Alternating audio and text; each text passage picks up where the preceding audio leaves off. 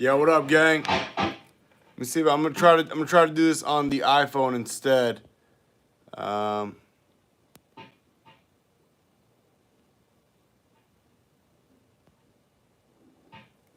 hello, hello, hello.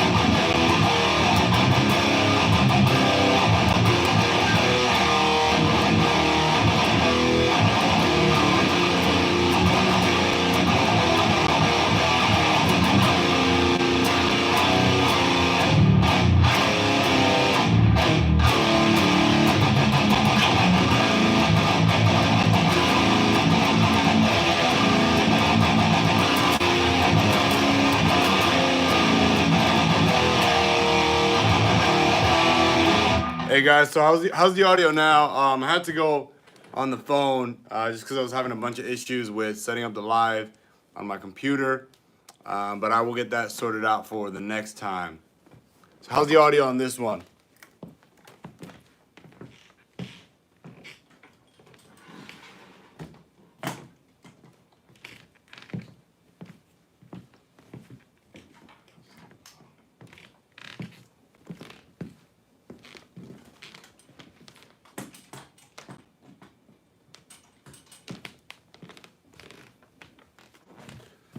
What up? What up? What's going on, gang? Let's take a look at the in chat.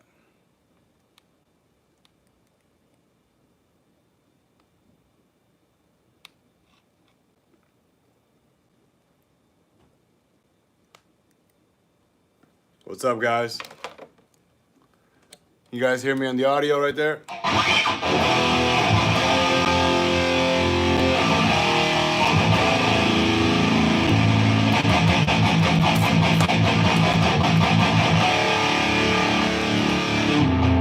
You guys hear the audio okay?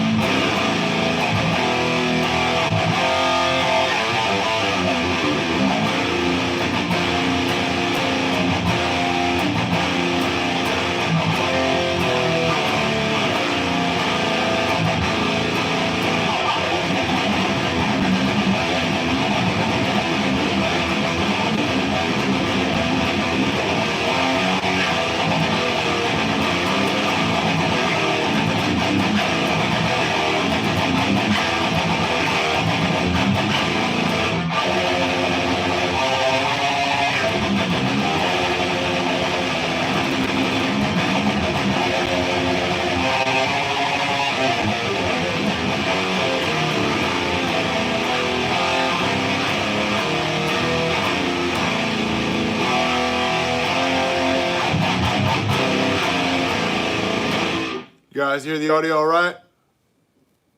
Let me know down in the comment section. I'm using this shit to monitor.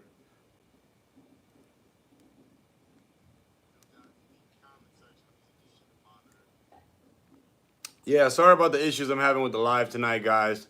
I will get better at it. Last week's live went all right, but this week I've been trying a different setup, and it looks like it's not going as planned. But let me know if you guys can hear the audio okay.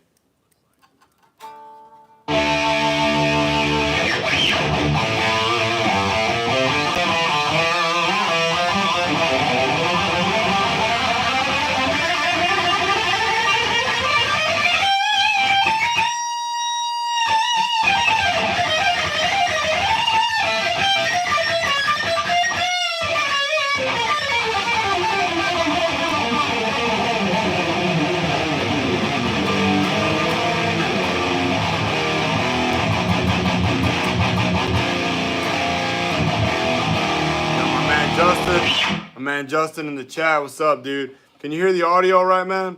I'm having a whole bunch of issues getting the fucking live set up tonight.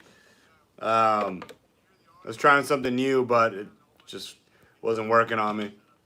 So let me know if you can hear. I might have to just end this live short and try to fix the issues I'm having and then start a better one.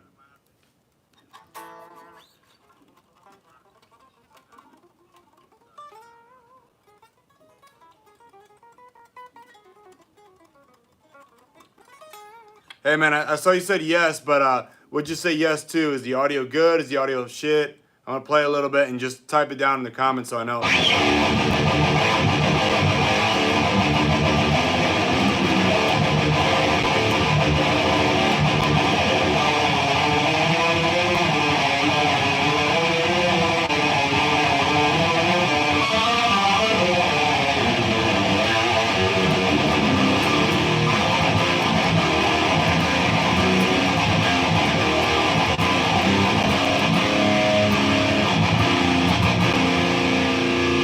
Good looking out with that, man. Good looking out. Thanks, bro. So what's up, guys? You guys got any guitar questions? Any other guitar you'd like to see me play out of the ones that I have? Again, I apologize for not having the best live setup right now, but I'll get better at it. I'm still new to the whole live setup thing, but I will definitely get it better for next time. I want to create the best live experience possible. So I'm a little bit bummed out that it's not going as I planned tonight, but whatever. We'll get it on the next one. So what's up, guys? Any guitar questions, or you guys just want to hear me do some riffing? And while you guys decide that, I'm gonna go grab a brew.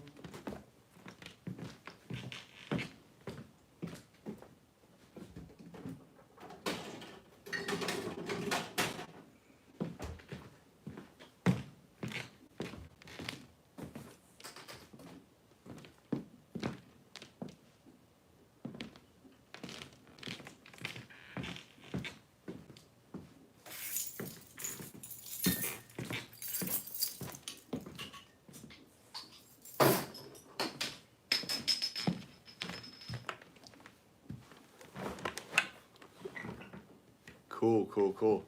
All right, guys, so any guitar questions? Cheers, by the way.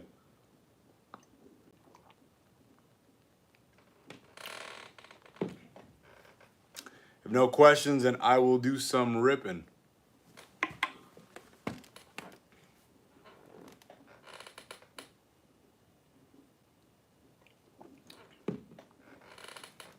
Nope. All right, let's do some riffing, man.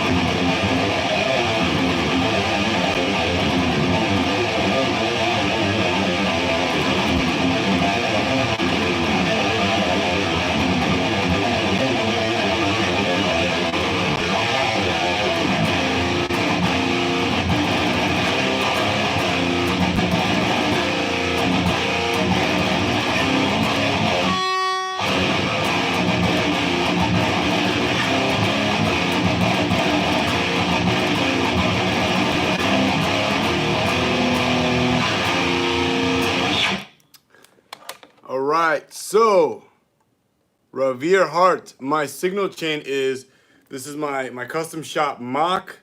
It's loaded with the Blaze set of DiMarzios right now. That is going into my pedal board, which is basically my Fortin spliff, and then it goes into my Fortin hex drive. That's going into the front of the Fortin Cali. Excuse me. And in the effects loop, I have my Zool, and I also have my Boss DD7, and I'm using the key input on the Zool, which is why I use the Fortin spliff to split my signal. And then I just have a tuner, TC Electronics Polytune. My pedal board setup is actually really simple, but it's super effective. It's basically just a nice overdrive, a tuner, and the splitter is only there because I use the noise gate, and to get the most out of the Zool, you really need a splitter. And then obviously the Zul's the noise gate, and then for solos, a nice Boss DD7. Simple and, in my opinion, one of the best delays ever.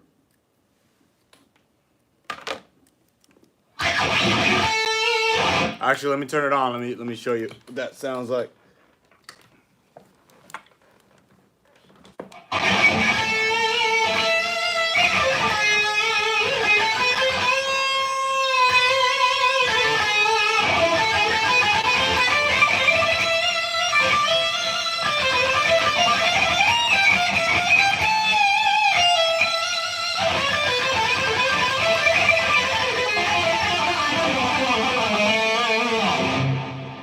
Yeah, I just love the way the DD7 sounds, man. It's just it just sounds so good. It allows you to still be very clear and articulate, and I love it. Very simple. It's not gonna be like a Strymon where you got all these crazy features. But in all honesty, for what I do, I don't really need it.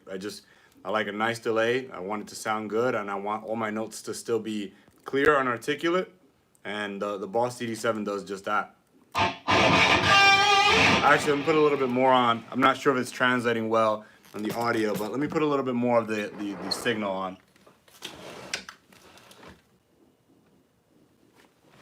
And the way I set my DD7, I basically just have everything at noon, and that's about it. And depending on the amp, some amps have a little bit more of a responsive effects loop. So some amps, the delay is a little bit too much at 12 o'clock, so I'll just lower it down, the wet dry signal.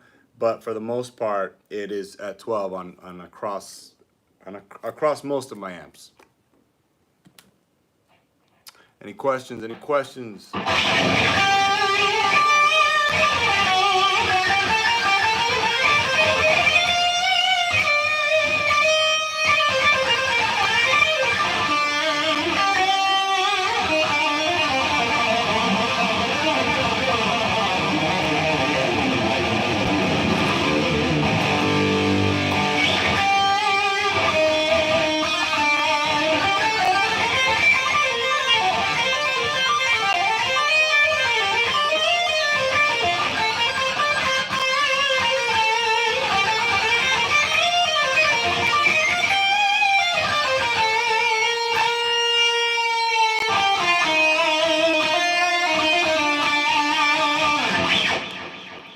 Yeah, so I don't know if it's translating well in the audio, but I just love the way the DD7 just makes your notes sing, especially when you're holding out like singular notes like.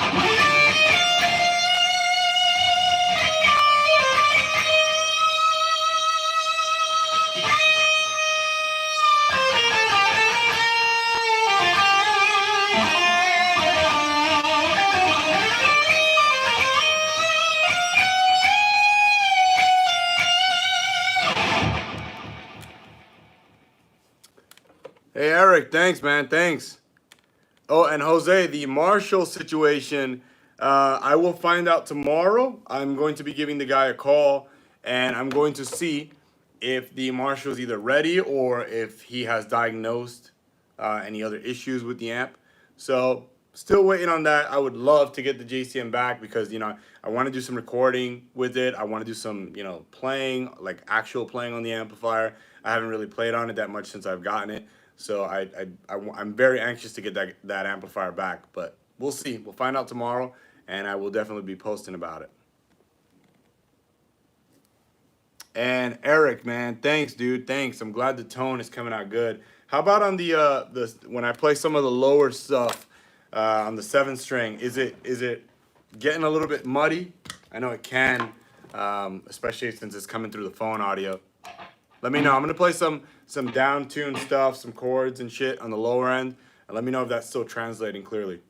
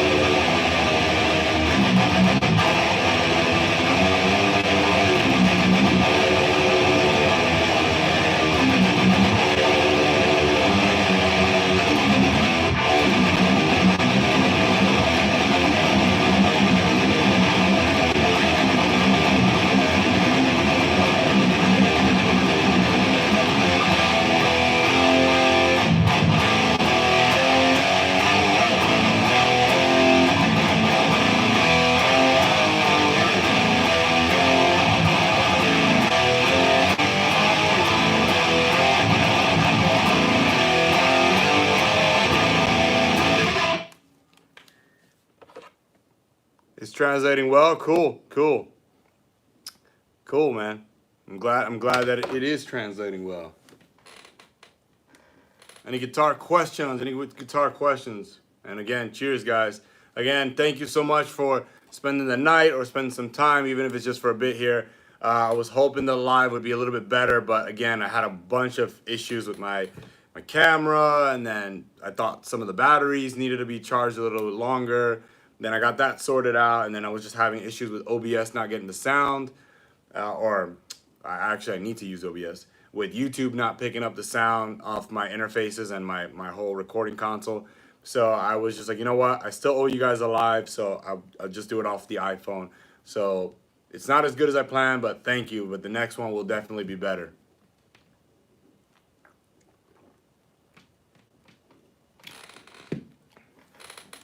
And I'm using my other phone and monitor, so bear with me. Yo, Lord Bacchus. What's up, dude? It sounds good. Cool, cool.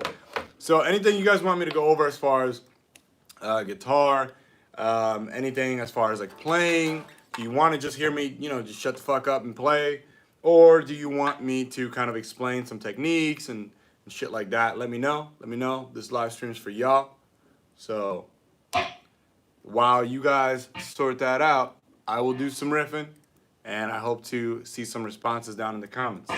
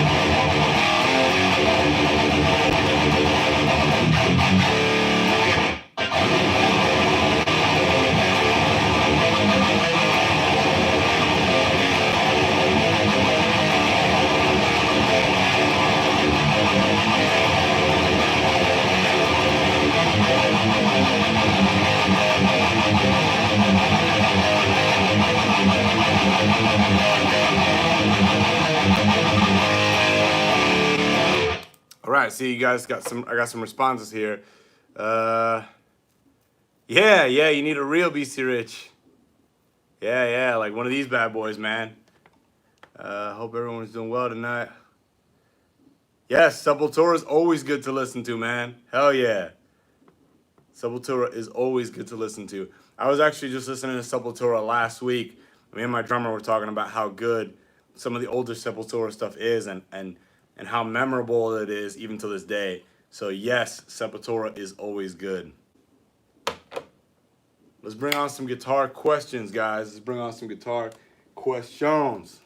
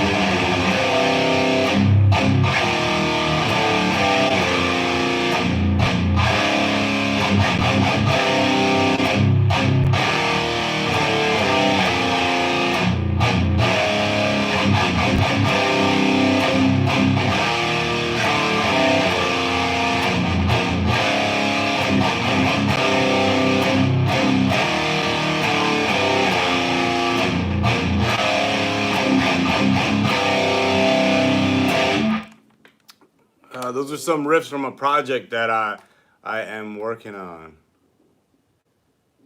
What is this fucking guy? What about the Shrizza? So my Goozilla, Richard, is tuned on A standard.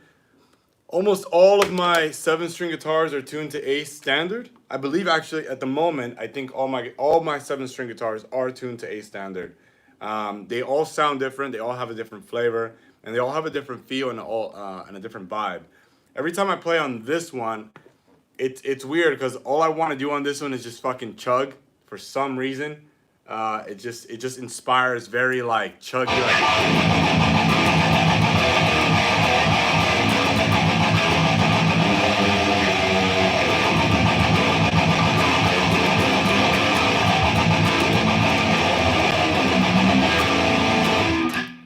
But yeah, my Goozilla is cool because my Goozilla, when I play it inspires a little bit more technical playing. Also because the sound is a little bit more articulate than this one. And that could be because the Goozilla, I did upgrade the block to a brass block. So maybe that's giving me a little bit more clarity on the low end and a little bit more sustain. And also on that guitar, I have the noiseless springs. So that's tightening up the sound of the guitar a little bit. So maybe that's why it inspires a little bit more technical stuff. But off this one, it's very like, you know, it's Chug City. So it really inspires that. But all my 7-string guitars right now are tuned to A. Yes, an A standard. As far as string gauges, on the Goozilla right now, it's currently 9 to, wow, they're pretty light actually. I think they're 9 to 46, and then there's a 64 on the bottom. Right now, I'm experimenting on 7-string with 10 to 52, and then a 66 on the bottom. So I'm experimenting with that, but I feel that on this guitar, it's getting a little bit muddy having that 66 gauge, but I'm at a crossroads because the 64 gauge sounds tighter. However, it doesn't feel like there's much there. I have a pretty aggressive picking hand, and so for me, I would prefer to have it be a little bit stiffer. So I'm kind of battling with that right now. I may just need to set this guitar up a little bit differently, but we will see. For right now, I'm digging what I have as far as the feel, but I do still need to experiment with the tone to get all that clarity out. Thank you, BC Rich. Yeah, nines are pretty light, man. Nines are pretty light, especially when I'm tuning down. But I like in a 7-string guitar, I want the best of both worlds. I still want to be able to shred, and I still want to be able to do like really aggressive, you know, in your face death metal riffs and shit. So hi. Oh, let me take this off the charger now. See the username. High Flyer 1. So both pickups are wired in this one. We have the Blaze set. This is the Blaze neck and the Blaze in the bridge.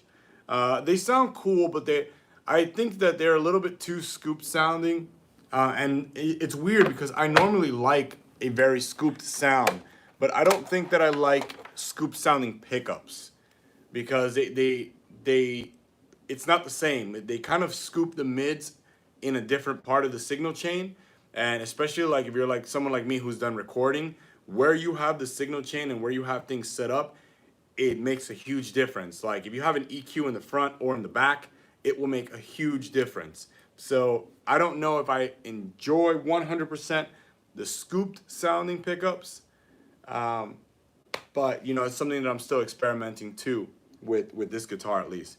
Now I have noticed that with a mid-heavy amp like the Marshall JCM 800 that I have, even though I haven't played it too much because I had to take it to the shop, but the little bit of time that I did spend on the JCM 800 with this guitar, and the JCM is like I said, it's a mid-heavy amp.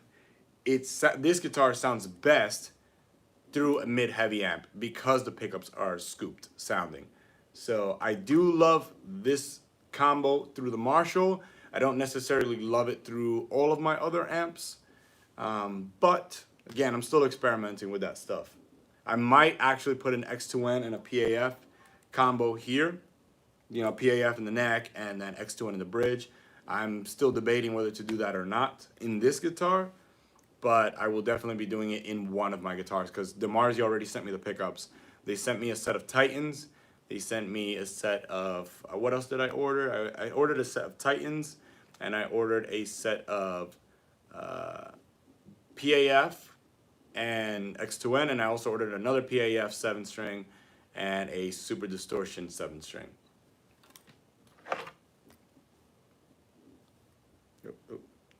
Cool.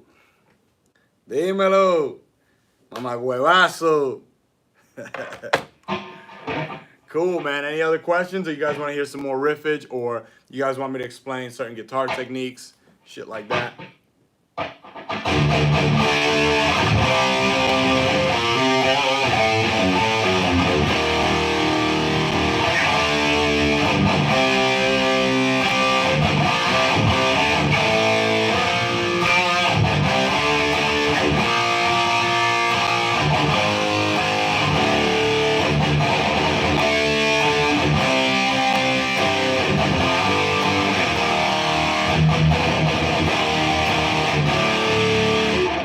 You want to improve your leads, I see. Well, I'm. Oh, who's commented on my shit? Okay, so yes, you want to improve your leads. I'm thinking. Yo, thanks, bro. Thanks to Tone. Sounds good. Yeah, I'm thinking about doing a course because for some of you who don't know, I'm also a guitar teacher and guitar instructor. I just did a couple of lessons yesterday. I did one of them with my boy Justin from Sinister Metal Guitars. And, you know, he's starting to see some improvement with his picking hand already in that, you know, 1 or 2 lessons that we've had together. And some of my other students had a couple of breakthroughs yesterday, which is pretty cool. And it's always exciting and rewarding when they see and also I see that they are getting better. So I'm thinking about coming up with a course about like improving not only your lead playing, but also your, you know, just overall guitar etiquette. So that's something that I'm working on. So, you know, I would like to make things free and available for everyone, but it also costs a lot of time out of my day and energy because I like to do things right and I want to put all my effort into something. So I can't give away all the goods, but I will do mini courses here and there so that I can help you guys improve your leads and your playing. And actually, these live videos are probably the best time to ask me these things because I can do a little, you know, playing examples or explanation here. So keep the questions coming.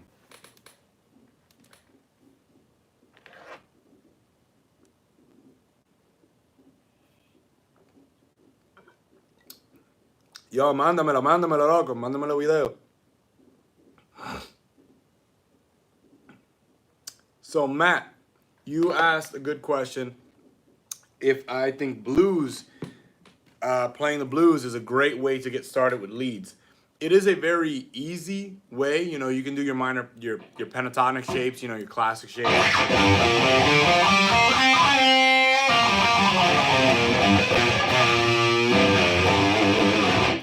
You know, you can do stuff like that. I personally, I love to listen to blues solos or blues pentatonic licks and things like that. But my personal playing style is not like that. Mine is more in the realm of, I guess, guys like Yngwie, because I love Yngwie, you know.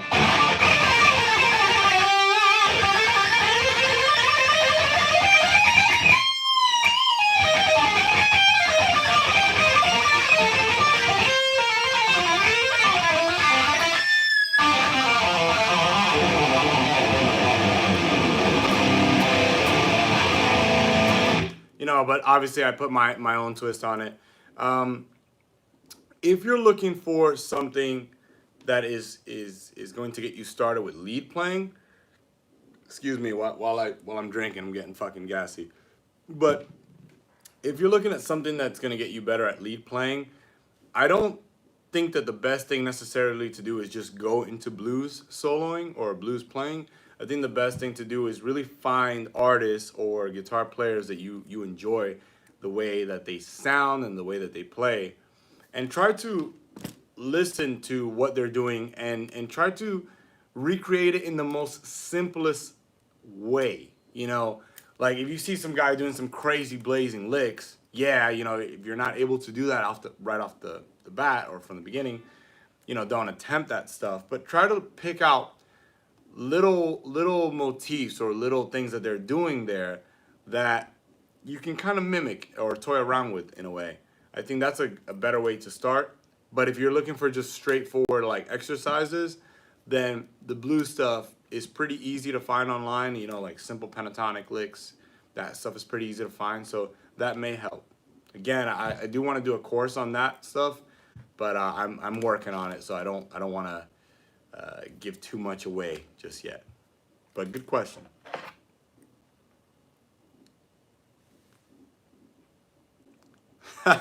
Yo, yeah, Lewis, what the fuck happened, bro? Luis Torres, he's not in the fucking chat. He said he was gonna watch my live stream naked, and I'm fucking disappointed in him. Unless, maybe he sends me a picture of him naked with his fucking sandals, with his feet up on the couch, watching my live stream. But so far, nothing. So, Lewis, I'm disappointed in you. And you're welcome, Matt. Yeah. Hadley Scott. Yeah, dude, my room is actually really big. My studio, it's if most of the fun stuff in the studio is on this side of the room, this is just like, there's a bunch of space. I don't know if you can see there. Probably not. But my I have a very huge drum set for my clients and shit like that for recording, like a bunch of death metal and other types of genres as well. But the cool stuff in the studio is here. I don't want to fuck up the angle, but you can see a bunch of pictures and you can see some of the other videos that I have on the channel, and you'll see it. You'll see the the amps and my recording console, and you see this guy right here, one of my mixers and stuff like that. So yeah, like, and behind the camera right now, there's like a whole wall of amplifiers and shit like that, and a bunch of guitars and shit down there. But yeah, it's a pretty big studio room. I like it. I'm comfortable here. Como un fongo en la como un fongo en la mano. Luis, te agarraron con la masa en la mano. Fucking hijo de puta. I'm good, brother. I don't believe it or not. Everybody thinks I smoke. Back when I had dreadlocks, everybody was like, "Yo, this motherfucker's a pothead." I don't smoke, but I do love my drink. So, cheers if you guys are having a beer.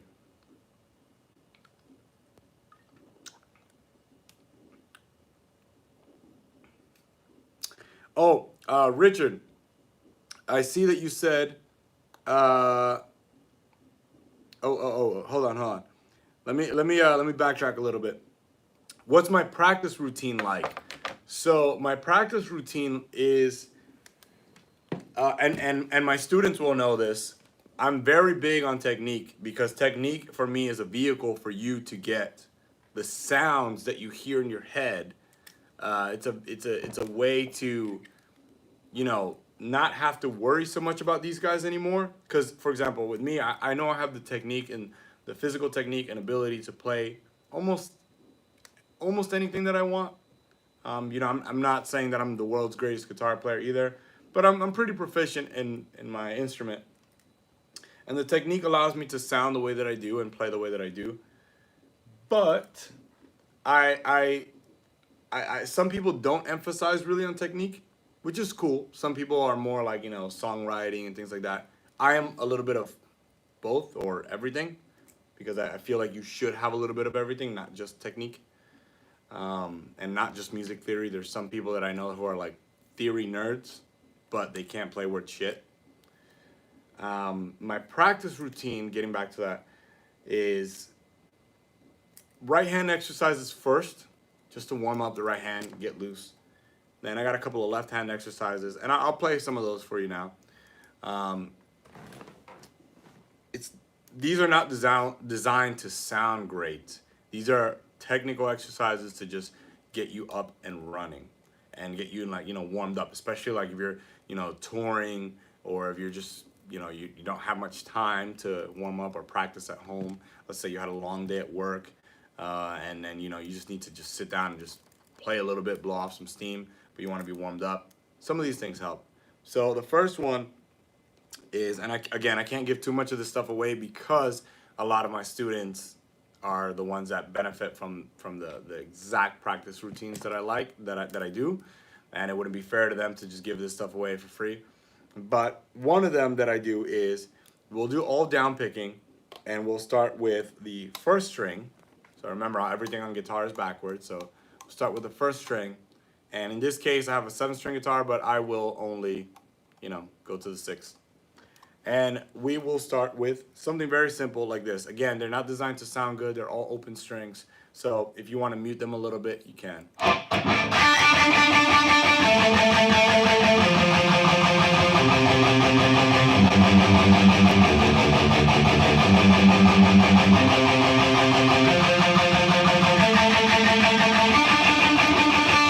And again, I'm not going to bore you to death with that, but I'll do that for a course of like maybe 3 minutes, and I will increase the speed gradually.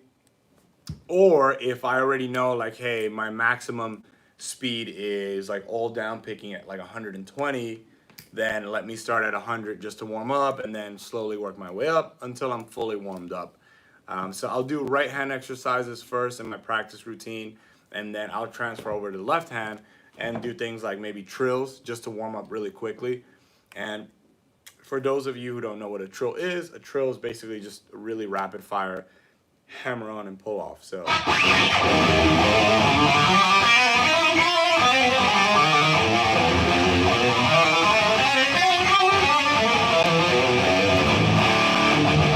and I'll do that with a different combination of fingers. I'll do 1 and 3, 1 and 4, 1 and 2.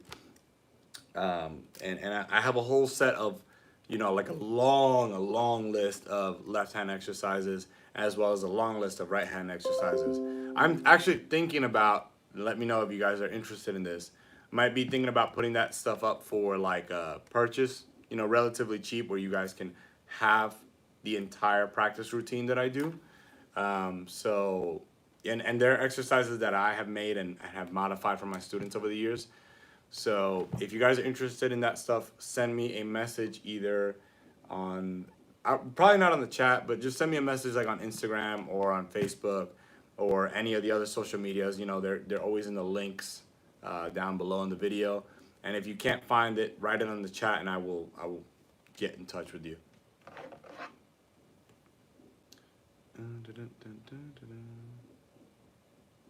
Yo, Rex, what's up, dude?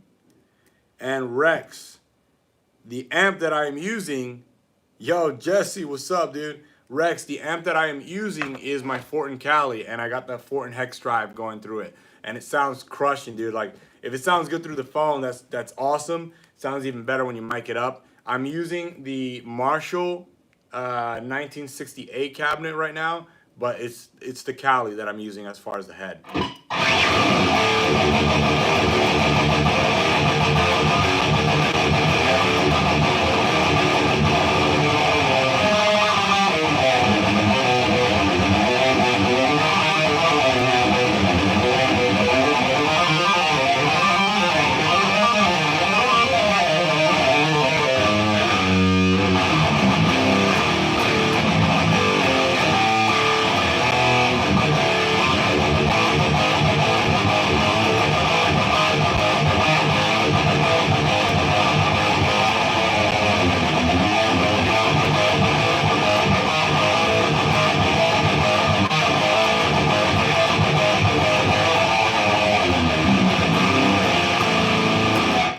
Yeah, the Cali's a fucking great amp, man. I love it. I can't believe I haven't done a proper video on this amplifier.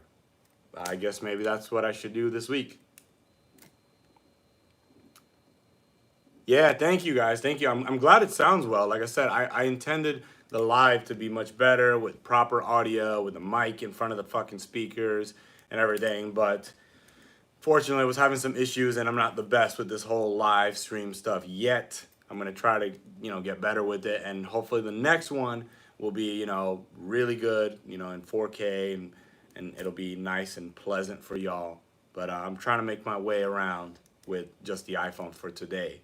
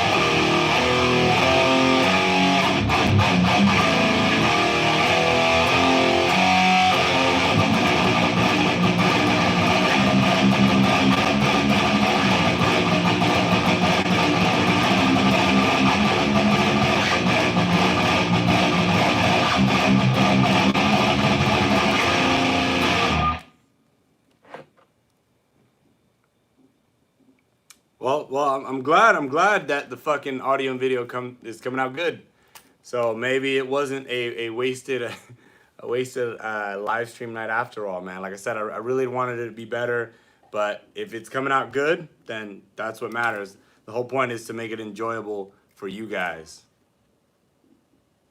Oh, so you like the song "Know Your Place"? That's the one that I do in the intros.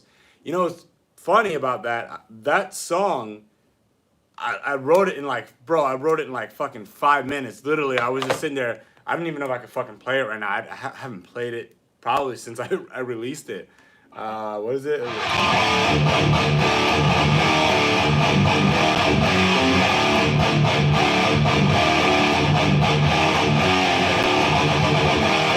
Ah, fuck, I fucked it up.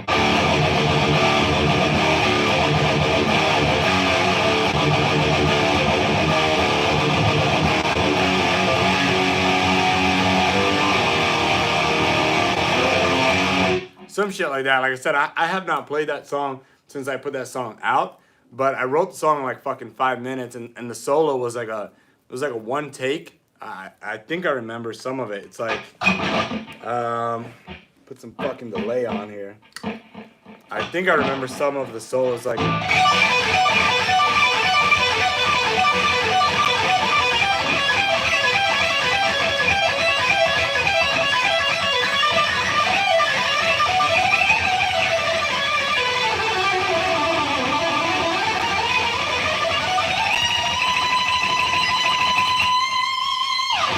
Some shit like that. I know some shit like that. But I'm glad that you like that song. Because again, like I said, I wrote that shit in like fucking 5 minutes, and a lot of people have told me that they really like it. So maybe maybe I need to do some more of those like quick, turn on the fucking metronome and just jam. So I'm really glad that you enjoyed that song. I had a lot of fun making it, and I'm again really glad you like it, man. Maybe I could do a little walkthrough video on how to play that song. No, Richard, I actually did the first live stream last week. I was with Ryan from Rigs of Death Metal, and we had a really fun live stream last week. And unfortunately, I didn't do any playing on that live stream because we just kind of got caught up with questions and stuff. We had a lot of questions on YouTube. We had a lot of questions on Instagram. Today, I decided to just focus on the Instagram. On you YouTube guys. I was going to try to do it on Instagram as well, but since I had all these fucking issues with setting up this live stream today, I was like, you know what? It's just going to be for the YouTube guys tonight. I don't want to complicate shit further and make it just a shitty experience for everybody. So this is actually my second live stream. Yo, Thomas, what's up? Archer98 was good. What's up, boys? I appreciate all of y'all being here, man. We're living in some crazy times in which, I'm used to performing and being out and being on stage, playing in front of a bunch of fucking metalheads and a bunch of people, and it's weird, but it's also fun. It's also fun to do this live stream stuff. It's like, you get to chat with people and connect with guys like you guys who are watching this shit now, on a different level. So I actually am starting to really like the live stream stuff. And I think that maybe every Friday that I do not have clients in the studio, I'm thinking it will be like a live stream night. So I will let you guys know in advance. This one was just kind of like, I was supposed to do some stuff in the studio tonight, but we rescheduled it for tomorrow. So I was like, you know what, since I have a free night, might as well live stream with the guys and hang out and try to answer some guitar questions and do some jamming and some playing. So I appreciate all of you guys for being here. And again, sorry for the gas. Once you have a couple of beers, that's what happens.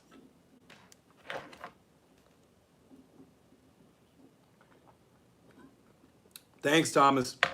Yeah, this is my custom shop Mockingbird. This is the only one I have ever seen like this. There are some that are similar. There's very few of them that are similar to this, But the reason why mine is unique, and there's only one, is because it's the only one that has a flamed maple top. The other ones that you will find that are similar to this, there's about one or two of them out there in the wild that are similar to this, are a quilted maple, and they also do not have pickup rings. Mine has pickup rings, and it does have a flamed maple again. Look how fucking thick the flame maple is on this. That's a really nice fucking flame maple. And then look at that in the light, man. That's a beautiful fucking flame maple top, dude. It's funny because when I first got it, I did not. I didn't look at that, man. That fucking looks like a goddamn tiger. That shit looks sick. When I first saw pictures of it, the flame didn't look that good. But I was like, fuck it, you know, when am I gonna get another chance to own one of these? And so when I fucking opened it and I unboxed it, I was like, and you can actually watch the unboxing. I have it somewhere on my channel, like from like a year ago. Oh wow, it's almost a year now that I have this guitar. Okay, so when I unboxed it and I saw the flame, and I was like, whoa, this fucking flame top is ridiculous. Amazing, amazing fucking flame top. But yes, it is a one-of-a-kind piece, and I'm so very lucky and so very fortunate to have it, man.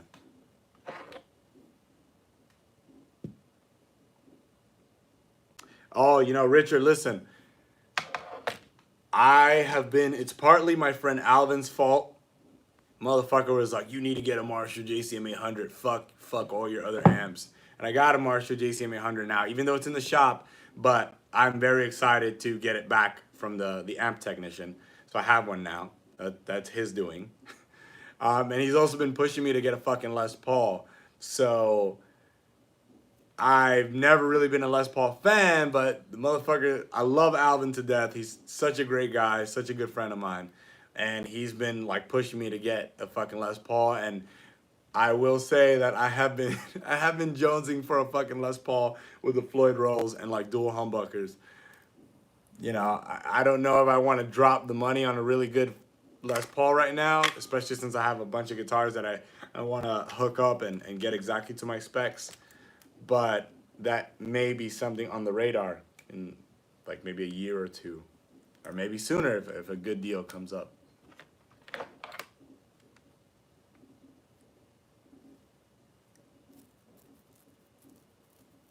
So, Thomas, good question. Most of my axes are actually hardtailed. I use this thing called the Tremono. If you watch the video where I'm talking about my Shredzilla or my Goozilla, I actually open up the back plate and I show you that in here I have something called, the Tremono, and it basically makes your guitar either a hardtail, a full floating, or a dive only bridge with the flick of a button. This one does not have anything yet. This one's just a regular Floyd at this point. But this guitar is full floating. So this one, like, you know, right now I don't have the whammy bar. It's somewhere in the case probably. But if I were to, you know, put my palm on it to make it either go up or down or you know, flick it up this way, it is full floating. So this one will act as a Floyd Rose should. My other Floyd guitars are either stopped, like there's either a block so that they don't go up, or it has a Tremono, which it's literally a hardtail where it won't go up or down. So these days I don't do as much whammy bar stuff as I used to. I used to do that a lot back in my early days when I was just starting out playing. But these days, not so much. I don't really use a lot of whammy bar stuff, but that may change. I actually have been really liking on this guitar specifically how the whammy bar reacts. So I might start doing a little bit more of that just for like subtle vibrato effects. Nothing too crazy, nothing like the dime squeals, although I love those because I'm a huge Dimebag fan. But it's just not part of my playing anymore.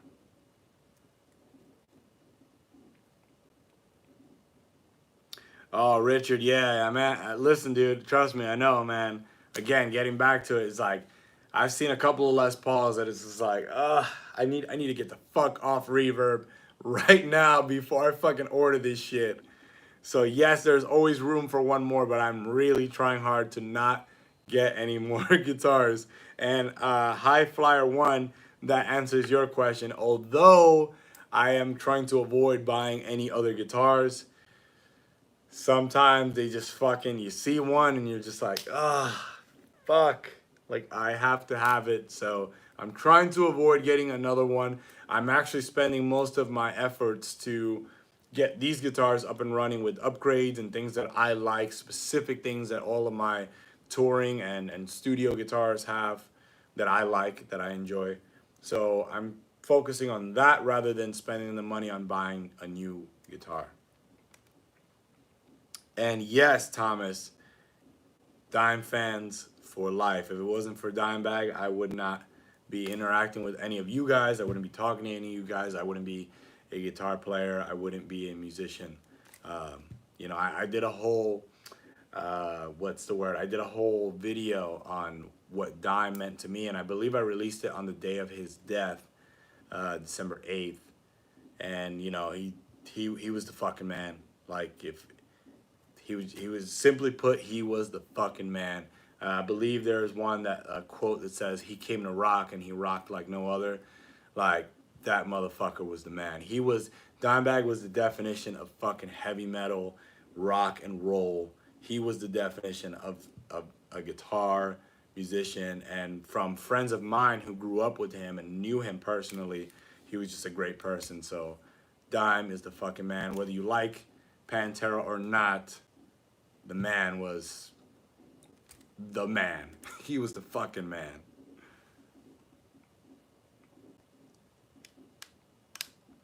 Why Crockett 9? Wavy Crockett 9. Yes, I have my band Murder.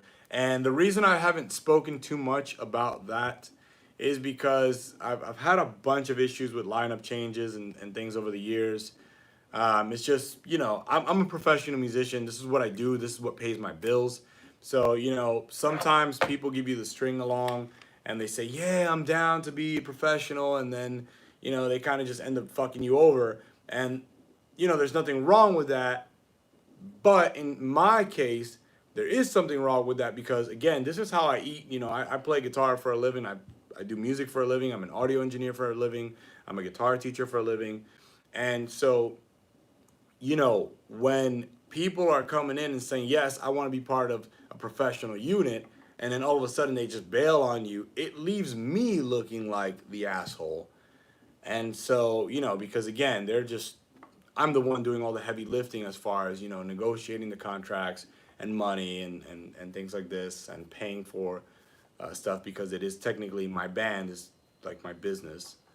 So I've been kind of keeping quiet about that stuff. But my drummer and I, who I love to death, he's an amazing guy. He has been really putting in a lot of work, and he's not the original drummer, so he's learning the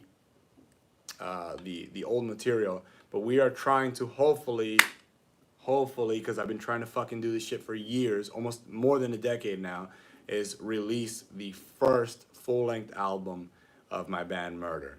We're shooting for August, around my birthday. I would love to release it on my fucking birthday. That would be great, August 6th. But if we can't, I definitely want to do it this year. Like, I want to fucking do it this year. I've put it off long enough. So yes, I am in a band. It is my baby. It's my project. And I hope to be able to talk more about that soon without disappointing you guys. And I hope to be able to have some new music to show you, or some old new music, because the songs are fucking old. But they never were actually recorded properly until hopefully now. So I can't wait to show that to you guys and share it with you.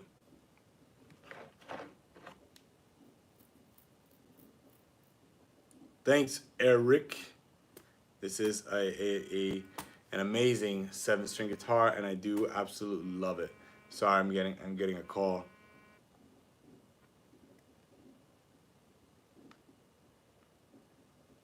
Give me 1 second, guys. Sorry, bear with me.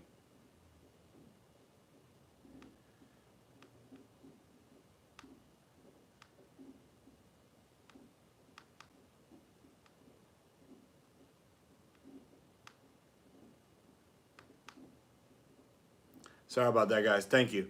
Just had a client calling me, but we're back. We're back. Thank you. Um, Power duo. Well, I agree with you on this, Richard. Jack White doesn't fucking shred, but the guy was very successful. I mean, he may still be. I don't know if he's doing anything musically, but he was very successful. I believe that was his ex-wife, or is his ex-wife now. I think they were married at some point. But yeah, he was super successful, and he played for millions of people. His music was heard by millions of people, and he was definitely a power duo. Him and his ex-wife or ex-girlfriend, or I believe, they were definitely a power duo. And if you want to ask me what my immediate power duo is fucking Vinnie Paul and Dimebag Darrell. And I actually believe today may be Vinny's birthday. I think it may be Vinnie Paul's birthday. Or was it yesterday? I'm not sure, but I believe so. And if it is, rest in peace, Vinny and Dime. Motherfuckers were the best. In my opinion, that's like the power duo that I was like, damn, fucking Pantera. Like, that shit shaped me as a musician and as a player. And, it's unfortunate that they are both gone. Any more questions? Any more questions? I'm about due for another brew. So let me polish this one off. Let me top this one off and grab another. Shoot some more questions out, or let me know if you want me to switch over to another guitar, do a little bit more shred. Let me know. We'll be right back. Just give me like 5 seconds.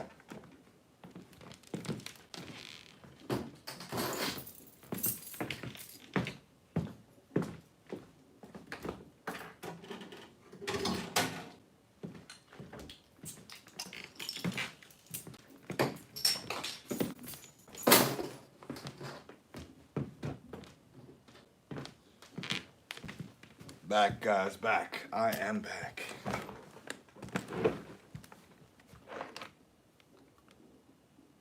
Bro, Thomas, I play technical death metal, brother. I love fucking technical death metal.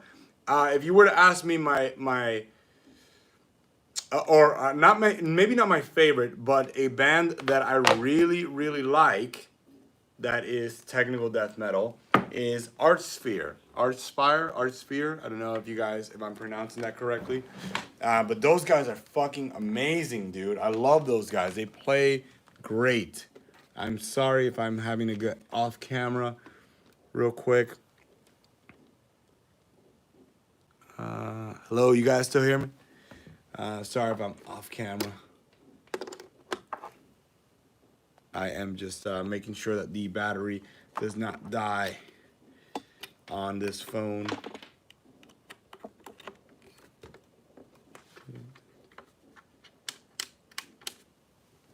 There you go. What up, gang? What up, gang? I'm back. Who's that shouting goose? What up, Joe? And Thomas, yes, Archspire is fucking sick, dude. Those guys are badass. I met them out in Brooklyn, and bro, they're super cool dudes, super great guys. Oh, and that brings me to another band that I really like, Inferi, another great group of guys. They were playing with Archspire that night. Fucking awesome band. I love listening to those guys. Those two bands, they do technical death metal right. They're technical when they have to be, and they're fucking brutal when they have to, like the majority of the time. Some technical death metal bands, they fucking bore the shit out of me. And again, I play stuff that's pretty technical. And my music, my actual music, not just the stuff that you guys, because the stuff that you guys have heard on my YouTube channel for the most part, it's just kind of me just, doing some stuff for the channel and riffing and just hanging out. But my actual music is technical death metal, or borderline between old school death metal with some technical elements. But getting back to it, Archspire is fucking amazing, and so is Inferi. If you guys haven't heard those two bands, check them the fuck out. They're great dudes. Number one, super nice guys. Number two, super fucking amazing musicians, all of them. So definitely go support those guys and check them out. Yeah, Thomas, that's cool. That's cool. You got to see him play twice. I only got to see him play once, both of those bands, but I hope to see them together again or separately because they're fucking awesome.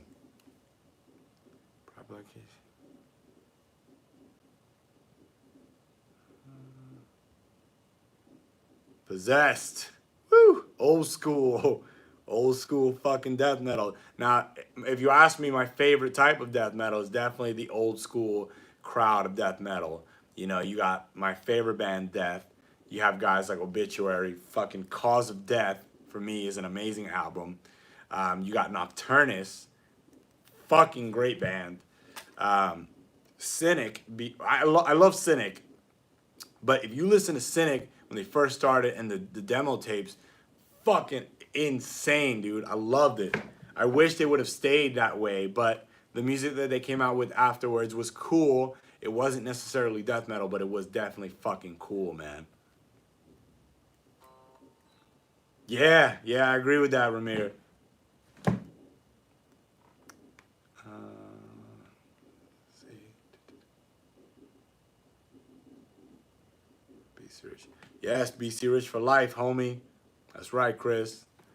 There's nothing better than seeing that R logo or the script logo, man.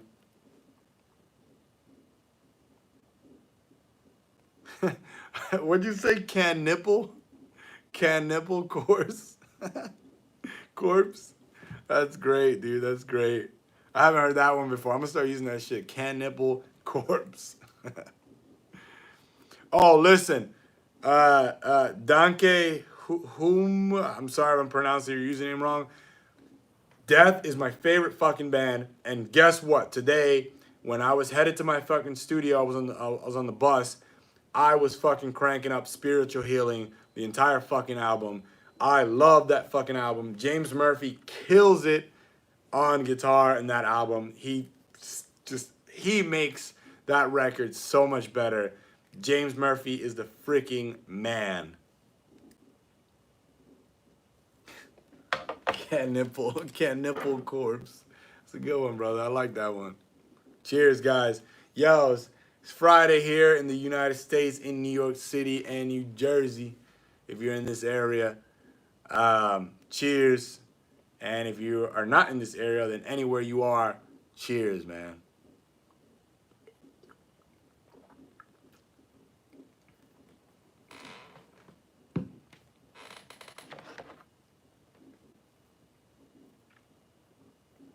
Oh, Chuck was the fucking man, dude. Again, it's so funny because it's so ironic that I play technical death metal now or death metal in general because I used to think death metal was shit. I used to think death metal was fucking garbage.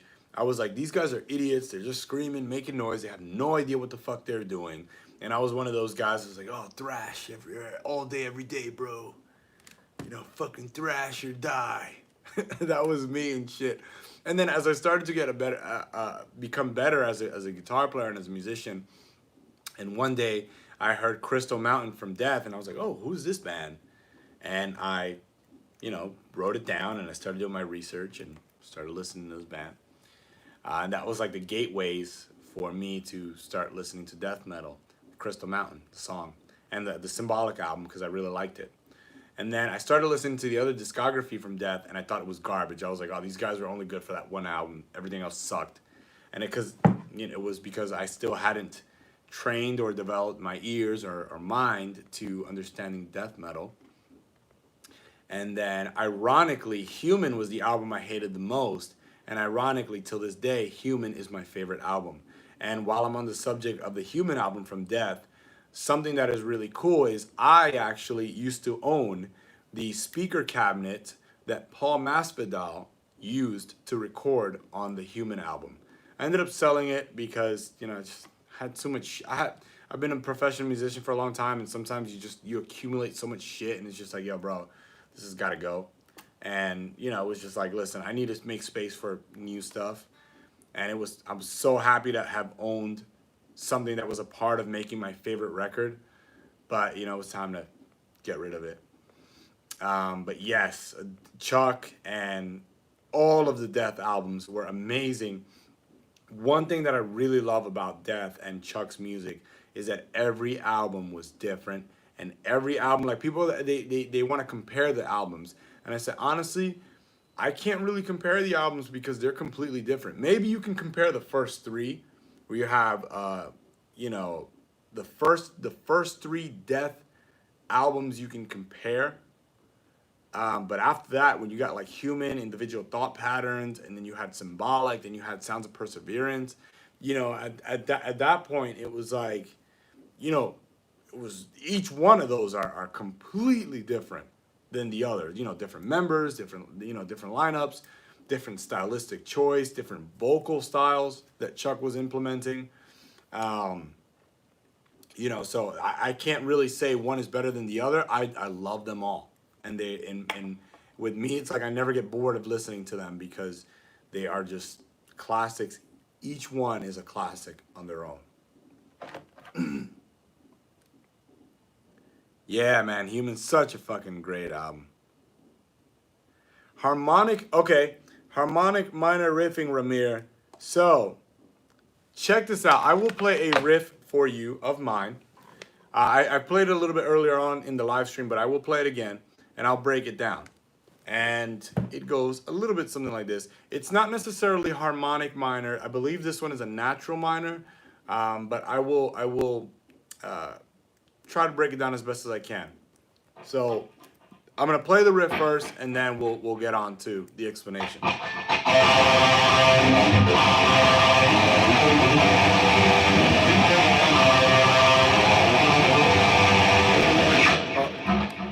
Real quick, so that it does not get super what's the word, washed. I turned off the delay because I had a lot of delay on.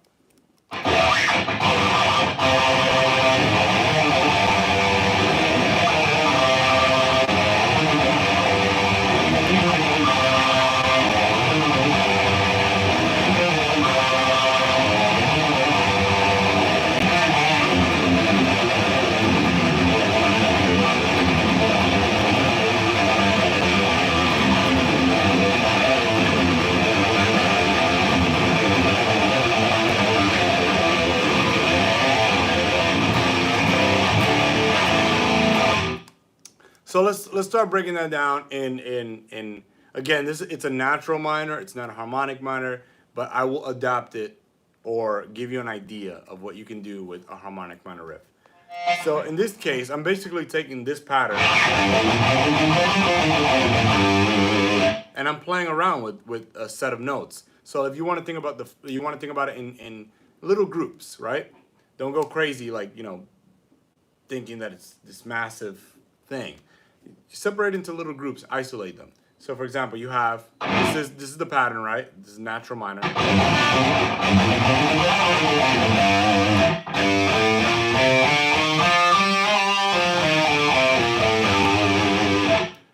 I'm playing them in patterns of like 3 and 4.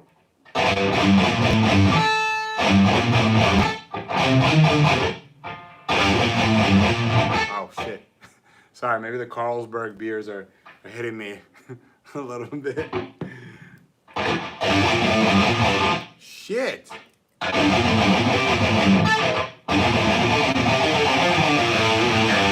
That's it. So I'm basically playing around with the notes in the natural minor. I know you asked about harmonic minor, so let me try to give you a specific example with that before I make more of an ass out of myself and not be able to play my own riffs. So you can take something very simple like the harmonic minor shape, and really start to absorb each note.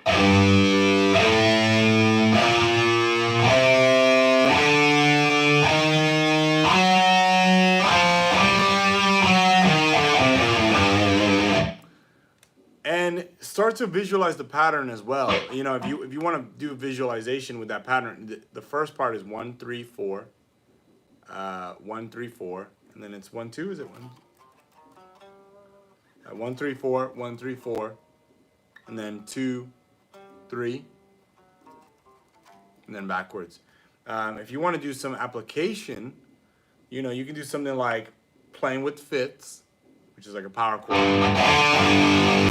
So you can do something like this, like rhythmic patterns, like.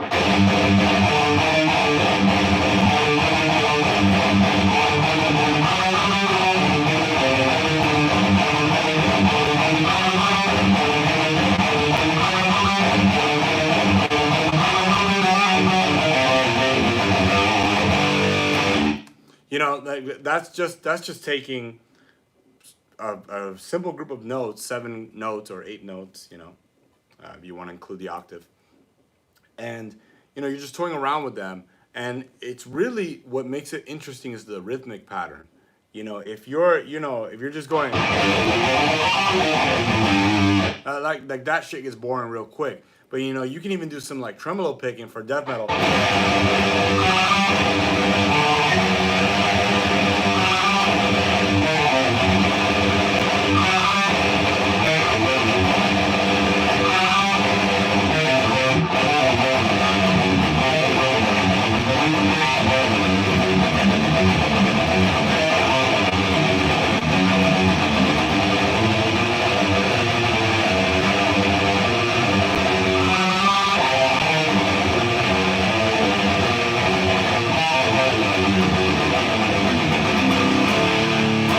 You know, that's just some shit that I came out of my fucking ass right now.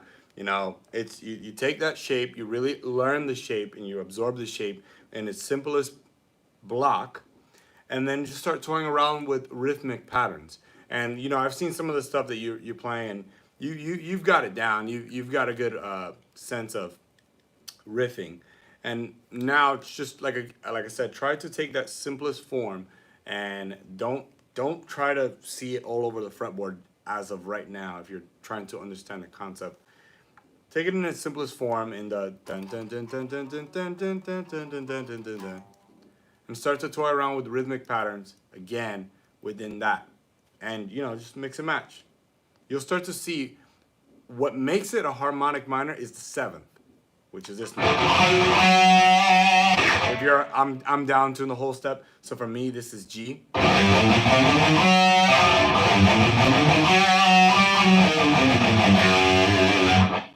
The 7th is what makes it, you know, is the F sharp. And also here.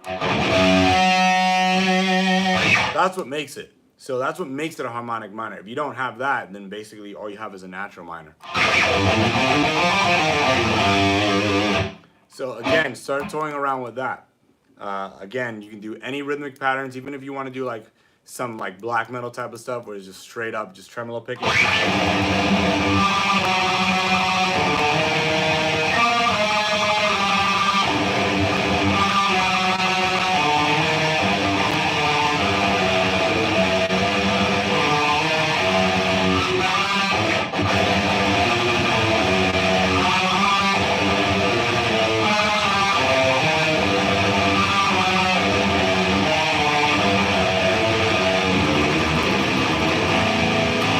So I hope that helped. Again, if it didn't, sorry. These Carlsberg hit hard, especially when you're on an empty stomach. Haven't fucking eaten today. Or I did, but like fucking way earlier on. Let me backtrack. Rick Rozz, he wasn't the best guitar player, or isn't the best guitar player, but you know, he fit the early Death lineup really well.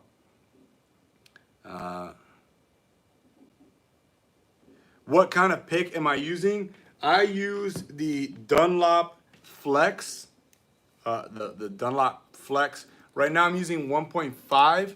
I'm experimenting with different string gauges for different guitars. Right now I'm using 1.5 on all my guitars that I have right now set up properly. Some of them, like last night I was toying around with using 1. Oh no, actually I'm sorry. This is 1.14. I was toying around last night with using 1.5, 1 millimeter, and also 0.88. The 1.14, in my opinion, is the most balanced. It's not too sharp sounding, but it's also not too dull sounding. Because the issue that I have is the thicker pick feels better, but it sounds more dull. And then the lighter picks feel like, like there's nothing there, but they sound better.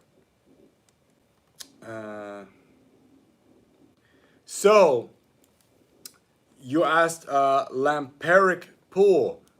Like, did I say that? Lampriac Pool. You asked me if I like any black metal. I do like some black metal. I'm mostly a death metal guy. But one black metal album that I think a lot of people need, or everyone should check out, that is a fan of black metal, is, I forgot the name of the exact album. I will get it for you. The band is from Germany, and the band's name is Sacrista. Such a fucking great band. In fact, let me look that up for you now. Because I feel like if you're a fan of black metal, then you should definitely give this album a listen. Sacrista, Germany, Sacrista, black metal. I will, oh, here it is. So the album is called Summoners of the Serpent's Wrath by Sacrista from Germany. Great, great fucking album. Great band. I definitely recommend them if you're a fan of black metal and you're looking to listen to something that's not like your typical, like, Belphegor or Marduk or something like that, which those are great bands. Fucking awesome. But if you're looking to listen to something a little bit more underground and not so well known, Sacrista, that album is fucking phenomenal. Even the intro by itself just gets you. It's just like, oh shit, I'm about to descend into this rabbit hole of like pure black metal, and it's very like old school black metal. It's really, really good, really great album, and again, highly, highly recommend it. Let me get back to the live chat on here. Do I? I don't have an issue with weed. Like I said, I don't really smoke. I used to smoke, like on occasion, like if I had some friends and shit that wanted to do it, but very, very, very rarely. Like for most of the times, it was like, yo, bro, I'm good. Like it was like a rare occasion if I, had a little bit of a spliff with somebody, or had a toke session, or smoked a little bit with some friends back in the day. But honestly, it's not really my thing. My thing is this. I like a good beer. Massacre, Jesse. Massacre is a good band. Good band.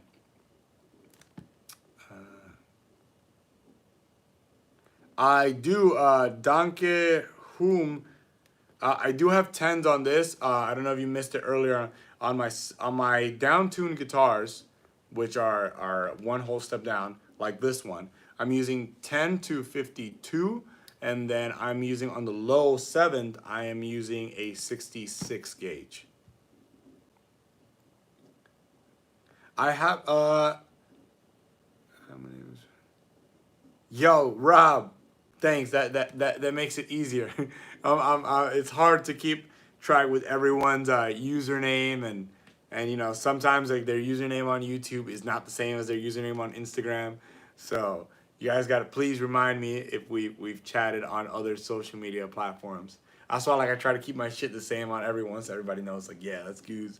But Rob, thank you, man, for being here and for sticking around this long, dude. You're fucking badass. Está encendido, Body. Está fumado. My man Ramirez say he's always smoking. Donka, you need to chill with my man Ramirez, bro. He's ready to smoke up, dude.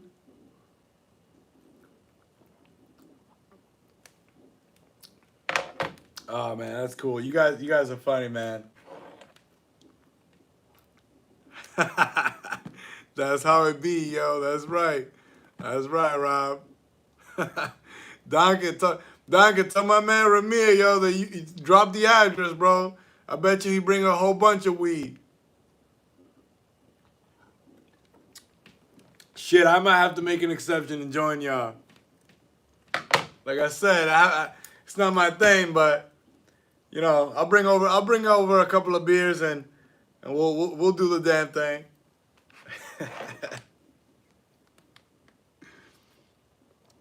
Drop that gas, bro. Word, dude. Word, man. So what other guitar or death metal or bullshit you guys got for me tonight, man? Yo, Jesse, have a good night, my man. Thanks for sticking around as long as you have. You are awesome, dude. Take care, my brother. Wavy Crocky, yes, man. New York City all day, every fucking day, no matter where I am in the world, I will always be in New York. I'm right across the river from New York City right now. Like, I literally can see New York City. I can see Times Square literally from where I am right now across the river in New Jersey. But I am from New York City. I am from Washington Heights. I'm Dominican, for those of you who don't know. You know, born obviously in New York, but my parents are Dominican, and I speak Spanish fluently and all that stuff. But yes, I am from New York City. I am from Uptown Manhattan, from Washington Heights, which is now known as Little Dominican Republic. And yeah, New York, man. Cheers or greetings from New York City, wherever y'all may be from.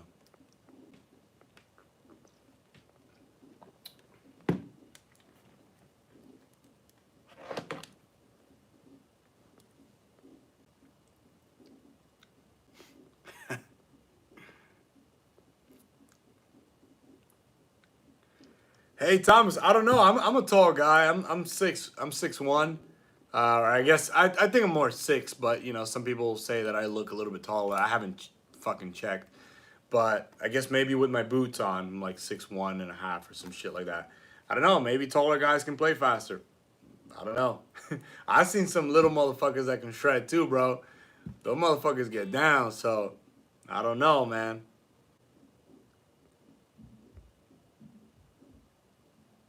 Yo, Ramir, Vader is fucking awesome. Vader is the fucking shit. I'm glad other people are still out there. Other fucking death metal motherfuckers are still jamming to Vader because they are awesome.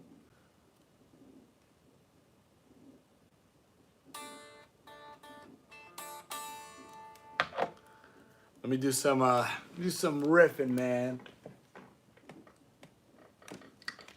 There you go, Rob. There you go. Represent.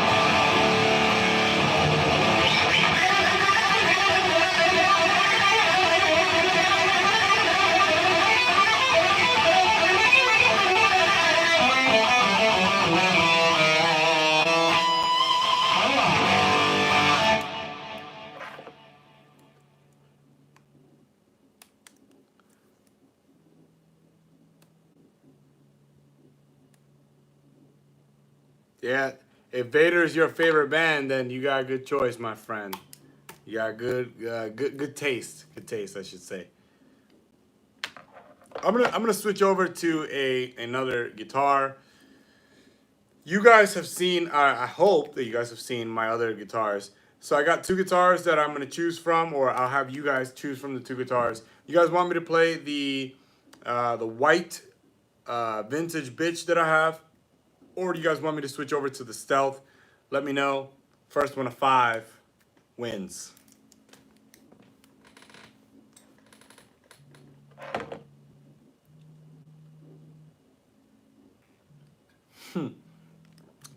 I actually did not have my shreddies. I didn't have my shreddies in the morning today, Thomas. I feel a little bit rusty, but maybe switching over to one of my 6-string axes will revive the shred. Like I said, this guitar, I have it mostly set up for really like, just fucking chugging and shit. Or this guitar, I should say, inspires a lot of fucking chugging. I don't normally do a lot of solo stuff on this guitar. I just don't have it set up just the way I like it just yet. I will nail it soon, or I'll look at it again. I haven't really set this guitar up in months. I've just kind of been playing it as is, and it's all right for now. But I will get it just perfect to where I can do a whole bunch of solo stuff the way I like. So we've got 2 for the stealth and 1 for the vintage bitch. Like I said, 5. First one of 5 will be the winner. Be the winner in today's. Oh shit, we got 3. Stealth's got 3. Rob, they're ganging up on you, dude. They're ganging up on you, my man. We got 1, 2, 3. We got 3 for the stealth. Any of you other homies out there have a preference as to which guitar I should use? My vintage white bitch, or I should use my ice blue stealth. We've got 3 for the stealth and just 1 for the bitch. So let me know, gentlemen. About due for a guitar swap. Give this guy a break for the rest of the night. Fuck my warlock on my hand. This fucking guy. Joe, did you voted already once? I didn't see you vote yet, Joe. You only get 1. You only get 1 vote, Joe. Come on now. You only get 1, Joe. 1.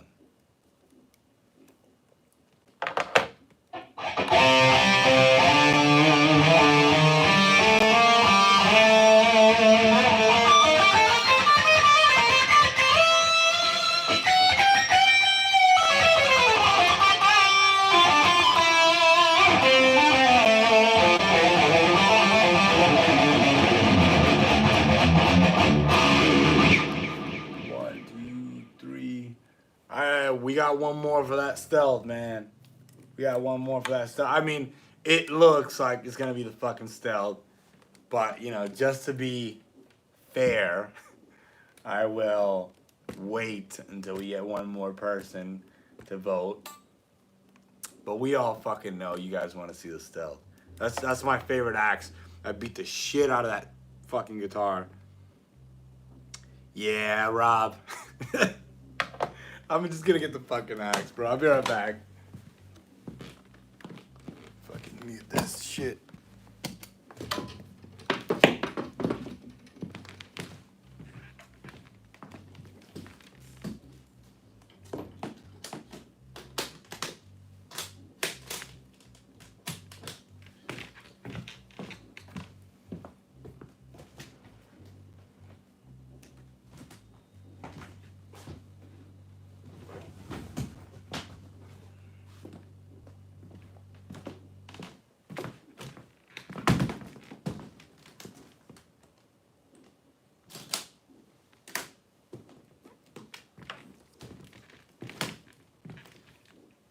Hey, actually, yo, You motherfuckers. I have a broken string on this guitar that happened the other night, and I was just so tired. It was super late. It was like 3 or 4 in the morning, and I just was like, you know what? I'm just gonna throw this shit in the case and call it a night. But I will do some riffing on it, and then I will switch over to the fucking bitch. I guess so you guys get to see both, because again, I can't do any solos because the string is still attached and broken. I don't know if you can see that. So, you know, looks like you you win. The Vince's I guess bitch won. But yeah, let's do it. Oh, it helps if I fucking plug it in, right?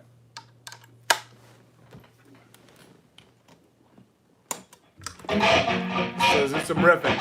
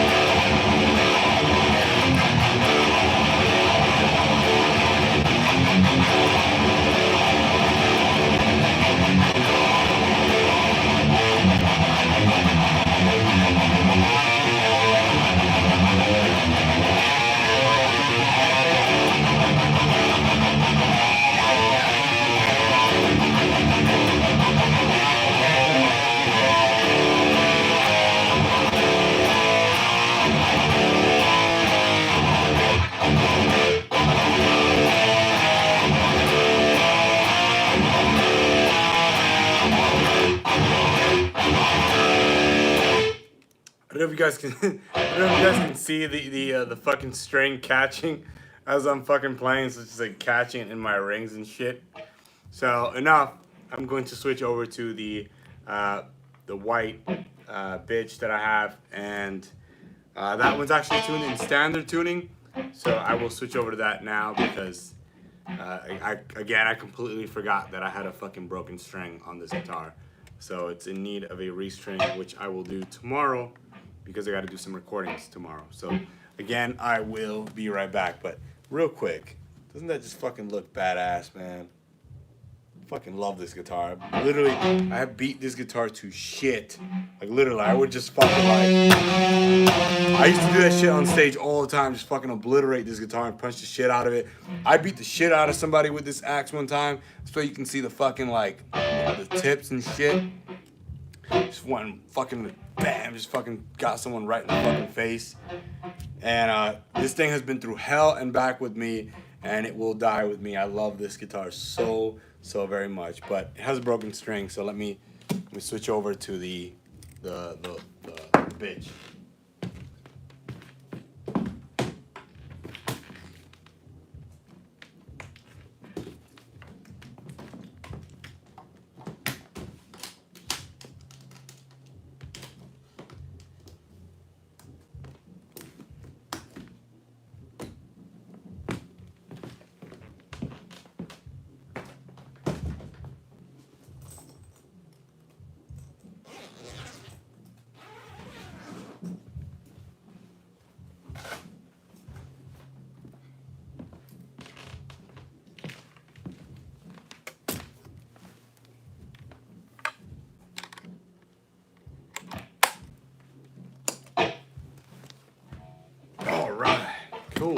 So this one's tuned in standard.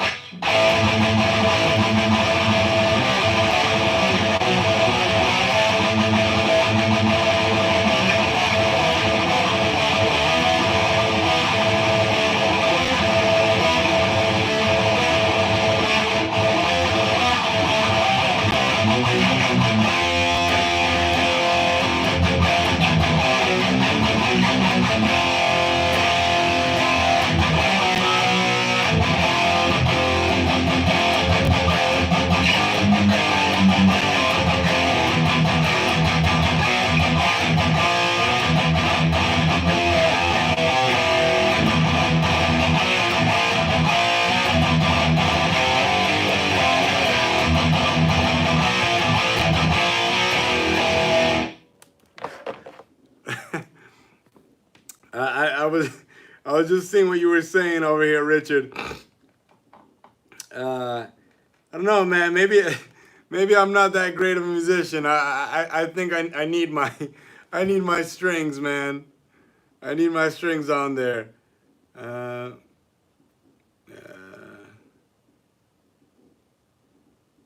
no, actually, no. I'm not getting deals from BC Rich. They don't they don't view me as someone who is worthy of an endorsement, and I actually know the CEO, and you know it doesn't look like I'm the type of person that they are looking for. So it's cool. It's whatever. You know, I don't need. Um, yeah, I don't need to beg them for an endorsement. You know, I think I'm a pretty good player, and you know I play and I'm involved with some pretty big dudes in the industry. And you know, if they don't want to recognize me as someone that they'd like to have on their artist roster, it's all good. It's not my fucking, you know, I'm not gonna lose sleep over that shit. So, yeah, this headstock is killer, bro. Look at that. That's old school, baby. This is 1983. 1983. Believe it or not, this guitar apparently, when it was found, the case was all fucked up, and like it looked like it was in a flood or some shit, but miraculously the guitar was in pretty good condition overall. The case was beat to shit. The original case, apparently, from this is what the owner that I bought this from told me. The original case looked like it was fucking molded up and crusty and all fucked up, and it was again in like a flood. But the guitar was in almost, you know, perfect, near mint condition for a guitar that's 30, what, 36 years old? 36 years old, 35, some shit like that. But, you know, it's still in great shape. It's a great player. And I absolutely love this guitar. It was my first ever handmade guitar, and it was my first handmade BC Rich. So when I got this guitar, I was so happy because it was, you know, I always wanted an R. When the R signifies, you know, handmade BC Rich. I'm very fortunate now to have several handmade BC Riches. I believe I have 3 of them. I have this one, my white 7-string Warlock, and the custom shop Mockingbird that I was playing earlier today, and the custom shop Warlock that I have in the case. But I'm very fortunate to have these beautiful yet vicious looking guitars, and I absolutely love this guitar. And I saw some of you guys were typing in the chat. Hold on, let me use this to monitor.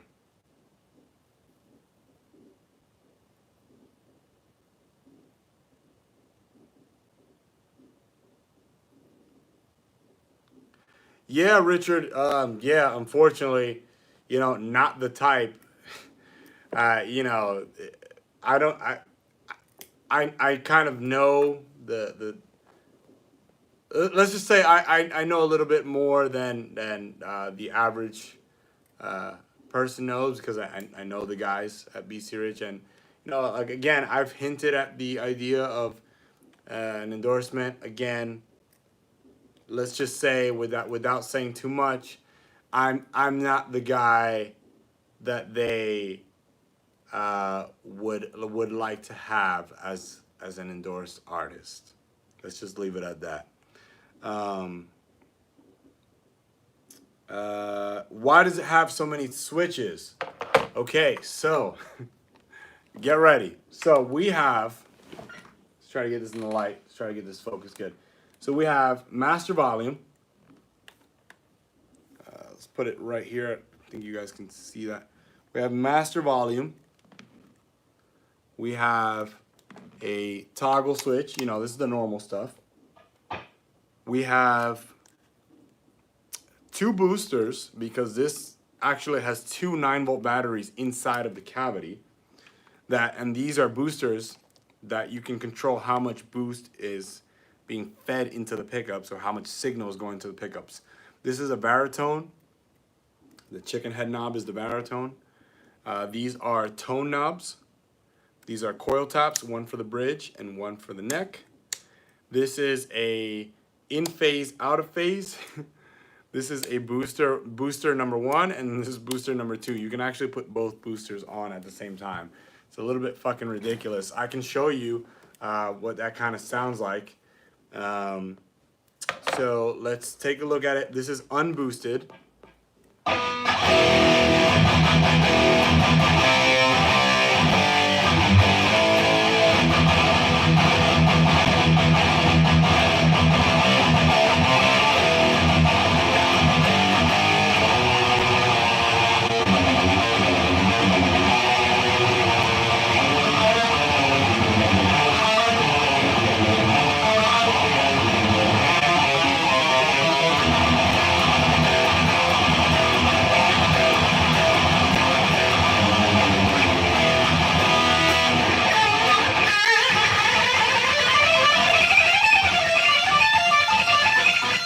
Ah, shit.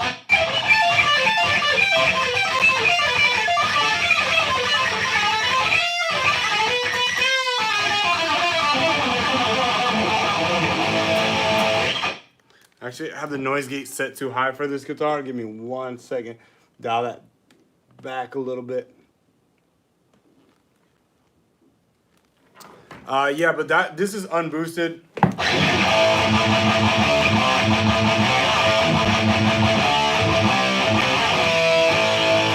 Let's turn on one of the boosts right now.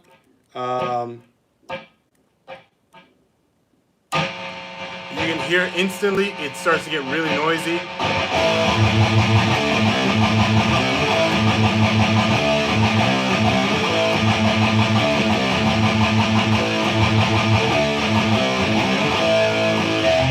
And if I turn on the other boost at the same time and I have both boosts going at the same time, it's literally a fucking fuzz box. Check this shit out. Which I guess would be cool if you're looking for that type of sound.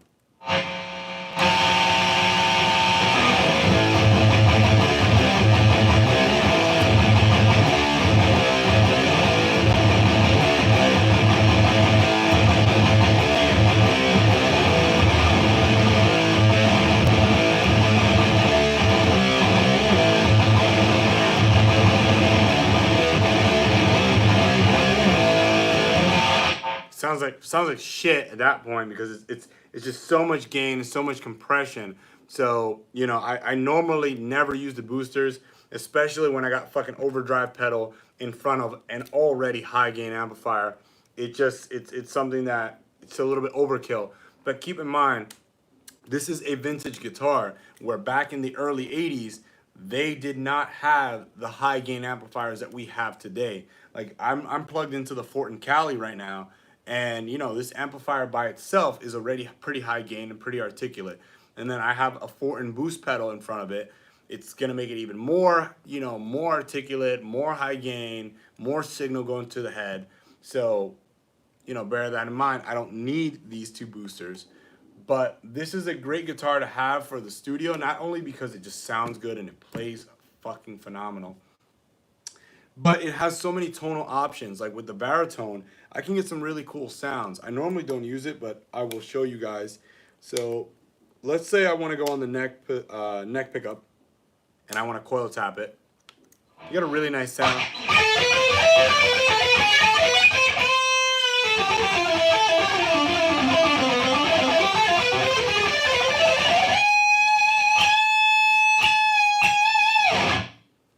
And then you you can, you know, in its most extreme setting.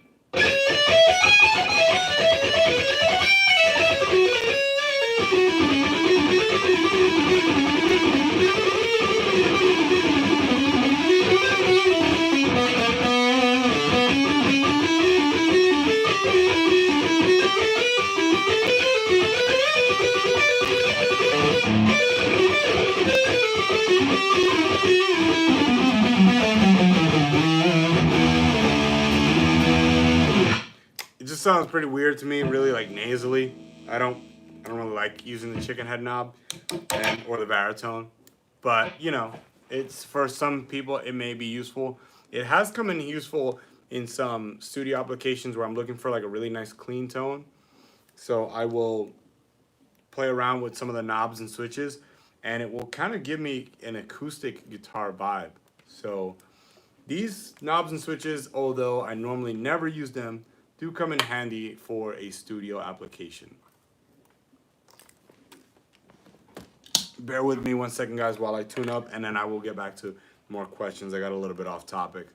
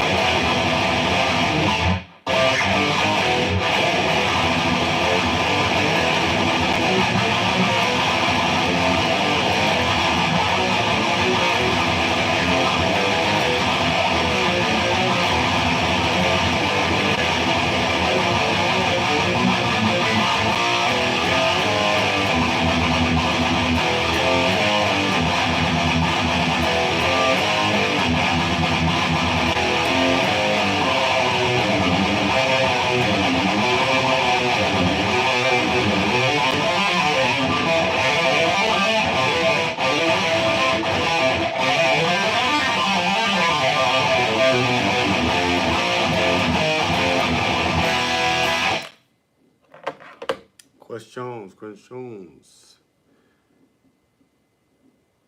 Ironbirds are cool.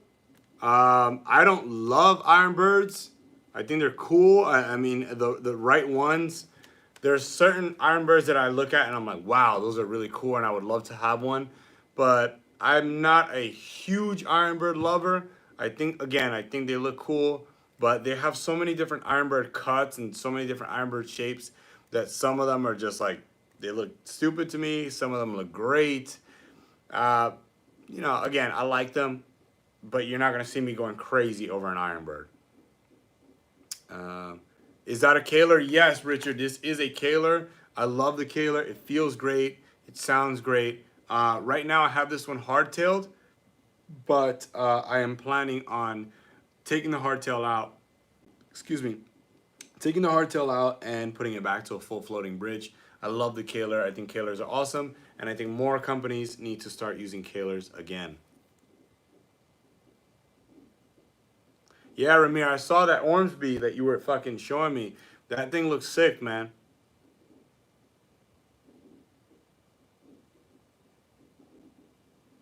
Yeah, it's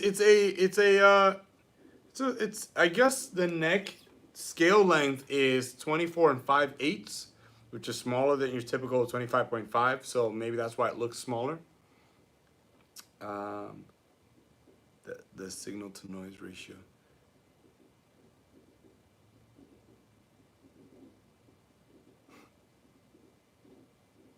Oh, so you want to hear some murder riffs? Okay, I can show you that. But I would need another guitar because my music is normally in D standard. But I can possibly switch over to the stealth in a little bit and show you some of that. Uh, what do I think about the BC Rich? So my favorite BC Rich V shape is the Speed V that Kerry King used. The Speed V is fucking awesome. The Junior V I think is cool. It's not my favorite, but the Speed V is fucking brutal. I love that way, the way that looks. I'm not a huge V fan. Like personally, I don't think that I would own a V, but I love looking at them because they look so fucking cool. Oh yeah, the Beast, the BC Rich Beast. My boy Kevin Frassard. I'm sure many of you guys know who he is. Kevin Frassard is a huge lover and fan of the BC Rich Beast, and he's also a big fan of the Junior V. He has both of those guitars, and he has several of each one.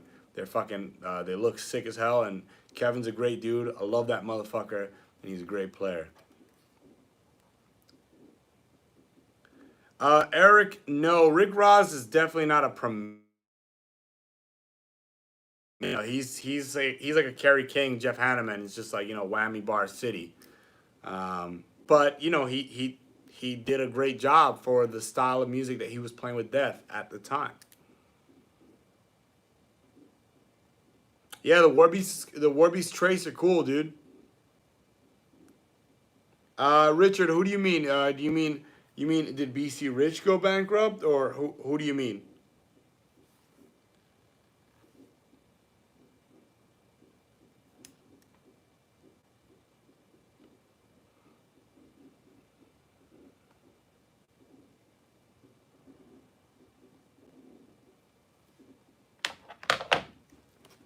Do some soloing.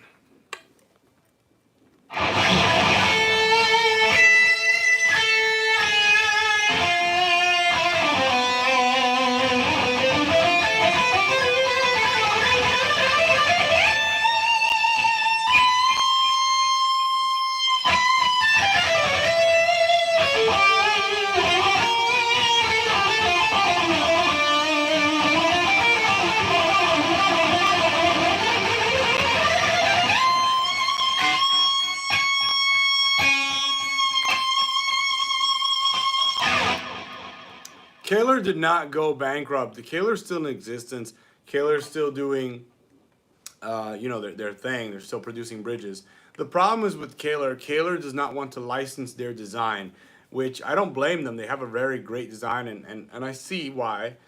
They're very proud of it. Gary Kaler is very proud of his design, and he doesn't want to license it.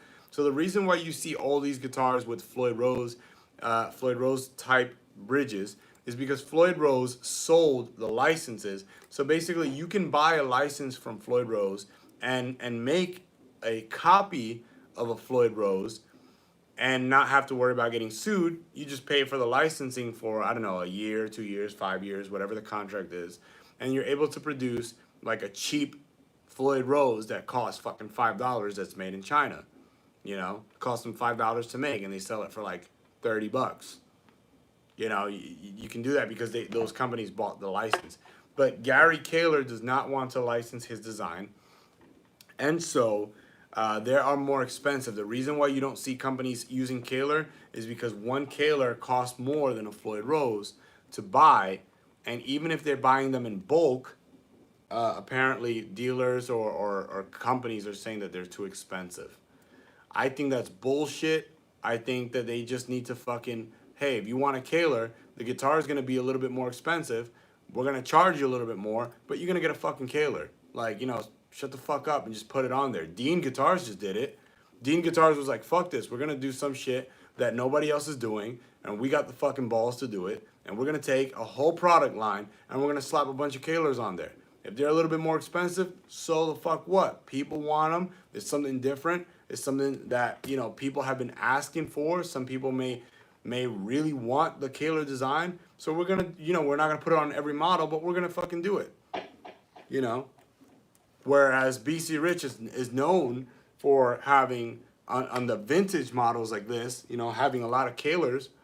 And, they don't want to, it's too expensive, they say. you know, to put Kahlers on some of the new models. So it is what it is. Which again, I think is bullshit, and you should just fucking do it. But yeah, Richard, that's the reason why you don't see Kahlers as much. Apparently, they cost the manufacturers too much money to order them, even when they do it in bulk. Again, if people want them, and if you have to charge slightly more for the guitar, you know, you have Kahler fans out there that want to buy it. Again, don't put it on every model, but I think it'd be really cool to see one or two models in different company lineups having a Kahler. I think it'd be a fucking great thing, but you know, it is what it is. Oh, dude, they are way easier than Floyd Roses to set up. They are, bro, especially with the modern Kahlers. This is like a vintage Kahler, but with the more modern Kahlers, you can make it a hardtail just by going like this. A couple of turns with a screwdriver, you go like this, 1, 2, 3, and it's a hardtail. And then you go 1, 2, 3, and guess what? You got a full floating bridge.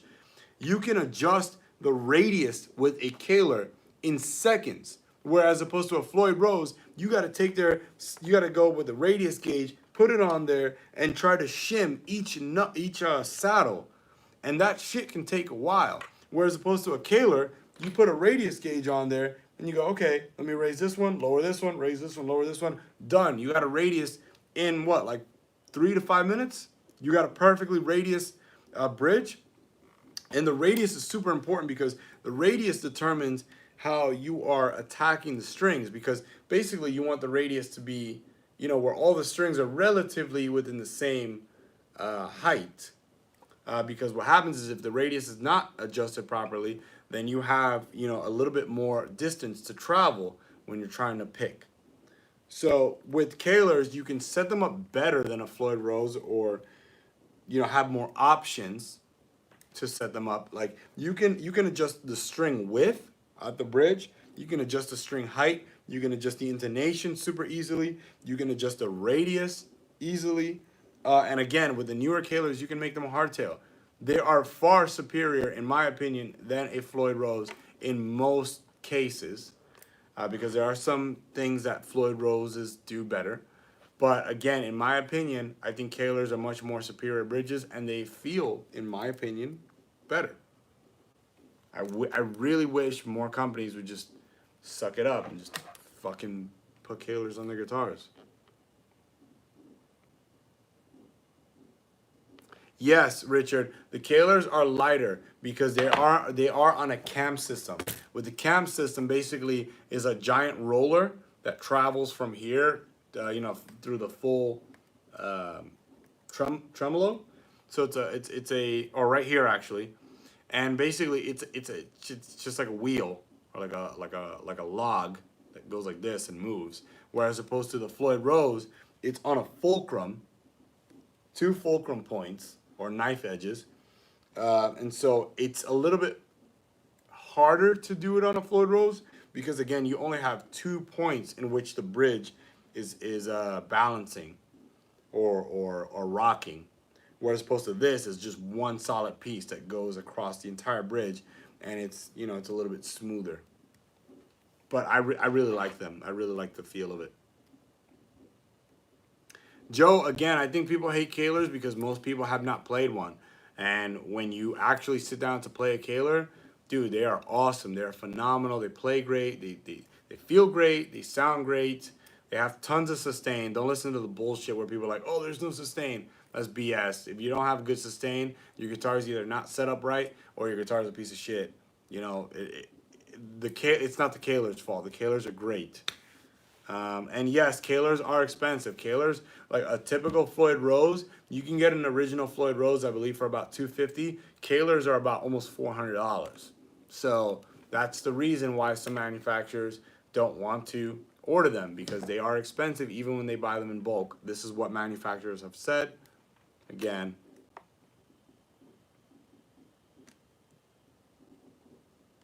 again, like the Kahlers, they're super low maintenance. Once you set this motherfucker up, this shit just it's awesome. It's you set it up. You probably never have to do it again unless you're changing string gauges or experimenting with different height and things like that. There's actually very little work to do on a Kaler compared to a Floyd Rose.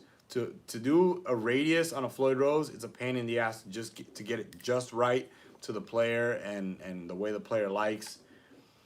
Whereas again, the radius on a Kaler, that can be done in a couple of minutes, man. Just doop, doop, doop, doop, doop. All right, yeah, how does it feel? No, this string needs to come up a little bit more. Okay, done. Kalers are super low maintenance, much easier to adjust, take less time to adjust. You can make it a hardtail in seconds, or you can make it a full floating bridge in seconds. Much better than a Floyd Rose. But again, I do like Floyd Roses as well. Is one better than the other? In terms of convenience, Kaler wins. In terms of tuning stability, it really depends on the locking nut. Because with Kalers, the weakness with the Kaler is that it's not a double locking bridge. It's only a single locking bridge. I don't know if you guys can see this, but I have a fret wrap. But underneath the fret wrap is the locking nut. And it doesn't lock here at the bridge. So the weakness with the Kaler is that it does not have a locking mechanism down here. Now, with Kalers, if you have a locking nut, this guitar does not have it. This has the old school style. But if you have a locking nut, then the Kaler stays in tune fucking great. Just as good, in my opinion, as a Floyd Rose. In this particular setup, where you have a standard, nut that was made specifically for this guitar, as opposed to a Floyd Rose style nut. In this particular case, I would say a Floyd would stay in tune a little bit better than this guy, which is one of the reasons why I have a hardtail. But again, and it's also a personal preference. I'm not using the bar that much anyways. So I figured it's a studio guitar. I'll put it hardtail, and it's just easier to get stuff done.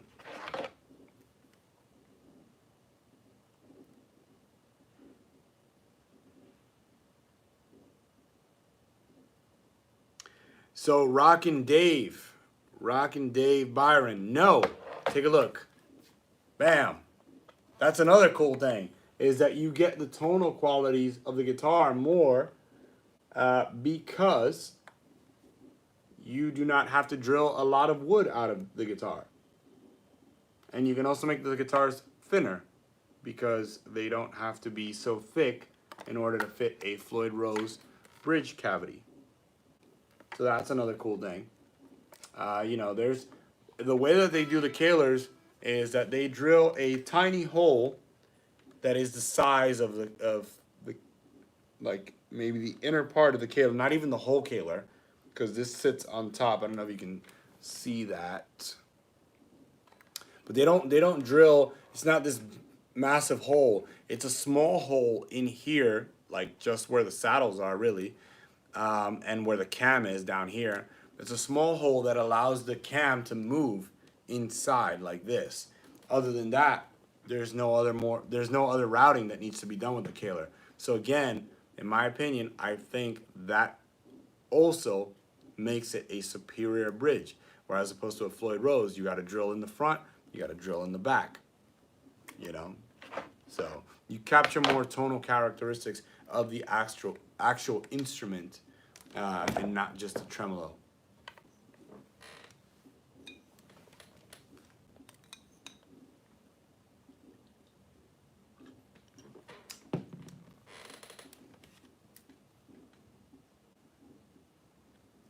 Yeah, Joe, the Kaler is amazing, dude. Like, it's an amazing bridge. I really like.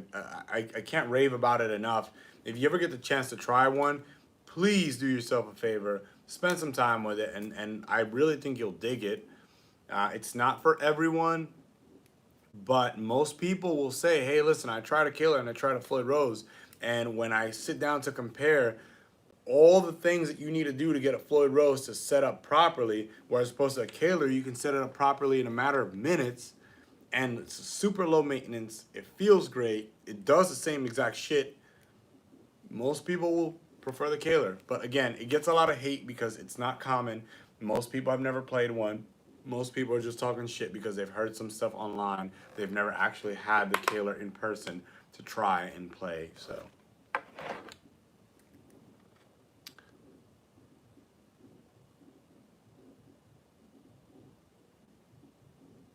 Thomas, yeah, man. If you can get a guitar with a Kaler, you will love it, man. I really do think you'll love it. Yes. So here, Richard, check this shit out. Kaler is also more advanced than Floyd Rose in their technology. Kaler, if you go to the Kaler website, Kaler not only makes 6, 7, 8, and 9 string, but Kaler also makes multi-scales. I'm not a multi-scale fan, but for the people who are multi-scale fans, they actually make Kaler multi-scale 9 and 8 string and 7 string and 6 string. So if you think about it, the technology of Kaler really surpasses Floyd Rose by fucking miles. And again, the only reason that they're not bigger is because Gary Kaler is like, no, I don't want to sell my design. I don't want to sell out and sell my guitar design or my bridge design to anybody who can just copy it and you know, give it a bad rap. I want to be the sole owner of it. Floyd Rose decided to, you know, they wanted to make some money. So they wanted to make a lot of money. So they decided to license their design. But Gary Kaler was like, nope, I'm the guy who owns it, and I will be the guy who owns it. Period. So again, I think they're better.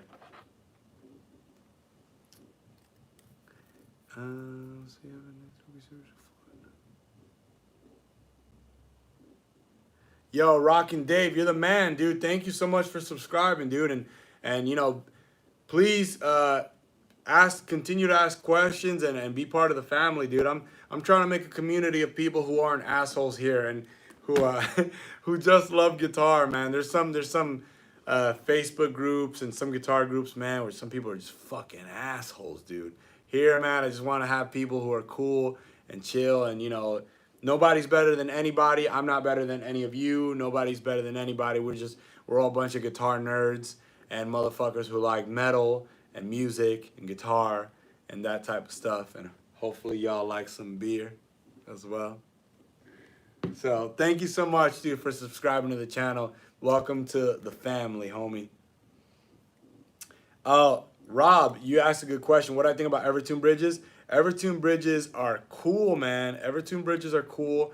Now, I mentioned in one of my videos, I would love to have a guitar with an Evertune. I don't have a guitar with an Evertune, but I have played several guitars with an Evertune, and I really like them. I really love the idea, especially me who's a studio owner and a studio musician. Like, a lot of people hire me to play guitar on their records or on their, you know, like musical project or whatever. And so I like the idea of having to never have to tune my guitar, you know, like I'll tune it once every 3 months and it's in perfect tune. So I love that idea. I've played them. The bridge feels really nice. It actually feels very similar to the Kaler. A little bit lower profile, but it feels really nice. I think Evertunes are a great, genius design. And I think that the perfect tremolo would be an Evertune style tremolo. And from what I know, because I met Cosmos, who's the owner or designer of the Evertune, from what I know, he is working on making a tremolo version of the Evertune that is supposed to be a retrofit to a Floyd Rose style guitar. If he's able to do that, bro, kiss Floyd Rose goodbye. Because if he's able to make an Evertune style tremolo that drops directly into a cavity of a Floyd Rose, which most metal guitars have, that doesn't require any routing, bro, Floyd Rose is just gonna fucking disappear off the face of the map. But Evertunes, super cool bridges, and I hope to have one someday. Again, the ones that I have played have been properly set up, so I think, you know, I had a great experience with them. But it's not the same as owning one, you know, because I can pull a guitar off the shelf and my friend who's, you know, is a tech, he's like, yo, look, I just set that one up perfectly. play this guitar and I'm playing the Evertune and it's, you know, it does what it's supposed to do. It plays and sounds great. It feels great. That's a different thing than actually owning the Evertune and having to deal with it on a daily basis. But from my experiences so far, I think the Evertunes are super, super cool. Thanks, Dave. Thank you. Hey, Thomas. So as I mentioned earlier, I'm not sure if you're a fan of Dean Guitars, but check out their new product line for 2021. They just came out with a pretty extensive product line, and a lot of their models have Kalers. I'm personally not a V fan. Like, I love looking at Vs. I think Vs are so cool. They're so fucking rock and roll. They're so metal. But I personally would never really see myself playing a V-shaped guitar. It, I guess it's just not my thing. I don't think I would look cool or good with the V. But other people look cool with Vs, and other people make Vs look awesome and sound awesome. So I like looking at these. I don't personally feel that I would own one. But I will say, with that said, I will say that there is a red V Dean guitar that has a Kaler that actually looks really cool, and I think if I were to get a V, that would be the one that's like very tempting. So check out the Dean Guitars website and check out the new products that they have for 2021. They have a lot of Kaler stuff on there. So, and I think some of them are under 1,000. They also made, for some of you guys who are still checking out this stuff on the Kaler topic, they did make a overseas version or an import version of the Kaler, and I believe it was made in China or somewhere overseas, but it was slightly cheaper. So instead of it being $400, it was like $250. So it's still not a cheap bridge by any means, but it was cheaper than paying $400. Instead of 400, it was 250. So, you know, I don't know which Kaler that Dean Guitars is putting on their guitars. I don't know if it's the full US, like made in USA like this one, or it's the cheaper model. But I've played both. Both of them are good. Obviously, the USA one is better because it's better metal, stronger metal, less likely to corrode and wear out, and heavier metal too, so that will contribute to the sound. But I've played the import Kalers, and those are cool too. They get the job done. Richard, I have played many Solar guitars. I have played many Solar guitars with Evertune. If you follow some of my older videos, you'll see that I've been at NAMM a few times, and I've met Ola several times. He's a super nice guy, and I've played many Solar guitars. They play good. They're not my thing. I have played them. I personally, I think Solar guitars they're good, but they're just not my thing. They're not my feel, not my preference. But I've played many Solar guitars with an Evertune. But again, like I said, there's a difference that when I'm playing these Solar guitars with an Evertune, they're properly set up. They're showroom display guitars where it's just like, yes, I want anyone to pick this guitar up and feel like, you know, it's amazing. That's a different thing than buying a Solar, getting it in the mail, and, you know, dealing with an Evertune bridge and setting it up for the first time for yourself, or seeing how it comes from the factory, as opposed to a professional luthier sitting there and tweaking it again after it's been shipped from the factory.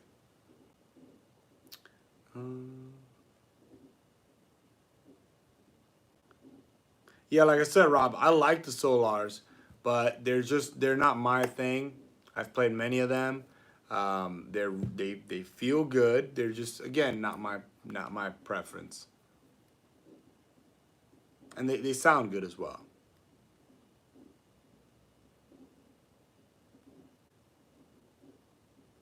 Oh yeah, Rockin' Dave, dude. If I think that Evertune is still working on this. I don't think that they have abandoned the project. I would just imagine that the technology and the troubleshooting and the testing that they're undergoing to get this retrofitted Evertune style tremolo correctly, to get it done right, I would imagine takes a very long time. I would imagine that the Evertune design took years to make and actually produce. So making that design, which is already difficult to make, making it into a tremolo that actually fits and works, I would imagine that's really hard too, which is why they've been at it for years already. I don't know when it's going to be available or if they are still even thinking about doing it. I believe they are, but don't quote me on that. But if they're able to do that, man, then it's game over for fucking Floyd Rose. Yo, Rob, Dean was definitely cool back in the 80s, man. Um, I think some of their stuff now and the new lineup is actually pretty cool. Check it out. I'm not gonna say that they've stolen my heart and I'm gonna start playing Dean guitars now, but I will say that I am tempted to buy a couple of them, and they are really nice. They look really nice. I haven't played them, but they look very, very nice. Yo, Adrian, what's up, dude? My man, all the way from down under, brother. Hey, man, so I'm gonna find out, Adrian, what's going on with the Marshall. Hopefully tomorrow. I gotta make a couple of phone calls and see what's going on with the Marshall. So hopefully it will be back in my possession by Monday. Let's hope. Fingers crossed, man. Yeah, Joe. Let me read your comment, Joe, real quick. Uh,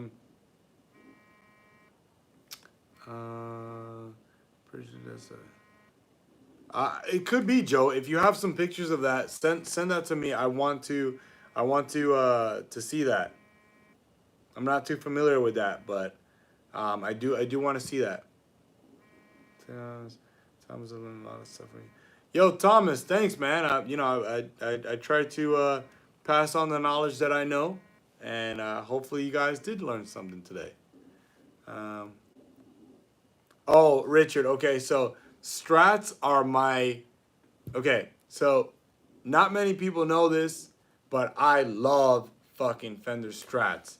I don't own a Fender Strat because I just feel like I would if I were to get one, I would get one that is super nice and probably really expensive. So I I just don't see myself spending that kind of money on a guitar that I wouldn't play as much. It would be something that I just love to play for like a couple of minutes and then, go back to playing BC Rich. But I love Fender Strats, man, especially a hot rodded Fender Strat with the top mounted Floyd Rose, dual humbucker or HSS. Dude, Fender Strats or Strat style bodies like that, they're so cool. But again, I'm trying to not spend that kind of money on a Fender like that. But I love them. I geek out with my buddy Justin from Center Stem Metal Guitars. We geek out about like hot rodded 80s Strat Fenders and or Charvels or the Sandemus. Like we geek out about that stuff all the time. I think they're awesome. Low Pro tremolos are pretty cool. Uh, thanks, Adrian. Thanks, man. Try that. Tommy, thank you, man, for loving the channel. Um, Hagstrom guitars. I've played a couple of Hagstrom guitars. I believe you're referring to the guitar company Hagstrom. Correct me, please, if I'm wrong. Dímelo, que lo que, loco, que lo que. But yes, the Hagstroms that I have tried, they're actually pretty well made guitars, and I really, really like them. I was jamming out with my buddy the other day, and I was at his house, and he was just like, listen, that way, so you don't have to bring your guitar to jam. Why don't you play on my Hagstrom? And I whipped it out, and it was like a single cut, and it was awesome. It played fucking great, and it sounded great. And so I've played a few Hagstrom guitars, and I think that they are all quality made, or at least the ones that I have played. Franco, dímelo, loco. Have you ever heard of the new Cannibal Wars trap? Eric Rubin's a major part of the songwriting. I'm saying. Yes, I hope that everything is well with Pat O'Brien. I did hear the new track, and I thought it was pretty good. At first, some of my buddies were like, "Oh, it's kind of generic," and I was like, "Listen, man, it's Cannibal Corpse. They've been around for like 30, almost 30 years, or maybe more." But you know, the I'm not expecting Cannibal Corpse to come out with some groundbreaking new song or album. But, I expect a certain level of consistency with Cannibal Corpse. And I think that the new song with Eric Rutan was, you know, really good. I really enjoyed it. I thought it was great. I think that Eric is going to be a great addition to the band. I'm a huge fan of his playing and his style. Some of the stuff that he does with Hate Eternal is fucking amazing. And I think that, I'm excited to hear more of some of the stuff that Eric Rutan is going to be sprinkling over whatever Cannibal Corpse has in mind or whatever they're working on. Yo, Franco, you know who's in my room, that old room now? The old studio room? Kevin and these guys, they have my old studio downstairs. Um, but yeah, man, that many good times in that room. This is a different one, but yes, many good times in that old room, dude. Oh, Cannibal Corpse is awesome, bro. Richard, Cannibal Corpse. I'm a huge Cannibal Corpse fan. I'm a bigger fan of the Chris Barnes era, but I love George all the same. I opened up for George when he was doing the Paths of Possession tour, and he was coming up here to New Jersey, New York to play. I opened up for him, and he was like, "Yo, dude, you guys remind me of when I started out, just pure old school extreme death metal." And I was like, "Whoa!" One of my one of my vocal idols, or one of my idols in death metal, period, is telling me that he loves my band and that he is excited to see guys like me still doing it. And I was like, okay, is this real? So George is a super, super nice guy. Um, and thanks again, Tommy. Thanks again. I am almost due for another brew. Let me know if you guys want to hear some more playing. If you have any other guitar questions. Thank you guys for keeping the questions coming, though. You guys are the shit. Thank you.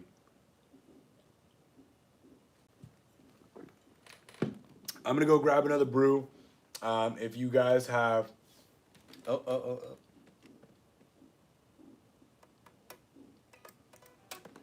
Let me know if you guys have any more questions. Let me grab another brew real quick, and I will put this guy over here so you can admire how cool this thing looks. Like I said, I'm so fucking fortunate to have this guitar. Like every time I look at it, man, every time I take it out of its case or just hold it, it's so special. This is back when guitars were made literally by hand, where you had people sitting there, carving the necks like this. This is not like now where you have guitars that are custom made and they're CNC, and they're charging you a fortune for CNC made guitars. Even though they're great, they're not like this where someone literally slaved away for hours on end carving that fucking knife and the edges and the bevels, and I'm really, really fortunate to have this guitar. I love this thing.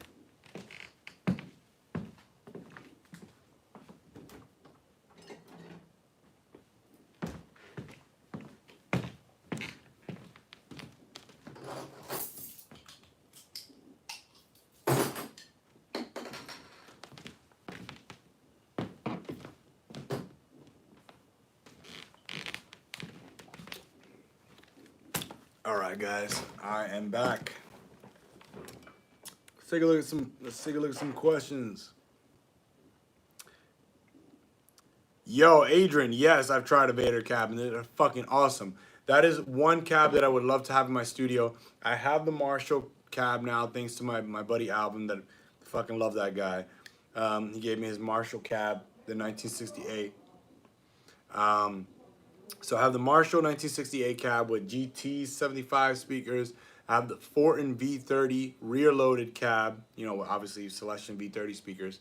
I have my Randall Thrasher cabinets. I have two of them that have the Celestion K100 speakers, G or GK100 speakers. They're great, great speakers too. But I would love to have a Vader cab in the room. They're great, great, great fucking cabs.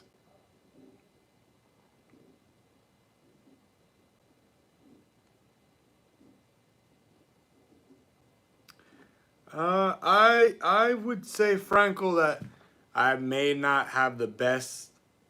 I've heard of those bands, Greta Van Fleet, and I've heard of Greta Van Fleet. I don't think I've heard of Leprous. I don't really think that I have enough knowledge on those bands to give an opinion, though. You know. Oh, Adrian, you got a Vader cab. Like I said, hopefully, I don't know. I can't say this on the live stream, but Adrian, I will hit you up.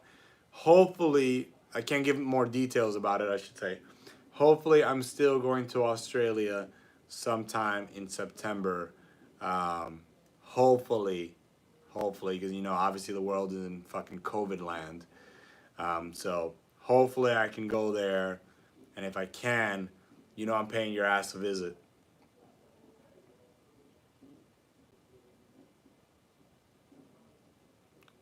Yo, Joe, I got some fucking chugs. That's right, my man. I'm gonna chug some of this, not the whole thing, because just because I don't want to. I get too much gas. But I'm gonna chug most of this, and then I will do some riffing.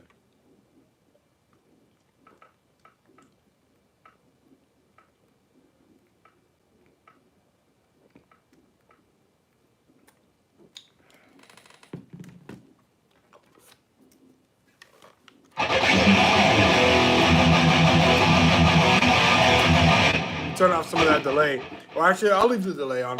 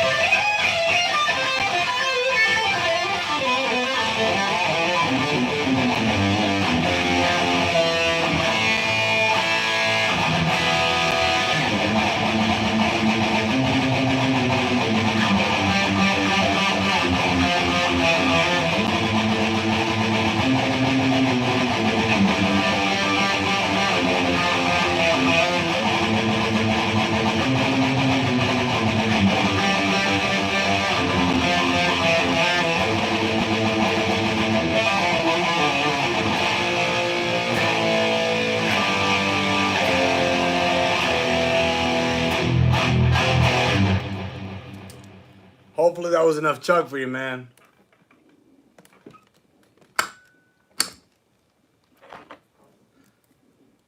All right.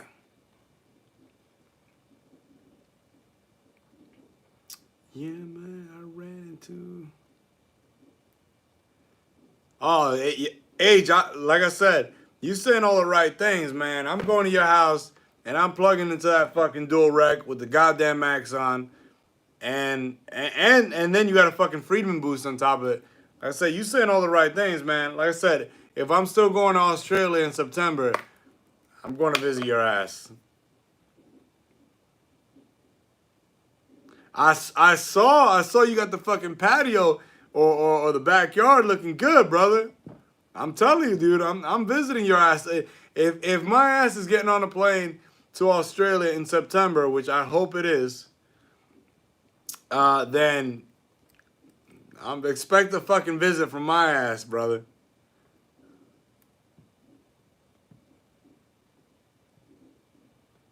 Oh, it sounds cool. It sounds cool, Emperor.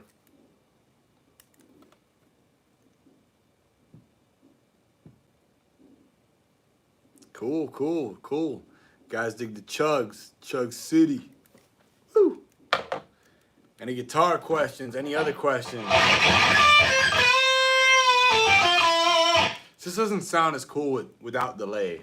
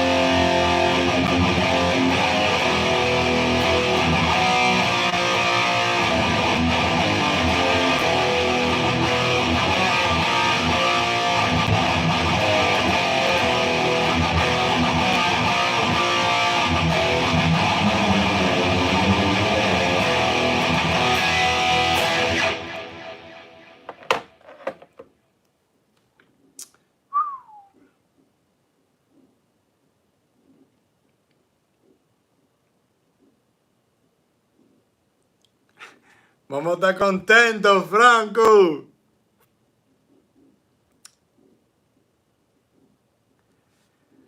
Rob, I will give you my actual name. So, my Goose stems from my last name.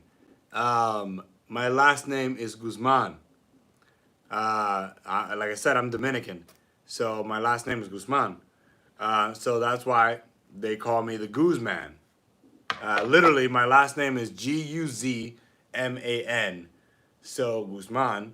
That's why people call me the Goose Man. That's where that comes from. And my first name is not Dreadful, although I should legally change it to that. My first name is Hector. If you look at it, my buddy Victor, who I love that motherfucker to death, got me this when he was in Greece. So this sits right at my throne here in my console. So that is my actual name. But no one ever wants to call me my actual name anymore. And you shouldn't either, Rob.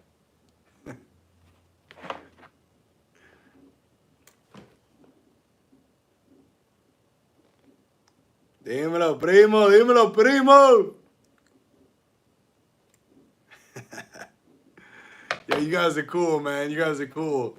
I love that you guys are fucking still hanging out with this shit. And I hope that it's entertaining for y'all and you're learning some new shit and And if you're not learning some new shit, you're just fucking sitting back, having a couple of beers, or smoking some weed like fucking Danke and Ramir, motherfucking potheads. And for those of you guys who ain't doing none of that shit, I'm just glad you're here, man. Thank you so much. Like, you know, like I said, I'm someone who's used to being on stage and fucking and playing in front of people. And right now, because of COVID, we can't do any of that shit, you know. And I've been fortunate that I can still make my living as a studio engineer, and business has been fucking great. I so very fucking lucky that you know this whole COVID-19 thing has actually been a blessing for me, because you know, since people can't play out, they're putting all their effort and money into recording and things like that. And my studio's grown. Things are doing really, you know, things are going really well for me. Not for everyone, and that's why I say 100% of the time, you know, all the time, literally all the time. I tell people I'm so fortunate that things are going good for me and shit like that, because for some musicians that I know who only make their living as a player, you know, they're not able to tour right now, so they're feeling it. You know, I make my living playing guitar, teaching guitar, as a studio engineer, mixing, mastering, just you know, recording.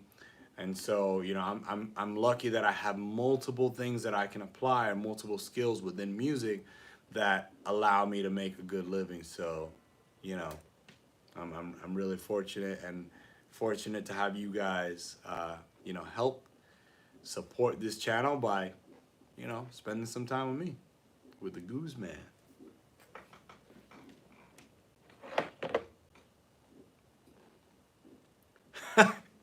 Yo, Thomas. Yo, Thomas, you said some real shit. Bro, listen. I spend almost all my fucking time in the goddamn fucking studio, because this is where, this again, I need to work. This is where I make my money. You know, I make my money with rehearsals, with bands, and teaching, and I do it all from this fucking studio. So most of the time, I'm literally by myself here in this fucking studio. So trust me, I was fucking quarantining before this COVID shit too, my brother. So I get you, man. John Doe, we gooey ooey up in here, brother.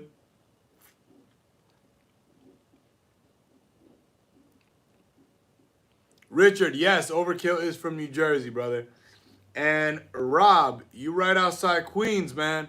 Bro, I'm not too far from you, brother. Like I said, I'm right across the river from fucking Times Square, basically. Like, I can be in New York City right now if I wanted to in 5 minutes. Literally be with you motherfuckers on the live stream, and you'll see that it'll take me like 5 to 10 minutes to get to New York City and back to my old stomping grounds, you know? So, you know, if you guys are close by and you want to pay the Goose Man a visit, I'm usually very busy, but I will try and find some time where I'm free and you guys can stop by. So Rob, there's your invitation if you're not too far.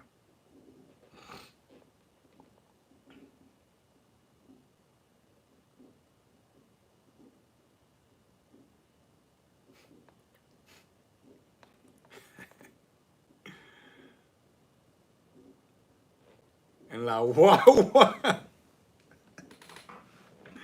En la guagua, Franklin. Franco, fucking pajarazo. Sorry, too much of the Carlsberg, man.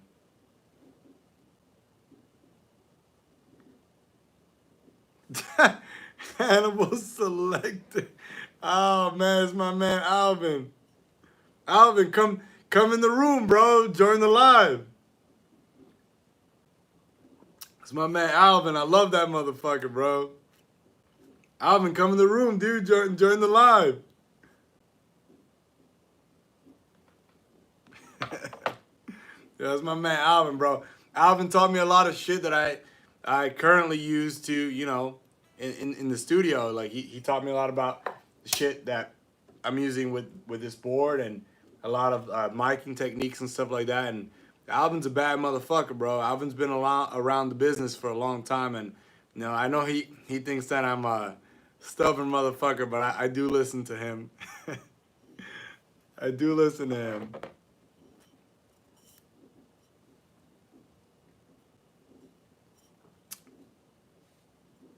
Alvin, come through, dude.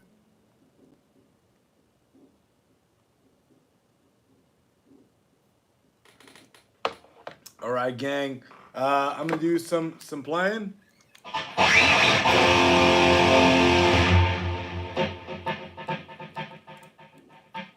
While you guys may have some more questions or anything you want to ask me.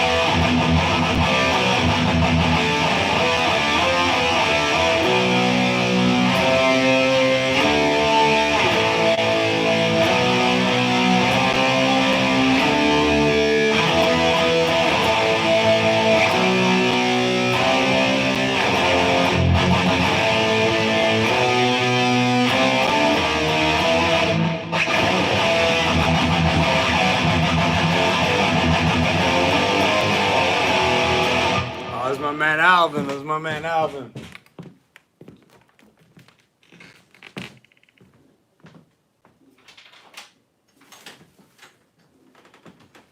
I saw you on the live, man. Come on, join the live, bro. Join the live, dude. Hannibal Selector. It's my man. My man Alvin coming to crash the live, bro. Hannibal Selector. Oh, there it is. Yeah. They're on there, bro. There it is. They're on the fucking we're on the YouTube, brother. It's my man Alvin right here. That's the motherfucker I was telling you that was hooking me up on the JCM 800 vibe, and I got one now, but it's fucked up. Fortunately, it's fucked up, but it will be up in working condition soon. And that's my man Alvin. I was telling you, he got me set up with the Marshall cab, and he also taught me a lot of shit about recording. So this is the guy right here. This is a bad motherfucker, bro. He's speaking of bad. Alvin, you want to tell him about the bad brains and shit? Oh, those guys, no, they're good. They're good. But well, for another time. Yeah, sit down. Go. Don't let me interrupt you. Nah, you good, man. Don't let me interrupt you. Sit down and have a seat. Dude, George, you can pull up that chair, bro. I know you got stories. Alvin's been in the fucking music business for a long fucking time, and he's got a whole shitload of fucking stories. That's my man's right here. Pull it up. Let me turn this shit around. Shit. You want a beer, Alvin? I know Sure, you why not? I'm gonna have a beer. I don't Listen, drink beer. I've known Alvin for what, like 11 years now? Yeah. I've known Alvin for like 11 years. I've had one beer with this motherfucker. So if he's having a beer tonight, then that's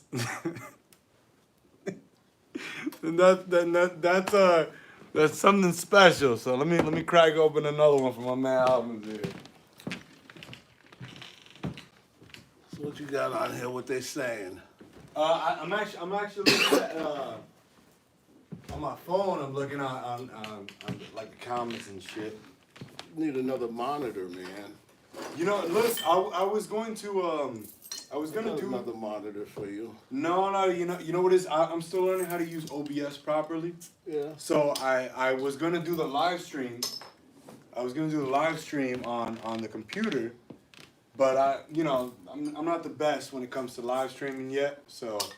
Well, I guess that's something we're gonna have to hook you up with. Yep. This is my man right here, bro. Live streaming now. If you talk about mentor, this is my man Alvin. He's taught me a lot of shit, and like I said, cheers, man. I know he always thinks I'm a stubborn asshole, but I do listen to him, and I do respect his ass. I love you for that, Alvin. I know. I'm still waiting for him to get a decent guitar though, and a decent amp. You know, it's got all these fancy Randalls and Fortons and shit. You know, I told him to sell his Fortin and buy himself something else. Well, I got the Marshall, but it's Yeah. fucked up. You know? Yo, and also they were asking some of the guys are like, yo, you smoke weed? And I'm like, no. Nah, but- Hector don't smoke weed. He drink beer though. When I first met him, he told me he don't drink beer. But then he found out that I drink I a found lot. out that he drinks more than he said he did. Like I said, I've known this motherfucker for like 11, maybe 12 years, Like, dude. I only have one beer, man. I don't really drink beer, man. I might have a beer. Yeah, right. You know. And then I would come in the fucking studio with like 6 packs, 12 packs, 24. And then the only thing is that you can't say though that I do know how to compose myself. I'm not pissing on the floor like some motherfuckers. Yeah. We got some motherfuckers in the goddamn studio. They don't know how to hold their goddamn liquor. And they So- end up fucking pissing and shitting in the studio. So Friday nights in the studio, we call it a Spanish holiday. I'm not trying to be racist or anything, but it's kind of an inside joke because Explain. I got, you know, Because this entire area, is predominantly, like Hispanic. myself, is Spanish and Hispanic.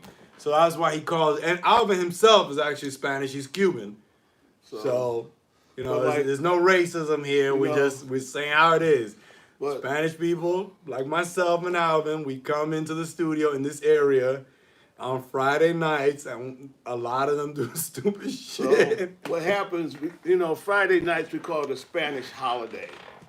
Because people come in, they don't bring 6-packs, they bring cases of beer and shit. And then they get drunk, and there's always somebody that can't make it to the bathroom, and they pee in the hallway. You know? And then I end up having to throw them out the building and shit like that. So we call it a Spanish holiday, you know, because they come to the studio, get drunk, and then piss on the floor. It never fails. Wait, I got my boy Ramir. He's Puerto Rican. Oh, never. Oh, you know. So I have a list of people. Yo, Ramir, I hope you're still in the fucking chat. This one's for So- you Puerto Ricans out there. So we have a list in the studio of people who don't know how to use the toilet. And out of the people on the list, the top offenders you would think would be from, you know, South America, Central America, Mexico and shit. No, right here in New York, Puerto Ricans. I'm sorry, but the most offenders that do stuff like pee on the floor and other things on the floor are Puerto Ricans. They're on top. Then maybe Central America, and then South American, you know, Latinos. But the Puerto Ricans we have the worst problems with them in a bathroom situation. Let's say, you know. It is true though. I'm not making this shit up. No, It is true. It is, You know, my fellow Caribbeans, you guys are fucking up. one of his drummers pissed on the floor, and I had to take his keys Yeah, away and throw him out the fucking building. Yeah, and that's why he doesn't You know. play in my band anymore. Yeah, because he fucking made me look bad. He pissed on the You floor. know, man. again, It was- talking like I was talking to them earlier about what it's like, doing things on a professional. Because you know me since I was fucking like 18. And I've always been fucking serious and try to be as professional as possible with my work. And and you got motherfuckers that come in and make me look bad because I'm over here vouching for them and they're like, yeah, we're serious, and then they do shit like that where they piss and shit on the fucking floor. And I'm over here trying to Yeah. fucking play guitar for a living, Yeah. and these motherfuckers are like, making me look like shit. a little So, weird. but Yeah. it is. Guys, But one thing, appreciate you all for still being around, and I'll do some more jamming and playing, but it's very rare that I get to have a beer with Alvin. Like I said, in the 11 years that I've known him, I probably had, this is my second fucking beer that I've had with him. The first beer I had with you was what, last year? I don't know. Look at that, we're on one beer a year. So Hector will tell you, I'm not a big fan of death metal. He fucking busts, he busts my shit all the time. I'm anti-shredders. You know? He busts my shit all the time. He's like, yeah, you motherfuckers play a bunch of notes, but you sound like shit. You know, just because you could play 5,000 notes a measure doesn't really mean much to me. I'm sorry. I know I'm gonna offend a lot of shredders. Yeah, because my whole channel the is whole like channel's about shredders. I'm an anti-shredder, man. You know, if you do a 5-bar solo, you know, I think you should be able to do a 5-bar solo with just 3 notes. I'm old school. You know, I call it death by 1,000 notes. What? Because sometimes in the music business, not how many notes you can play a minute, not how many notes you know, 500 BPM and all this and that. I mean, in the death metal world, yeah, you know, I'm old school though. You know, I came up with the Bad Brains. I spent the first 10 years as Dr. No's guitar roadie for the Bad Brains. And I worked CBGB's, Max's, and all the hardcore shows out in LA in the early 80s in New York and all this shit. So, you know, I'm a little bit old school. Yeah, and actually, now that Alvin mentions the Bad Brains, I was going to mention earlier, but you said it now. My Ampeg SVT cab that some of you guys have seen on like Instagram and Facebook. Yeah, that's one of Daryl's bass cabinets I sold to Hector years ago. Yep, yeah, wow, you sold that shit to me like 7 years ago. I want it back. I would like it back, but it's not gonna happen. Man, so, dude. You know, I would like that cabinet back. I have to record bass in like 2 weeks for like this for the record for Jerry's record. But I got 3 more SVT cabs downstairs, so I don't really need that one really that badly. Yeah, actually, you know when I finally get the fucking JCM 800 back and up and running. Alvin's got some pretty cool shit down in his studio. One of these days we got to do a little live stream at your studio and fucking hang out and chill. And Alvin's got some really cool shit. He's got an original like late 1970s like super bass. Yeah, like a 200 watt Marshall super bass lead. He's got by the way, for those of you guys who saw my video about how I think the Fortin cab is better than the Mesa cab, Alvin's the guy that I mentioned in the video, how I want to do an A-B comparison. I just haven't been able to do it yet because I got some other stuff on my plate that I need to take care of, and you know, some of the videos that you guys have seen. But we will be doing a shootout with the cabinet that Alvin has downstairs at his studio.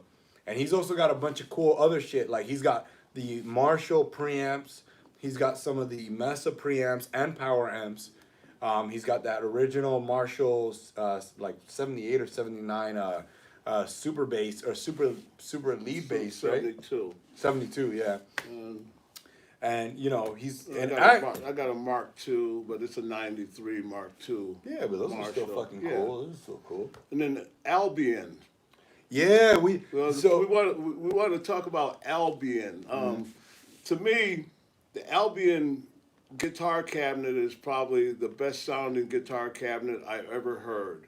And I recorded tons of guitar amps and cabinets, and that's the only cabinet that I ever recorded that actually the sound you hear in the room from that cabinet actually is the sound that goes to tape. You know, I've done Mesa Boogie, Marshalls and stuff, and when you listen back, it never sounds right. But the Albion, I forgot the guy's name. He was a research and development guy from Marshall from like 72 on up to like 2000. And also Hiwatt. And also Hiwatt. Hiwatt, yeah. And then he formed his own company called Albion. Yeah, he's one of the British engineers from like one of the mastermind British engineers from like Marshall and Hiwatt. I got a couple of Albion 50-watt heads that I'm going to let Hector bring up and demo, plus the cabinet, because I think the cabinet is beautiful. It sounds great. It's got hand-wound custom Celestions in it. I'm not sure of the wattage, but we'll find out. But, you know, Albion's a sleeper amp. To me, it's like a cross between a Marshall and a Boogie, Yeah. Mesa Boogie. Yeah, yeah. To me, it's like, I would call it creamy. Yeah, You know, I would call it creamy. You know, that's the perfect description, because I would say that amplifier, when I played at your studio, and I didn't use any pedals, I didn't use any overdrives, because Alvin is a big fan of just plug and play. So I just plugged this guitar, actually. I brought this one, and I plugged it into Alvin's Albion. That's the only, by the way, that's the only good guitar he has. Yo, this motherfucker busts on all my fucking guitars. He says all my amps suck, all my guitars suck, but that one's Except for the okay. BC Rich. Because it's vintage. That's It's because it's good guitar. vintage. It's because it's vintage. It's not because it's vintage, because it's a real guitar. All right, all right. And it's lucky it came with all the bells and whistles. All right, all right, all right. Anyway. But look, It's for sale, too. fuck you, bro. I'm not selling that It's for shit. sale, I'm too. not selling none of that shit. It's Fuck for that. sale. You know, bro, there's that fucking color is so rare, bro, to have it in white and from fucking 83 and not be fucked up. That shit, Yeah. that's just dying with me, bro. Pretty much. I'm fucking dying with that. But yes, the Albion amp, when I played it at Albion Studio. What are they saying? We can't really read the You comments. can read it here. Because, especially from where I'm sitting, I'm blind as a motherfucker. Read it here. Okay, let me see. Albion. On the class of his own. Does Alvin like the Gent? Listen, if Alvin don't like death metal, he's not gonna fucking like that Gent shit, bro. I don't even fucking like the Gent. So Alvin's definitely not liking that shit. But Alvin made a good point about the Albion amp. When I played it, I will say that is the perfect description, is creamy. It has a very nice creamy overdrive and distortion. Yeah. But I am very curious to hear what a boost pedal like What's my... up, Lamprey? Oh, yeah, Okay. that's Rob right there. I'm really excited to hear what a Fortin type of pedal or a Tube Screamer type overdrive does to the amp like the Albion. Yeah, I like Marshall. Yeah, man. I'm a JCM 800, you know, like the early ones, the 80s, you know. That's what the Bad Brains used to use back in the early days, you know, early 80s. We were all the JCM with the 2203s, right? Yeah. And the JMPs probably, because they were fucking rocking in the 70s. Yeah, I'm definitely more a Marshall man. You know, and I've been encouraging Hector to get him a decent 800. And for those you of know, you... for certain things, you know. And for those of you motherfuckers that have been watching the live stream this far, you'll remember that I mentioned earlier that my boy Alvin, this is the guy, has been pushing me to get a JCM 800. I finally got one. Unfortunately, it needs servicing and it's in the fucking shop. But once it's done, I will have a real Marshall JCM 800. It's the 2210. It's a little bit different than what you're used to. Yeah. It's a little bit more catered to like the guys who like Slayer and like the old school thrash metal. It's a little more catered to that stuff, but it still is a Marshall JCM 800. It still has the DNA. And you know, like Alvin was the guy who was like, you know, get a fucking JCM 800 and And encouraging him to buy a Les decent Paul. Les Paul. Yeah, and I said that in the live. I don't know. I want him to get a Les Paul. I don't know if you saw that earlier. I don't know when you joined the live, but one of the guys was asking me like, "What do you think?" I was showing them one of my guitars. He's like, "Oh, it reminds me of a Les Paul," and I said, "Because of the flame maple top." And I was just like, "Yo, dude, my boy Alvin's been encouraging me to get a Les Paul, and I've always hated Les Pauls, but I have seen a couple of Les Pauls that I'm like, oh my god." Like he said, I'm more from the plug and play school. Just plug the motherfucker in and play. Yeah. You know, because there's cats out there. you know, They hide behind a lot of pedals and yeah, shit. you know, they got the bells and whistles, but the real guitar player, gunslinger motherfuckers, you just plug in the amp, turn the motherfucker up and play. Yeah. There are cats that could just plug in. It doesn't matter what kind of amp it is. You just plug into it. They could get their sound and play. Yeah, yeah. That's the real deal. Yeah, You know, yeah. plug and play. Yeah. Plug the shit in and play. Yeah, because you got to keep in mind, Alvin's from a fucking old school era where it was like, you know, and look, this also is my opinion on a lot of modern death metal stuff because I love, again, I'm a death metal guy. I love extreme metal. I love fast, heavy, super chug, super fucking high gain stuff. But I will tell you that my favorite bands are mostly old school bands. And it's not because I'm trying to be like, oh, I'm Mr. Old School. It's because back in the day, there was a certain ferocity, there was a certain attitude that translated into the music. A lot of the stuff that I hear now is great musicians, great technical players, but it's a lot of this tap dancing bullshit, in my opinion. It's a lot of this, like, you know, crazy fretboard gymnastics. And it's cool. Like, when you listen to it, it sounds cool, but is it memorable? Think about this. We're still talking about bands like Obituary. We're still talking about bands like Metallica. We're still talking about bands like Megadeth and Death and Pantera because they had a certain attitude. They had a certain flavor. They had a certain sound. They had a certain demeanor about them. And you know, Alvin's from a whole plug-in and play era. Obviously, some of the bands that I mentioned, they had, like Dimebag had a big rack unit and he had a whole bunch of stuff. But Dimebag sounded like Dime no matter what he played through. There's some videos he played out of a fucking, you seen that little Marshall that's like fucking like 10 watts? Yeah. He's played out of that shit backstage and he still sounds like fucking Dimebag Darrell. He was back an in the amazing day, player. Cats used to use like pig nose amps and stuff as preamps. And then when Neil Schon came up with the Rockman and stuff, Neil Schon's a bad motherfucker, bro. He's with Boss Journey, right? Yeah, bro. He's a bad motherfucker, You know. dude. He when I was working at Guitar Center like years ago, he came to the store. He did a clinic, and I wasn't there that day, but my buddy filmed. You know, when he was fucking playing and shit, and I was like, yo, this is a bad motherfucker, dude. He was just shred city, and you got to keep in mind, this is a guy who was just like, what amp do you have? Oh, you have that? All right, just give me a guitar cable. Plugged it right into the fucking amp, and he sounded like fucking Neil Schon. You know, he sounded like him. He had a certain presence. He had a certain style and feel and sound. Even without him having, you know, his rig. Keep in mind, when these guys have their rig, they sound 20 times better because that's what they've built the sound upon. But like Alvin said, these guys can get their sound if they really need to. If they need to play a gig and everything fails, they can fucking take their shit and just say, plug in. I'm gonna open this shit up. Sorry about that. By the way, I'm probably the only one Hector ever let smoke in the studio. That was what I was gonna say.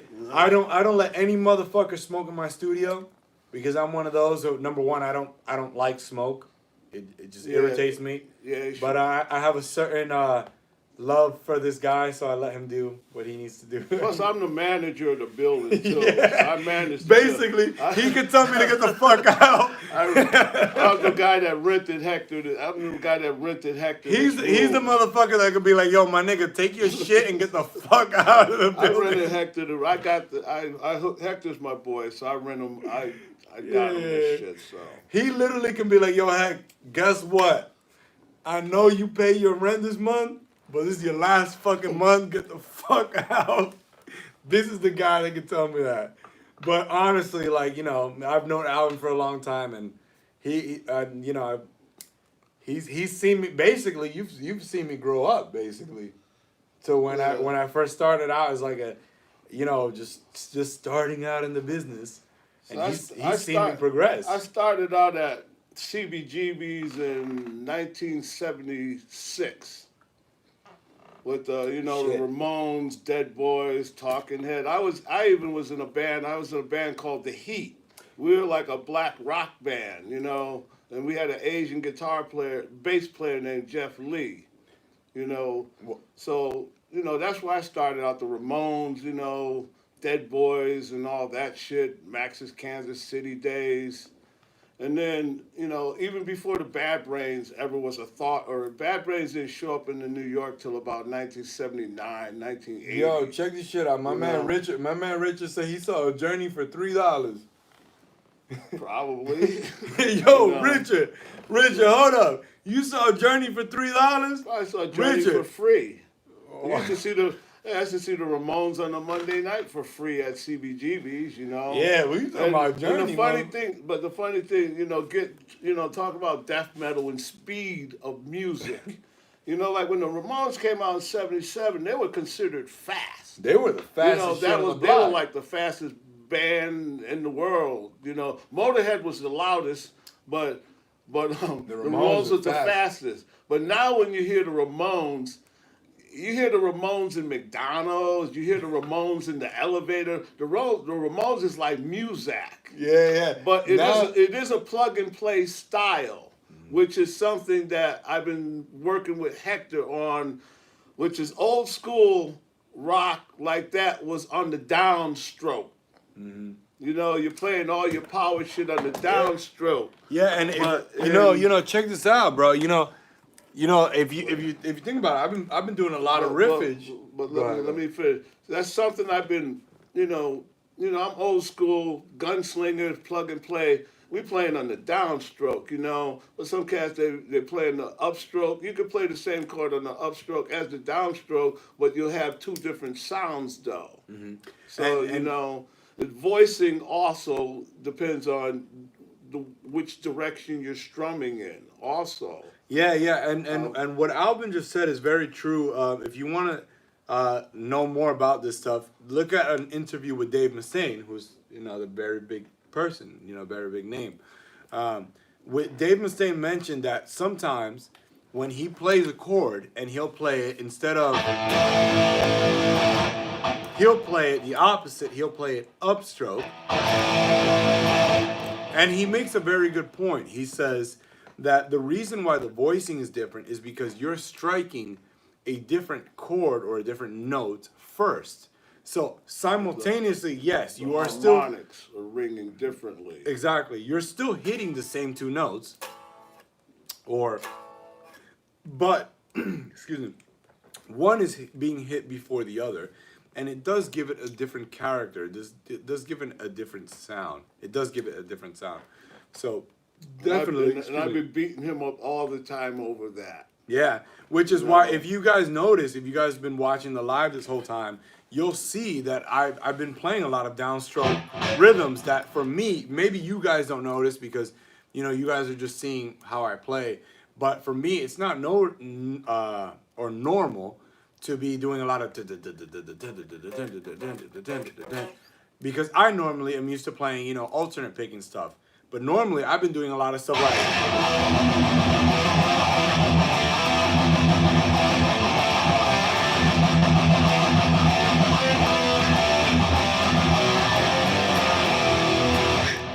because again that has a lot to do with Alvin's influence, where I've been working on some stuff that I normally wouldn't work on.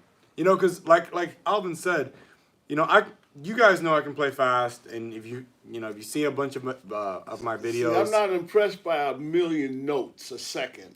I mean, that's some new school shit. Yeah, It's yeah. almost like video game wars where who can play the fastest amount of notes in a matter of measures or time and shit, which is cool. But then in certain situations, it's not relevant because sometimes less is more. But if you want to be if you want to go in the Guinness Book of Records as the fastest guitar player and you can play 1,000 notes a measure, then that's cool too.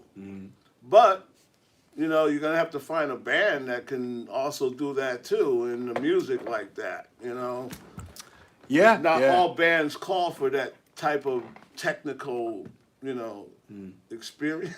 Technical. Yeah, I mean, like I said, the music I play is usually, technical or Yeah. or death Like you metal said, with technical see, elements. See, I'm not a Rush fan, and that's a problem. You know. Really, you're not a Rush fan? Well, you know I don't like Rush. Yeah, I don't like that shit. You know, I'm not a big. I was never a big Rush fan, but I do like Metallica. You know, Metallica's cool, but I'm old school. The bands I like the Bad Brains. I like the Ramones. I like Black Flag. I like the Dead Kennedys. You know, Millions of Dead Cops. You know, DRI. I headlined the show with DRI You know. like years ago. Bands like that, Motorhead, you know, Lemmy, rest in peace. Yeah, That's rest my in boy. peace, Lemmy, bro. Lemmy's You know. a fucking bad motherfucker, dude. So You got enough brew?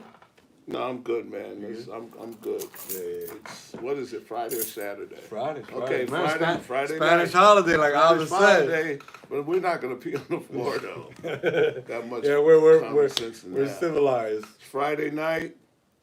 I'm We're in the Dominican and he's studio. Cuban. We're not Puerto Rican. We're not gonna piss on the floor. It's a Friday night. The only reason we're here is because we're musicians. And you Yeah. know what they say about a musician without a girlfriend? They're fucking homeless. So he's in the studio. I'm in the studio. But you know what? It's the That's it. best place to be. It So is the This best is place more to be. fun. Listen, man, Yeah. listen.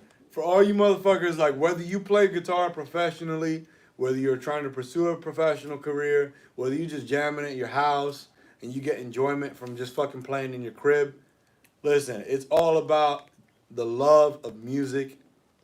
Like, and I mentioned this earlier on in the stream. I said, I'm not, just because I can play the way that I play, I'm not better than anybody. Cause there's motherfuckers that they can fucking play me under the table, and who are not shredders. You know, it's all subjective. There's nobody who's better than the other. You know, I'm a classical guitarist, but I'm also a guy who plays death metal. And you know, in the death metal world, I'm a bit more proficient in the death metal stuff because that's what I've played the majority of my life. When I go and I play classical guitar, I'm very good at it, but there's guys who fucking make me seem like a novice player. So the point that I'm trying to make is it doesn't matter what you're trying to do or where your status is as a player, how fast you can play, like Alvin said, or how mean you can play, or how aggressive, or any of this stuff.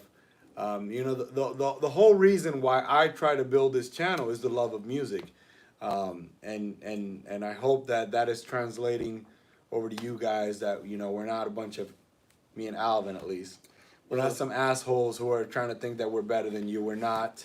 We're just guys who are fans of music, and we love music, and we come from two different generations, and I'm sure you guys come from different generations as well. And, you know, all I can say is thank you for being here. Thank you for taking the time to watch this shit as long as you have. I don't even know how long this live stream has gone on. I know, but it's still on. But here, I'm gonna give you guitar player guys out there another tip. Another good tip. And look, that people. Wait, real quick. And for those of you shredders who automatically want to dismiss what Alvin's got to say, because listen, he'll be the first one to tell you, like, these young motherfuckers don't listen. Well, He thinks I don't listen to him. I do listen to him. I am stubborn. in my ways, but I do eventually think, okay, this motherfucker It's like a Gemini. You got to go every 6 ways and other before Hey, they I'm really get the shit. I'm a Leo. And then they fucking realize, okay, man, it's cool.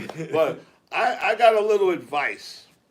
And for listen, you guys out there. and listen, You because check this out. all the shit that I said I would never Yes. do. Like, I would never have a Marshall, never have a JCM 800. Next thing you know, I'm fucking, bro, if you look at my reverb, I'm shopping around looking at Les Pauls, and I'm like, no, don't buy this. It looks great, but it's because I hit this motherfucker. So listen up. This is seriously old school. You don't hear about it. People don't talk about it. But, you know, being a guitar player, you know, you got your guitar. You know, serious guitar players sleep with their guitars. You know, your guitar is an intimate object. You know, I had a No, but let me finish this though. I'm not trying to be weird or anything. You know, you'd be surprised the cats. you know, you take your guitar and you take it to bed with you. I've done it. I've done it. You lay with your guitar. You learn your guitar. You know your guitar. Mm-hmm. You pick it up. You play it. You put it down. Mm-hmm. You got to be, you got to be one with your guitar. And the only way is you can't just stick your guitar in a box and stick it in the fucking corner. Because the guitar is your lady. Your guitar is your girl. I'm not expecting you to have sex with your guitar, but you still, you gotta eat, live, sleep, and breathe the motherfucker. Yeah. If you're serious about it, fuck your girlfriend. That's your girlfriend. That's right. That's your Listen, girlfriend. you know, get more out of that than But I'm just saying, I like how you censor that. Take You're like, your more bed, brother. take your guitar to bed next to you. Get to know your guitar. Get to feel it. So that's something people don't tell you, but there's a lot of people that used to do that. I do that too. I'm not a guitar player, but Take the whole drum set with you. but I was a drummer, by the way. I play drums, but I know I like to. I'm an avid guitar player. I'm a wish I was Jimi Hendrix type guitar player, but I'm not. But I know the guitar. I was a guitar roadie for like 10 years, or more. I do all kind of shit on the road. You know what's funny how you just said that. I am a closet drummer.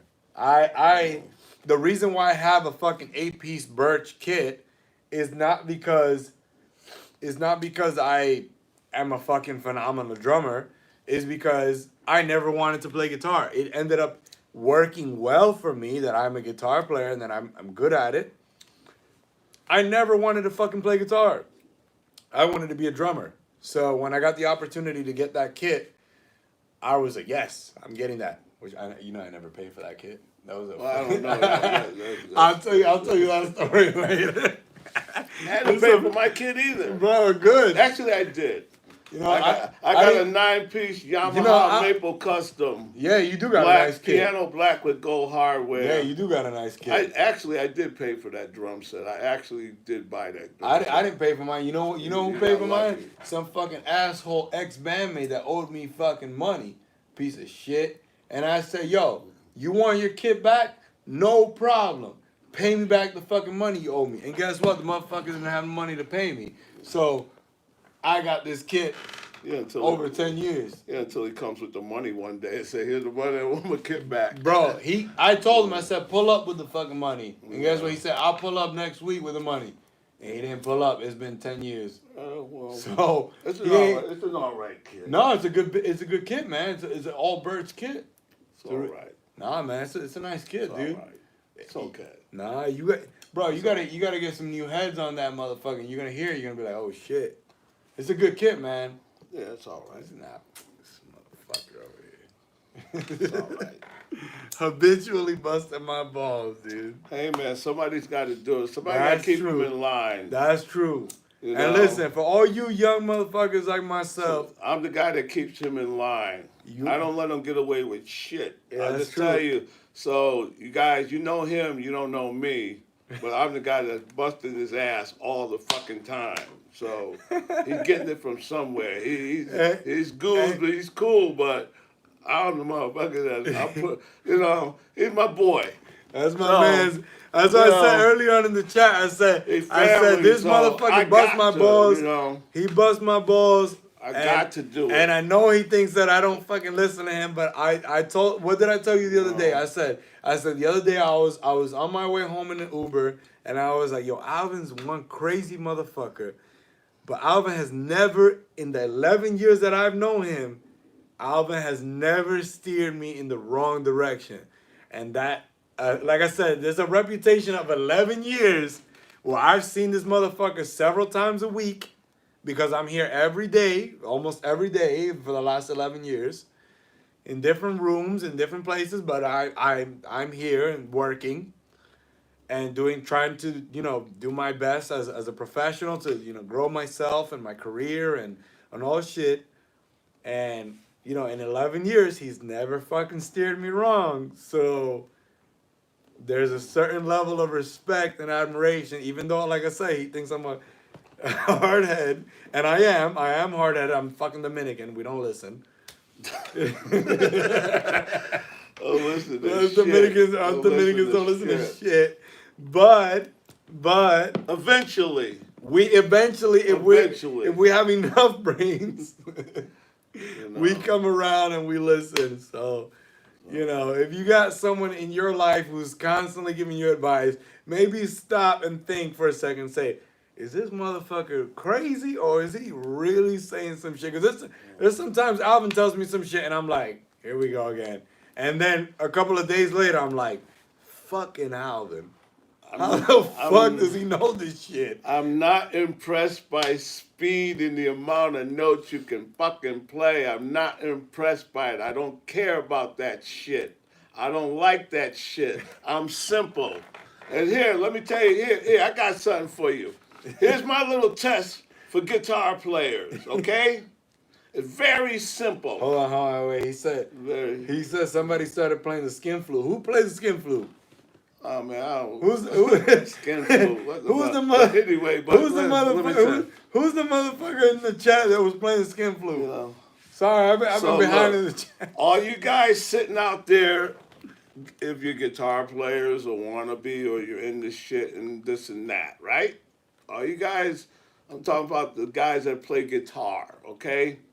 So you know how you know what my way to test a real guitar player is very simple. This is how you fuck up a guitar player. You walk up to a guitar, you know, this is very simple. You can get your guitars out right now. I'm gonna show you something. Listen, Sit down. because he caught me All with you the, guitar players, you get your guitars out, sit down, listen because And- he caught me with that shit a few and times. play Mary Had a Little Lamb. See if you can do it. I'll tell you, I know a lot of badass guitar players can't do it. That's simple. You caught me the first Or two Twinkle times. Twinkle Little Star. You caught me the first 2 times with And that shit. that separates people that have a knowledge of theory and music. Well, I you have know, a knowledge of music in theory, But you'd be surprised. Something little as simple as that, you can stun a lot of motherfuckers that can play like Superman. This and that. You say, hey, play Mary Had a Little Lamb. You know, so you know, it's like, yo, what the fuck? and listen. Yeah, I you caught guys- him that way too. I fucked you him guys, up too. you guys are on my channel, and if you're watching know. my channel, you're usually a fan of death metal or speed or shred. He did And- about 80% of it. Yeah. I fucked him up Yeah, the first and you know, time. I He did about 80%. I I played laughed. it. I played it, and then guess what? fucked him up. The last couple of notes, I fucked it up, You and know. it was a mind fuck for me. And you know, again, I'm someone who's musically trained. I went to school for music. I play classical guitar. I read music, and I play all this super shredder shit, like Alvin would say. And again, I got through 80% of it, and then next thing you know, I fucked it up. And he's got a good point. Sometimes 80% I'm being kind because I don't want to embarrass him. no, I got most of it. I got most. 7, 8. I'm being generous. There at we 8. go. I'm being Next generous thing you know, at- he's gonna say I didn't at get it. 80. Next thing you know, No, you got the first half I didn't get it. right. I didn't get a single You got note. the Just first say it. half Just right. say it. Just say it. No, you know, 80% Here I'm we being go. generous, but it's more like 70. But he's still my boy, and he learns. But the thing is, he learns something, Yeah, and that's that's the it. most important thing is he learns And something. I did learn something. And You know? one of the coolest things that Alvin has told me. He said, when I said I didn't want a Les Paul, he said it's not about whether you want a Les Paul or not. It's not about whether you want a Fender Strat or not. Even though I love Fenders, he said it's a tool. It's a color. It's a palette that you may need for the job. And at first, Exactly. and at first I was like, I don't want a fucking Les Paul, but he said that, and at first I was like, fucking Alvin talking about. Not all guitars are suited for all music. Mm-hmm. Certain guitars are suited better for certain music. Mm-hmm. So And I went home You know. that night, and I was like, what the fuck was Alvin telling me I need to get a Les Paul for? I got fucking really nice guitars. You need a Les Paul. But You'll like this. You know. You're like, and I went home that night. I was like, what the fuck do I need a Les Paul for? And then I was like, you know what? Wait a minute. I said, the hothead in me, the metal hothead in me is thinking, I don't need a fucking Les Paul. I got fucking BC Riches. I got custom shop guitars and all this shit. But when I went home that night, I laid in my bed and I said, I gotta get ready. I gotta go get some sleep and I gotta get ready to go to the studio again in the morning because I got a session. And I said, let me look at some Les Pauls, just for, just because Alvin said some shit. And I'm looking at it, and it dawned on me exactly what he said. It's not because you want a Les Paul. It's not because you want a Fender. It's not because you want a Telecaster. It's the right tool for the job. And he says something. He said, when a plumber shows up, or when a skilled tradesman shows up, they got certain tools for the job. That if you had the tools, you do them yourself. But you don't have those fucking tools. Because they cost money. And they cost a lot of money and they cost a lot of experience to know how to use those tools. With the guitar, I know how to use a guitar. But like he said, there's certain guitars that will get you a certain sound for a certain gig. And as a professional musician, like, the shit that I do, like Alvin said, I need to have a certain sound for a certain band. And we don't want to say a certain situation. Yeah. We don't want to say what we both know, but for a certain style, for a certain band, that's what you need. That's what I need. That's what you need. You can have all these expensive this and that, but if it doesn't, it doesn't suit the gig. It doesn't suit the gig. Yeah, or the sound. It's sound. Certain guitars sound a certain way. Yeah, in a certain type of music. Yeah, and you got to get the right shit. Yeah, people ain't hiring me for my height or for my looks or anything. They're hiring me for the way that I play and the way that I sound. And like Alvin said, if I don't sound the part, you may not get the part. I may not fucking get the part. It don't matter how good I am. And if you don't strum the part, you may not get it. And if you play, I call it death by 1,000 notes. Here we go. You play too many motherfucking notes, you won't get it either. Hey. Because see, a lot of people, they make a mistake too. You go on for an audition or something, and you try to impress people playing 1,000 fucking notes, and they're like, "What the fuck is this shit?" Wow. A lot of people ain't impressed by 1,000 notes. Some people, some people could do in 3 notes what you can do in 1,000 notes. And listen, let me tell you. But you got to understand what that's about too. And sometimes less is more.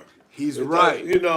It's cool to be able to play all this shit, but sometimes less is more. But in the death metal world, as you know, I'm not a big fan of death metal, but bands play like that, So, and I got a few death metal. It's like I got 50 rooms here.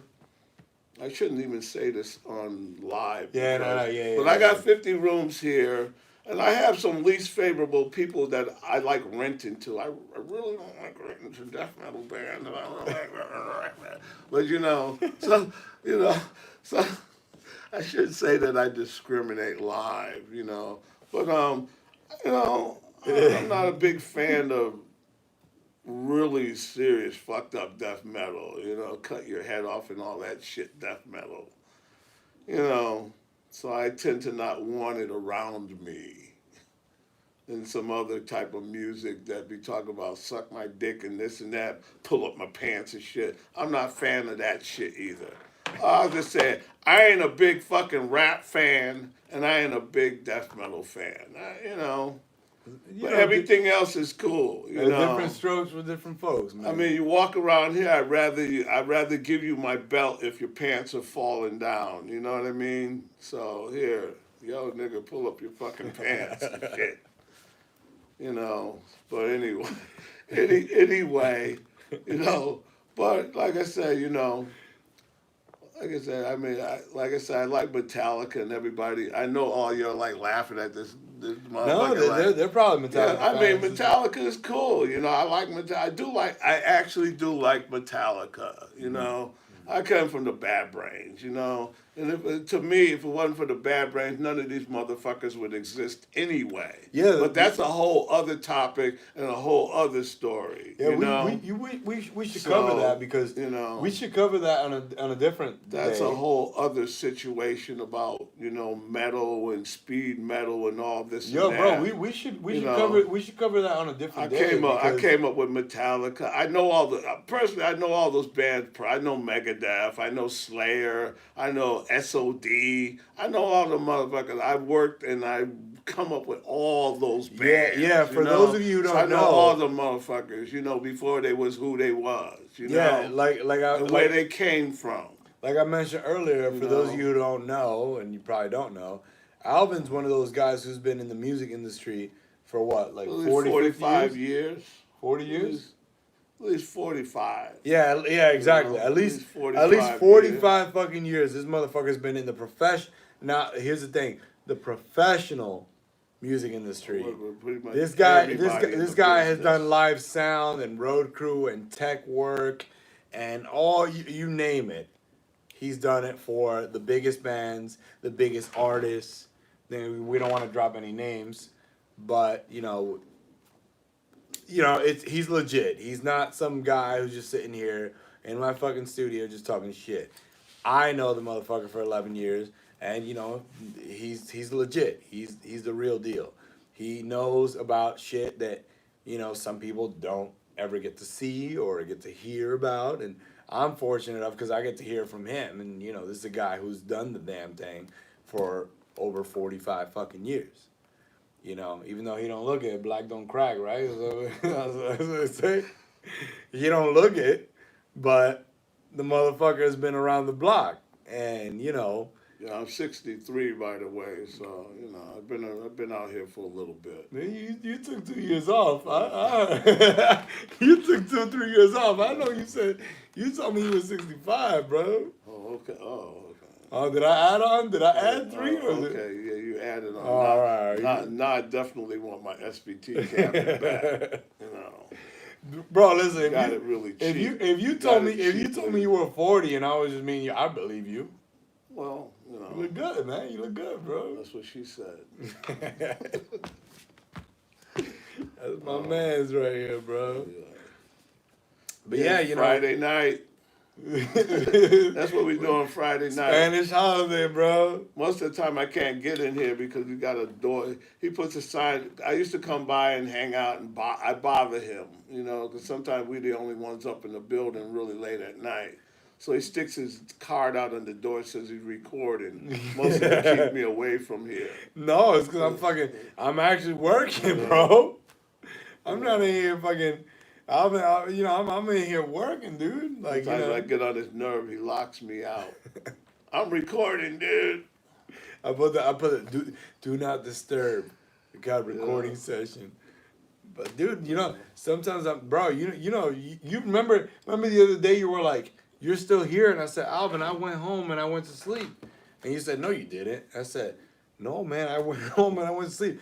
And Alvin sees this shit like, I'm not in here fucking partying, dude. Like, I'm in here working. Yeah. And, and I tell people, I said, some people, they don't have respect for certain musicians like myself that really treat it serious and they really we don't allow partying here. Listen, I tell people, like, listen, man, like, everybody wants to have fun, and yes, we've all been there as musicians. We've all done it in some degree or another, whether you're a professional musician or a hobby musician or not. If you've hung around musicians, you've hung around fucking musician parties. Everybody's done it.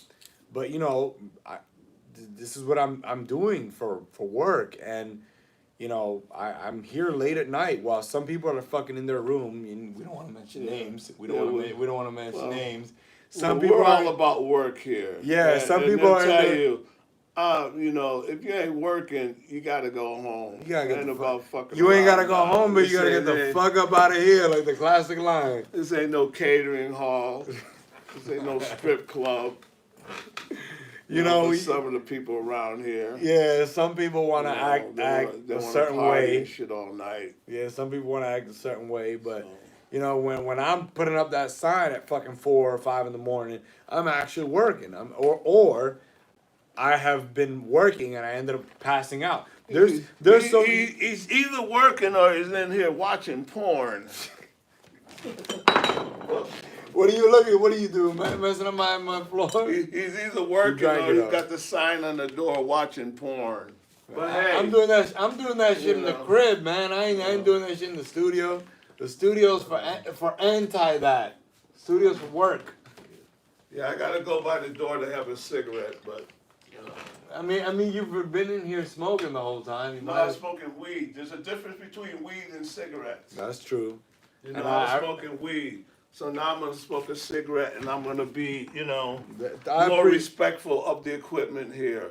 Thank You can smoke a joint here, but that's cool. But cigarette smoke, Well, you could smoke a No. joint here. but I'm just. But I don't try, know. I don't know nobody smoke shit in But I here. try not to smoke cigarettes in here out of respect of the man's equipment. Thank you. Thank So you. let me take my ass over here and have a cigarette, and I'll be back. Thank you.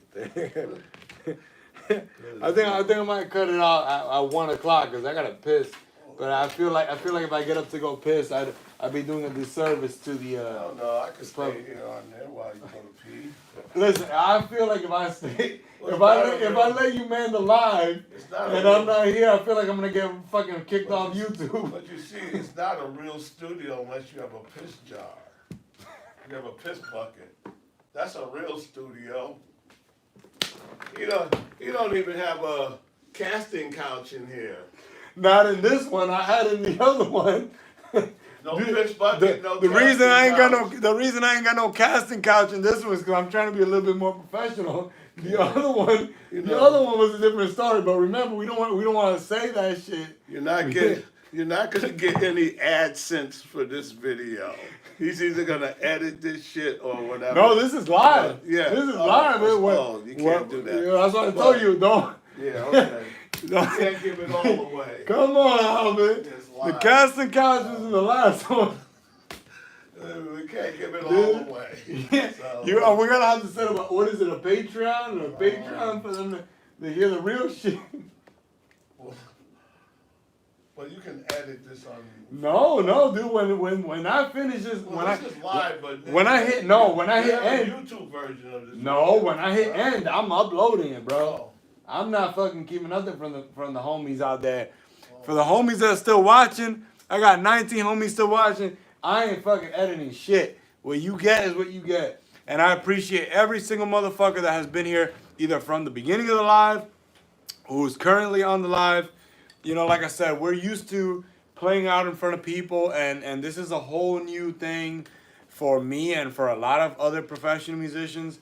You know, we're used to playing in front of people just expressing what we do as musicians and playing. But this is the new normal, I guess, which is weird to say. This is the new normal where, you know, this is what we have right now. We're not playing shows. I was, without saying any names, I was supposed to be doing some stuff this year that is not going to happen. I have to talk to you about that. Yeah, You that tell me something I don't already know. you already know, bro. I don't gotta tell you shit. But you know, I was supposed to be doing some stuff this year that isn't going to currently happen because of COVID, and so this is a great way to interact with you guys. So I again, you know, I'm 100% appreciative of everyone that's still here on the chat. The guys have been here from the beginning. And I have been falling off. I apologize. I'm gonna look at some of the questions and shit that you guys have asked. I'm trying to not get up and go to the bathroom because I feel like if I leave Alvin in charge, YouTube is gonna cancel my account with some of this shit. Anybody says that? Alvin's gonna say some shit that's gonna get my account fucking banned, get fucking my shit restricted. I would like to talk about some war stories. But No. maybe another time. Come on. And then Hector says I got a whole bunch of albinisms. Yeah. I'm gonna open. Don't be saying that shit on my fucking live. You're gonna get my whole channel fucking demonetized. My whole channel. But we'll do something. Fuck. We'll do something. We gotta do we gotta do some Patreon shit with Alvin. I'm gonna have a separate tier that if you want to hear, and I'll give you half the fucking money. I don't want even no care. money. No, I no, do you the- deserve but it. the thing- let me With take the this shit out. that this motherfucker comes up with, I he got- deserves it. I got some deep dark secrets I only tell certain people. And that's why I say he But some of the deserves shit's it. funny though. You know, Nah. there's some shit that's really No, funny. it's all funny. You know, The some of problem the shit's is funny. all no wait. It's You know. all funny. The issue is there's know. certain shit you can and cannot say in today's world. Oh yeah, That no, will- but I'm just talking. No, I'm talking about music shit. I'm not talking about Alright. the Albinisms. I'm talking about shit like you Them know the Albinism- band shit and them- musicians and shit. Them some funny Alvinisms shit. will get me a yeah, the fucking mob Alvinisms. outside the goddamn Yeah. door. I got some fun little stories about certain things here and there. You know, you might find amusing. You know. Listen, for all you homies out there who got an older friend that you think is batshit crazy, let me tell you I'm that's not crazy. no. I'm not crazy. I never say you are. I'm not crazy. No, you are. No, you are. You are. I'm okay.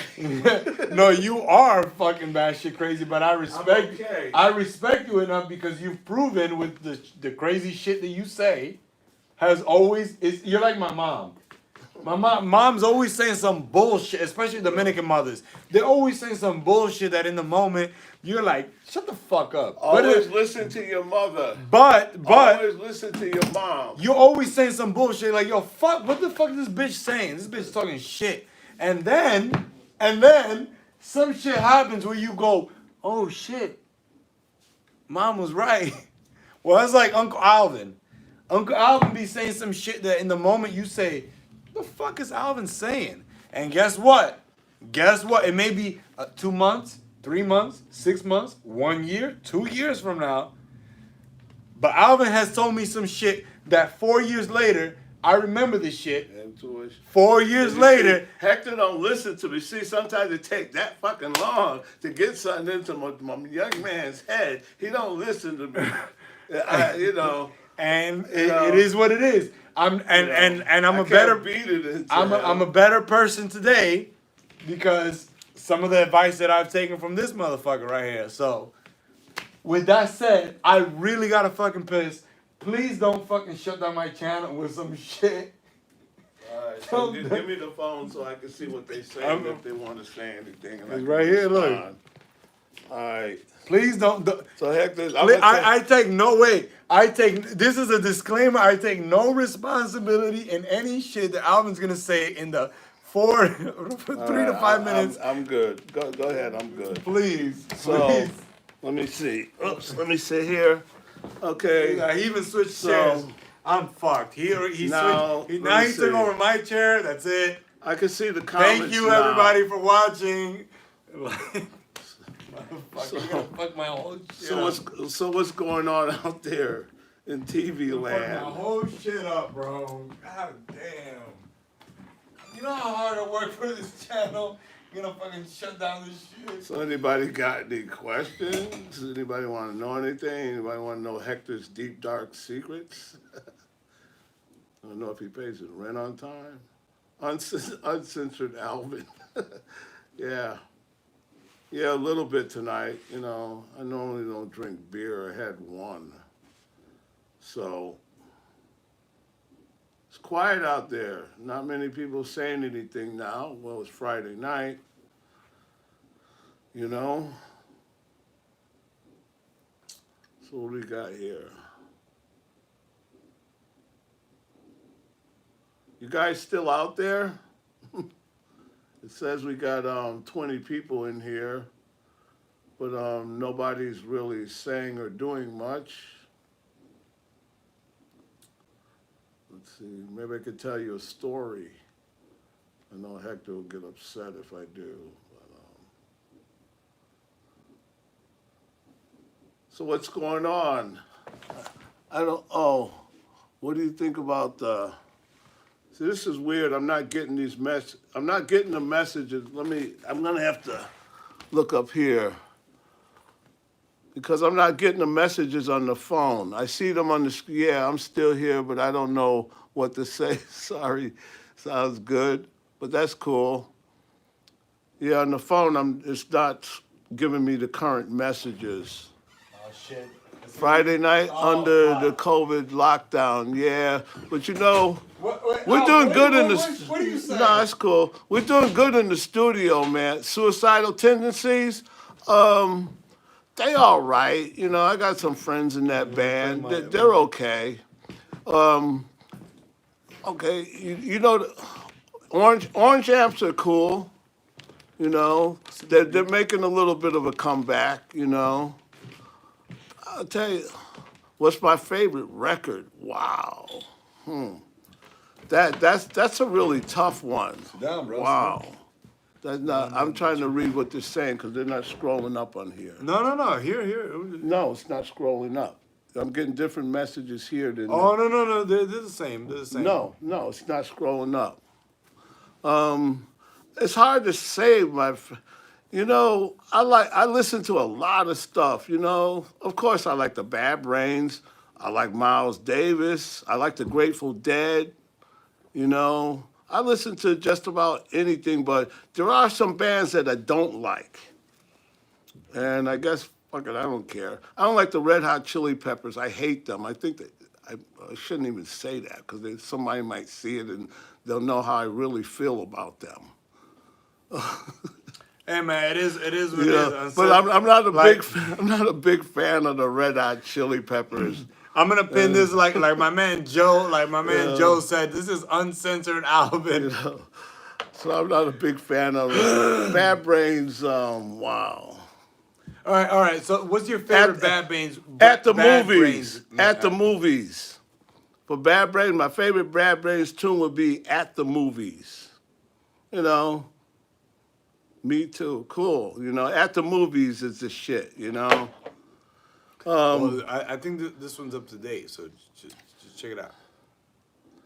No, I can't. This is cool. I'm hogging the camera from him, but I can't. you if good, I you sit good. in the chair, I can't see because these comments are coming up more current than what's on here. No. I think it's the know. same. I think it's the same. So, I mean, I like Rollins' band was cool. You know, I like Henry? Black Henry Flag. I like the Dead Kennedys. I'm like old school. The Ramones, Bad Brains. You know, but I'm also a Deadhead too. You know. I'm also a Deadhead. Plus, you know, like I said, I like Parliament the Funkadelics. I work with them. P-Funk, you know, that's family. You know, that's a whole other genre and situation in the music business. Did you see that last comment? From time to time. That's a song. Yeah. And I like Metallica. How about the Cro-Mags? The Cro-Mags.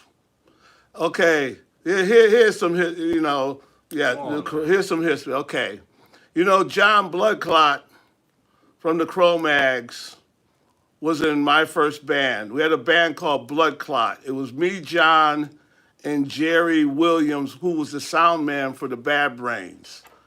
And then John left the Bloodclot to be in the Cro-Mags. So, you know, there's all this bullshit going around that John started the band and all this shit. No, Harley started the band. John was in my band when the Cro-Mags existed. Eric was the singer for the Cro-Mags. So we dispelled that whole fucking rumor, myth bullshit. But the first band, John Bloodclot from the Cro-Mags, was in a band called Bloodclot. I was the drummer. The sound guy from the Bad Brains, Jerry Williams, who had a band called the Cigarettes out of Raleigh, North Carolina at that time. And our bass player was this guy named Papa Chubby. He's a blues player now. He goes by the name of Papa Chubby. His name's Ted Horowitz. But back in the day, Ted was the bass player for another bass player who turned a solo act, Richard Hell and the Voidoids. And Ted was the original bass player for Bloodclot. And now he's a blues guitar player going under the name of Papa Chubby. You know, so that's a little bit of, you know, old school hardcore or whatever. Another band I hated was Sonic Youth. I cannot stand Sonic Youth. You know, but they're all friends of mine. Everybody thinks Thurston was a guitar god, but he was not a good guitar god to me. You know. Somebody mean- go fuck themselves. Oh boy. No, motherfucker, Billy Idol. Hold on, let me talk about Billy Idol. But anyway, you know, Billy knows me. I'll just put it that way. One of my favorite shows is though Green Day at Woodstock '94, the Mud Show. That's the. I looked at it the other day. Oh man, I was rolling because I was there. Metallica was there. Megadeth. Bad Brains opened Woodstock '94. There's no footage of it or anything, but that was like one of the first big gigs for Metallica. You know. And you know, everybody was on Not that gig. 94, no. Metallica was No, but the gig at Woodstock '94 and the gig they did in Russia were the two biggest shows they ever did. Oh, you're talking about the Monsters of Rock. Yeah, you Yeah, know. yeah. So, but the shit at Woodstock, you know, them motherfuckers, you know, everybody was on that gig that year. Brian Millen, Red Hot Chili Peppers was on that gig. Rollins was on he was on that show too. Henry That was Henry's first big gig. And the Bad Brains had opened for that. Yeah, because You know? Metallica was already doing fucking. Yeah, huge but gigs. they wasn't. That was big back Oh, then. that was like the commercial gig. That you know, that was the gig that got them out there. No. No, What, see, 94? Yeah, they'd been around, but they didn't play to that big of a crowd. How big was that? You that know. Woodstock crowd. What, like 200? 200? No, more than that. Way more, It's right? like 1 million people, dude. That shit was big. God damn. You know, there's out there like the stage. You could land a seaplane on that stage, and your boy James went nuts. It's like whoa, he's running up and down the shit. You know, that was the big one for a lot of bands. Yeah, because after that, I mean, really, they got. I would. even Green Day, all those bands that played that year there just went like that. You know, Skyrocketed, yeah. and that was the mud gig. Oh man, that's the fucking dream right there. How about dude. Black? Oh, of course, Black Sabbath. Sure. Oh, dude, listen, Sure, Black listen, Sabbath. listen. You I know, would listen, and you'll like I this. grew up listening to Black Sabbath, Paranoid, and all that shit. You'll appreciate this. I was talking to my buddy the other day, Justin from Sinister Metal Guitars, and we were talking about Black Sabbath, and I said, listen, as a guy who plays technical death metal, one of the most badass, heaviest fucking riffs of all time is the song Children of the Grave by Black Sabbath. That shit fucks all of this technical death metal shit, all of this shred metal shit. When you listen to fucking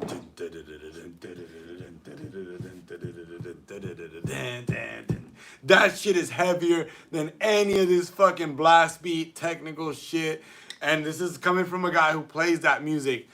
When I hear Children of the Grave, I become something the fuck else.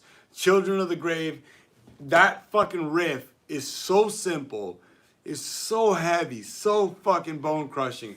Black Sabbath is fucking phenomenal, dude. When you talk about anything from War Pigs to the fucking self-titled song Black Sabbath, my God, like, fuck. I'm also a big AC/DC fan too. Angus rules. So you know, AC/DC's the shit. You know, very simple, 3 chords. You know, I could play some AC/DC. I'd be a good bass player for AC/DC because I only got to play 3 notes. You know. But AC/DC is a good band to learn on, you know. That's old school, you know. 3 notes, I can handle that, you know. Fucking Alvin.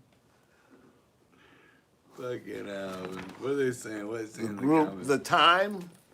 What I Alvin, think what do you about think? the group The Time. What are your thoughts about grunge at the time? Oh, grunge. Like Oh, when you were well. like Everybody, one of the biggest grunge metal bands would be, Nirvana.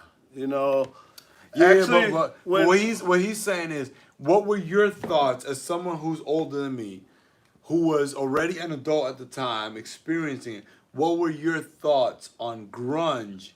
Okay. Like why Okay. you saw, because you saw all these changes when happen. when the grunge scene came in, I wasn't a really big fan of it, you know, but I learned to respect and like Metallica. There's a time when I didn't like what's that? but wait, There's hold a time when I didn't like. I walked out of Rage Against the Machine, bands like that, and I'd be like, you know, how many times could I see the lights go through the effects, you know, and all yeah, that but, crap. but wait, because Metallica I technically wasn't a big grunge fan. okay, You so know, but that made but in that era, and they came later. After grunge came out later than Metallica and all that. yeah, it was like 90s. You know, yeah. But so did you appreciate Metallica more? Well, Because to because tell of you, well, the, to because tell you you, weren't a the, fan well, of the grunge. no, to tell you the truth, I didn't like Metallica in the beginning. That's a band that I learned to like and respect. Okay. You know, I was running with the Bad Brains, so to me, like, fuck everybody else. We was the baddest motherfuckers out there. Doc was the shit, so, you know, all the other bands didn't matter. You know? True. Yeah, because the Bad Brains it's not that I'm a huge Bad Brains fan at all by any means. I like old school Metallica. New Metallica is like you know, I'm done after the Black Album. So Most people, you know, myself I'm included, done after the Black Album. myself you included, know? after the Black Album, there were know. people were saying that after the Black Album, that they sold out and became commercial. Listen, the songs on the Black Album were good. I personally do like the Black Album. After that, when you got Fuel and Reload and all that shit, Well, Metallica right now needs a new drummer, cause my boy is tired. You know. Yo, but Lars- the thing, yo, the Lars thing does some look, hey bullshit. Lars, I'm sorry, but you know you need to retire and get some young cat that can play the fucking music for you. You know, just because you own the fucking band doesn't mean you the baddest drummer.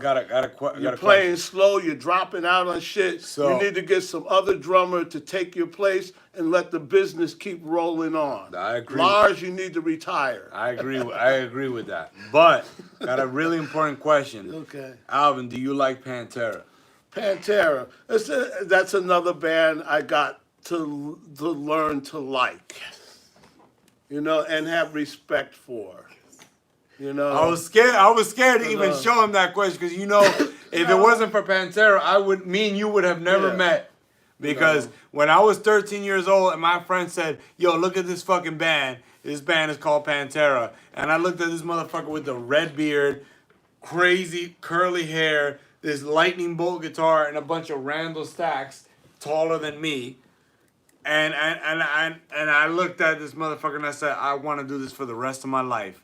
If it wasn't for that band, I would not know him. I would not know you guys. I would not be in the studio. I would not have any of the shit that I have, that I'm very fortunate that I have worked my ass off, because he knows that I'm not fucking rich, and he knows that I stay here working. Niggas rich. Nigga, I'm not fucking rich. Nigga, I ain't rich, nigga, I wish. Yeah, we're gonna get in trouble for saying nigga. They're fine. You know, they're fine. Somebody's gonna get that. This No. is really-" I think I've developed a group of men in the audience. No. You know, my channel is mostly. No. This is the way we talk around here. It's all right, everybody. No need to flag us today for dropping a couple of M-bombs. You know. You That's know, the way we talk around here. So. They're all right, man. They're cool. Listen, they're cool. My viewers and everybody. No, but I dude, like the community that I'm trying to build is about people who are trying to be, the real shit. It doesn't have to be professional musicians. It doesn't have to be people who are like, on this elite level. My whole premise for building the channel is people who love music, like I said earlier on in the live stream. People who love music, people like you said earlier, being in the studio is one of the best places to be, because you get more out of what you get, in the studio. You get more out of it in the studio than you sometimes get at home. And my whole thing is, building a channel and a community that is about loving the music. Yeah. By the way, I do know all about that band Def. You know, That's my favorite band. I know all about don't that be treading shit. on my shit, Alvin. So, you know, I Don't know be all about treading that on my shit. shit.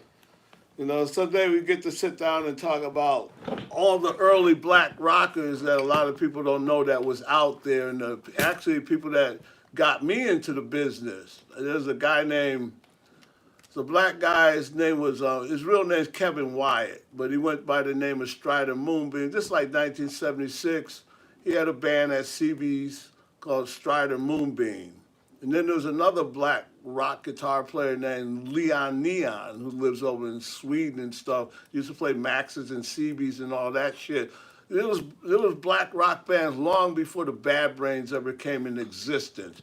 You had Pure Hell out of Philadelphia. And then there was another black rock band that played at CBGB's like 1977, and I shit you not. The band, they were from Detroit, and they were called the Niggas. Okay, so you know, I was at CBGB's at that time, so they had these black posters, solid black posters, and then the writing said the niggas are coming, right? So the entire CBGB's had these posters. That was the only time motherfuckers could put the niggas was coming on the marquee because it was actually a band. So all these posters, the black poster said the niggas is coming.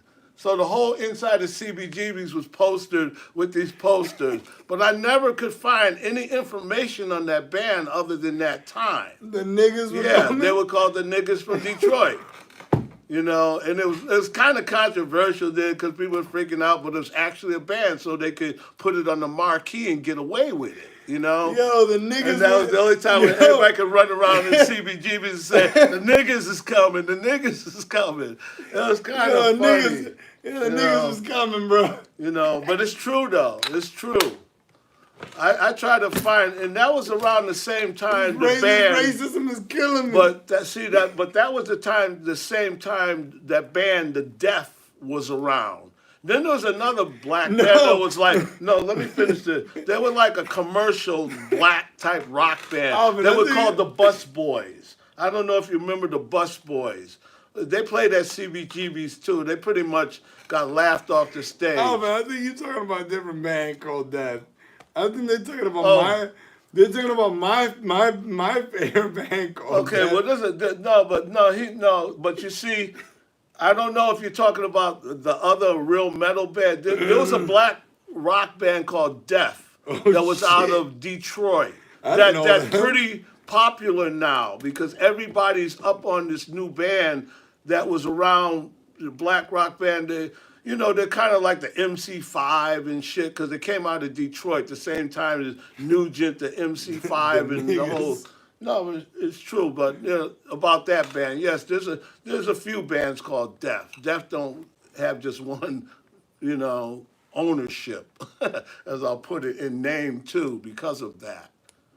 But whether it's the old Def band or the new Def band, I know the first Def band, and they played in the '70s at CB's, and now they found all these tapes, and they're pretty popular now. I didn't know that. Oh I didn't yeah, know that. well, there's things you should know, but you know now. Yeah, But I'll have to look into that. But When you but say it's- Death, I'm thinking about my favorite band, the death metal band, or what became the death metal band. I think that's some comments on here. Yo, you That's with motherfuckers. G Chuck. Yo, you motherfuckers that are That's the one still. with G Chuck in the vocals. Chuck with Chuck Schuldiner. Yeah. That is dude. That's one of the guys that kept me going. Like Dimebag Darrell was the initial spark, and he inspired me for many years. But GG Slime. Alvin, did you ever see Gigi Allen? Really? Really? Yo, Alvin. Really? Yo, Joe. Really? Joe, you gonna set this motherfucker off? Really? Yo, Really? Alvin, spit some fire. You ever see Gigi Allen? Come on, hit the Hey, story, bro. You ever see Screaming and George with the Mad? Yeah. This Japanese dude back in the day, Screaming George from the Mad. Now he's this big serious monster animation guy in fucking Tokyo and shit. But he had a serious rock band back in the day, Screaming George with the Mad. You could probably still find his shit online if you look it up. It's like one of the first. Oh, here's another one for you, like metal guys. EZO.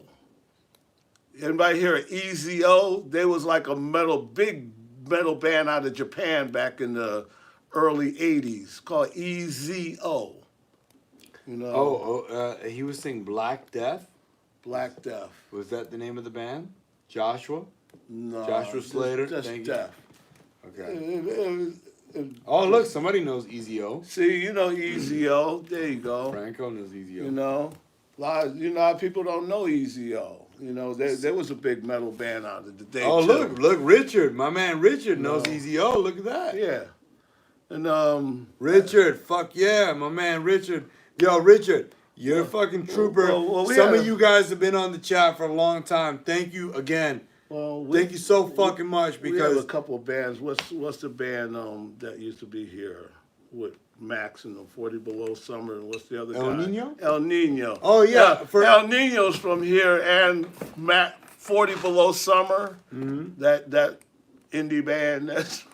I don't know if you heard of 40 Below Summer, but they did their first record in my studio, and they got signed to a record contract Yeah. from that. yeah, Step into the sideshow.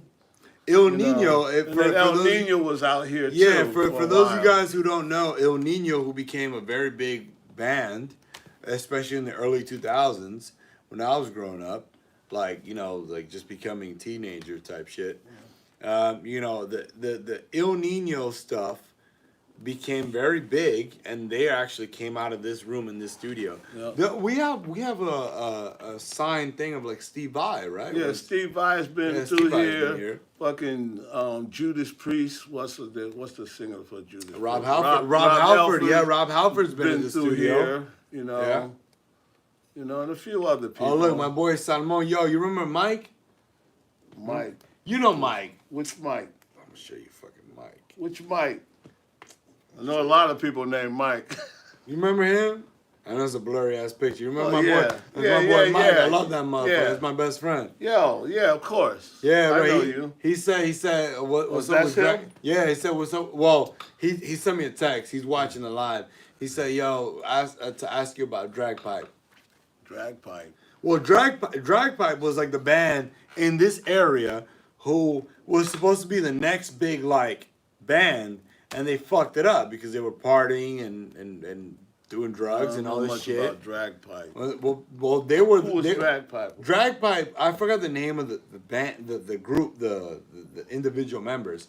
But long story short, Drag Pipe, they had some good music out, and they were like the next big thing in the early 2000s. They were like the next big like, you know, everybody. Interscope was watching them, and they were signed. I believe they were signed to Interscope or Columbia, and they were the next big thing. And then, you know, the singer was, you know, fucking starting to do a whole bunch of drugs and a whole bunch of shit.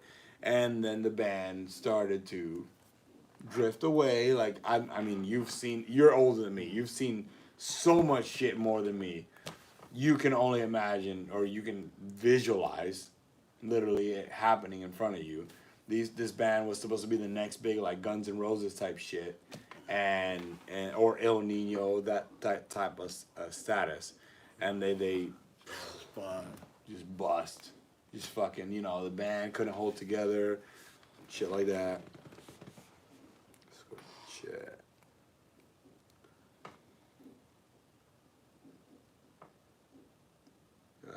Yo, the vocalist from El Nino is the son of the vocalist of this very famous Brazilian samba group called. What's the, oh man, I got calling a blank, the motherfucker that sang for El Nino. He was in a Oh, band. John, you know 40 No. Below Summer. Okay, that's cool. You know, Yeah, Max from 40 Below Summer, the vocalist, he actually has a studio in here as next well. door to me, downstairs. Yeah. He's Max next door to Max me. is a super cool dude. We really share nice a guy. control room. Yeah, Max is a super cool dude. Really nice guy. Always pleasant to have a chat with. Like I said, he's downstairs. There's a lot of people. Like I said, we're in the New York, New Jersey area, And what happened? You don't like Max? Pleasant person to talk to. I always have a good talk with Max. Only if you want to talk about boxing. You don't talk about boxing and it's like, get the fuck out of here, I'm busy. I don't have nothing, I'm busy. Go away. You bother me. But what about Floyd Mayweather? And then you spend like 2 hours talking about Floyd Mayweather after he tries to kick you out of his room. Bro.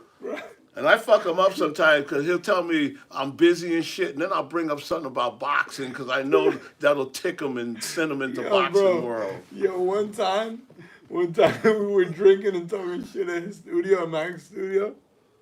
And I was like, all right, yo, I'm going to be out. Yo, somebody said something about boxing. He'll go on for hours about boxing. We were there for 5 hours. He'll go on for hours. You can trip him up. Yo, bro, we were there for 5 hours talking shit. I play games with him. When he starts getting out of control and talking shit and all this and that, I just bring up something about boxing, and all of a sudden he goes in this whole different world. Yo. And then he won't shut up, and then you're trying to get out of the room for 2 or 3 hours, like, yo, bro. I'm sorry. Eventually, I was like, yo, my man, no. I gotta be out. Suffocation, Terrace Hobbs. Terrence Hobbs. No, do you know Suffocation? I don't know. Well, Suffocation is from Long Island, New York, and I'm. I don't really know them. I don't know a lot of new bands and shit. They're not new, but they're new to you. old ass motherfucker. I don't watch. They're put it this way: by the time Suffocation came on the map, you were already like 45. Yeah. So.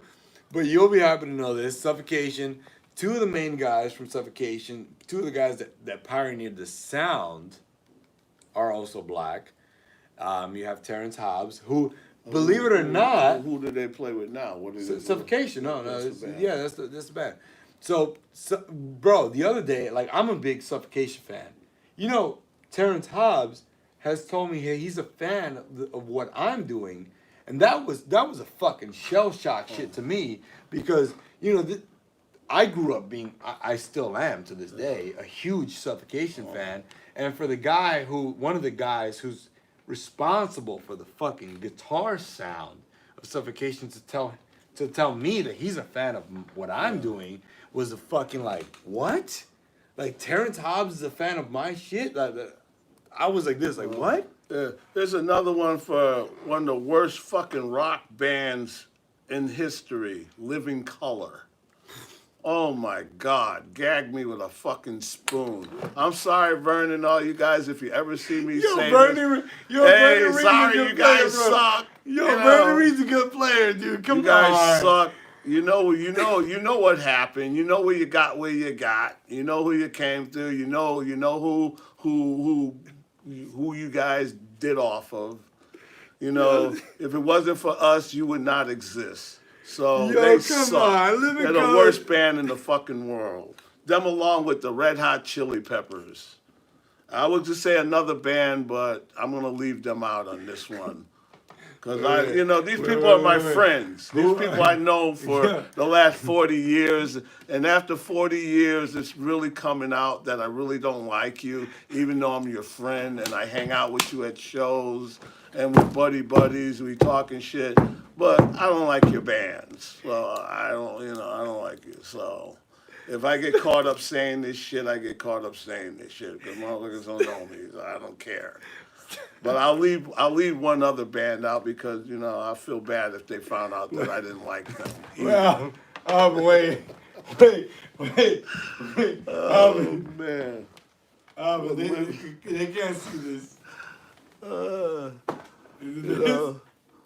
The truth hurts, but nah, I'm gonna spare it. It's an LA band though that came up with around the same time as the Red Hot Chili Peppers, but they didn't get the record deal. The Red Hot Chili Peppers did. No. No. Oh well, those fuck those guys too. I fuck all of them, because I only like certain people. I like the Grateful Dead. Jerry's God. That fucks them all up out there. Jerry's God. Dude. Anyway. This is why all you motherfuckers that are See, sometimes you need to chill out and smoke a joint and go listen to the Grateful Dead. You know what I mean? All that other shit going on. Sometimes you need to just smoke a joint and just chill out and listen to some, you know. Grateful Dead or Blue Oyster Cult. And just No, they're not spacey enough. The Dead, you know, smoke a joint, listen to the Dead, you know. You know, I went from the Bad Brains to the Grateful Dead, you know, and everything in between. You want to see some of the comments? Yo, What did he say? What did he say? that's so fucking evil. Say, yo, man, you're fucking evil. If you don't know what evil is, but Billy Idol does. Oh, no. He said, do you like the band Evil? Evil. See, I'm wearing it looked like evil to me. I thought you said I was evil, but yes, I've done some evil shit in the rock and roll business. You know, I fucked Billy Idol up one time, but that was funny. I still want to see. I still would like to know how he feels about what I did to him. But anyway, I got friends that are good friends with him. Yo, like I said, sorry, Billy. Yo, like I said. Yeah, like I say, yo, you guys don't understand. Alvin, like I said, Alvin has been in the music industry, and I'm not talking about like this amateur league. He's been dealing with big names for and fuck the limey bands, long time. all of them. What? You know, fuck the limey bands. UK Slub, Exploited, Discharge, Peter and the Test Tube Babies, Alien Sex Fiend, Susie and the Banshees, all you motherfuckers.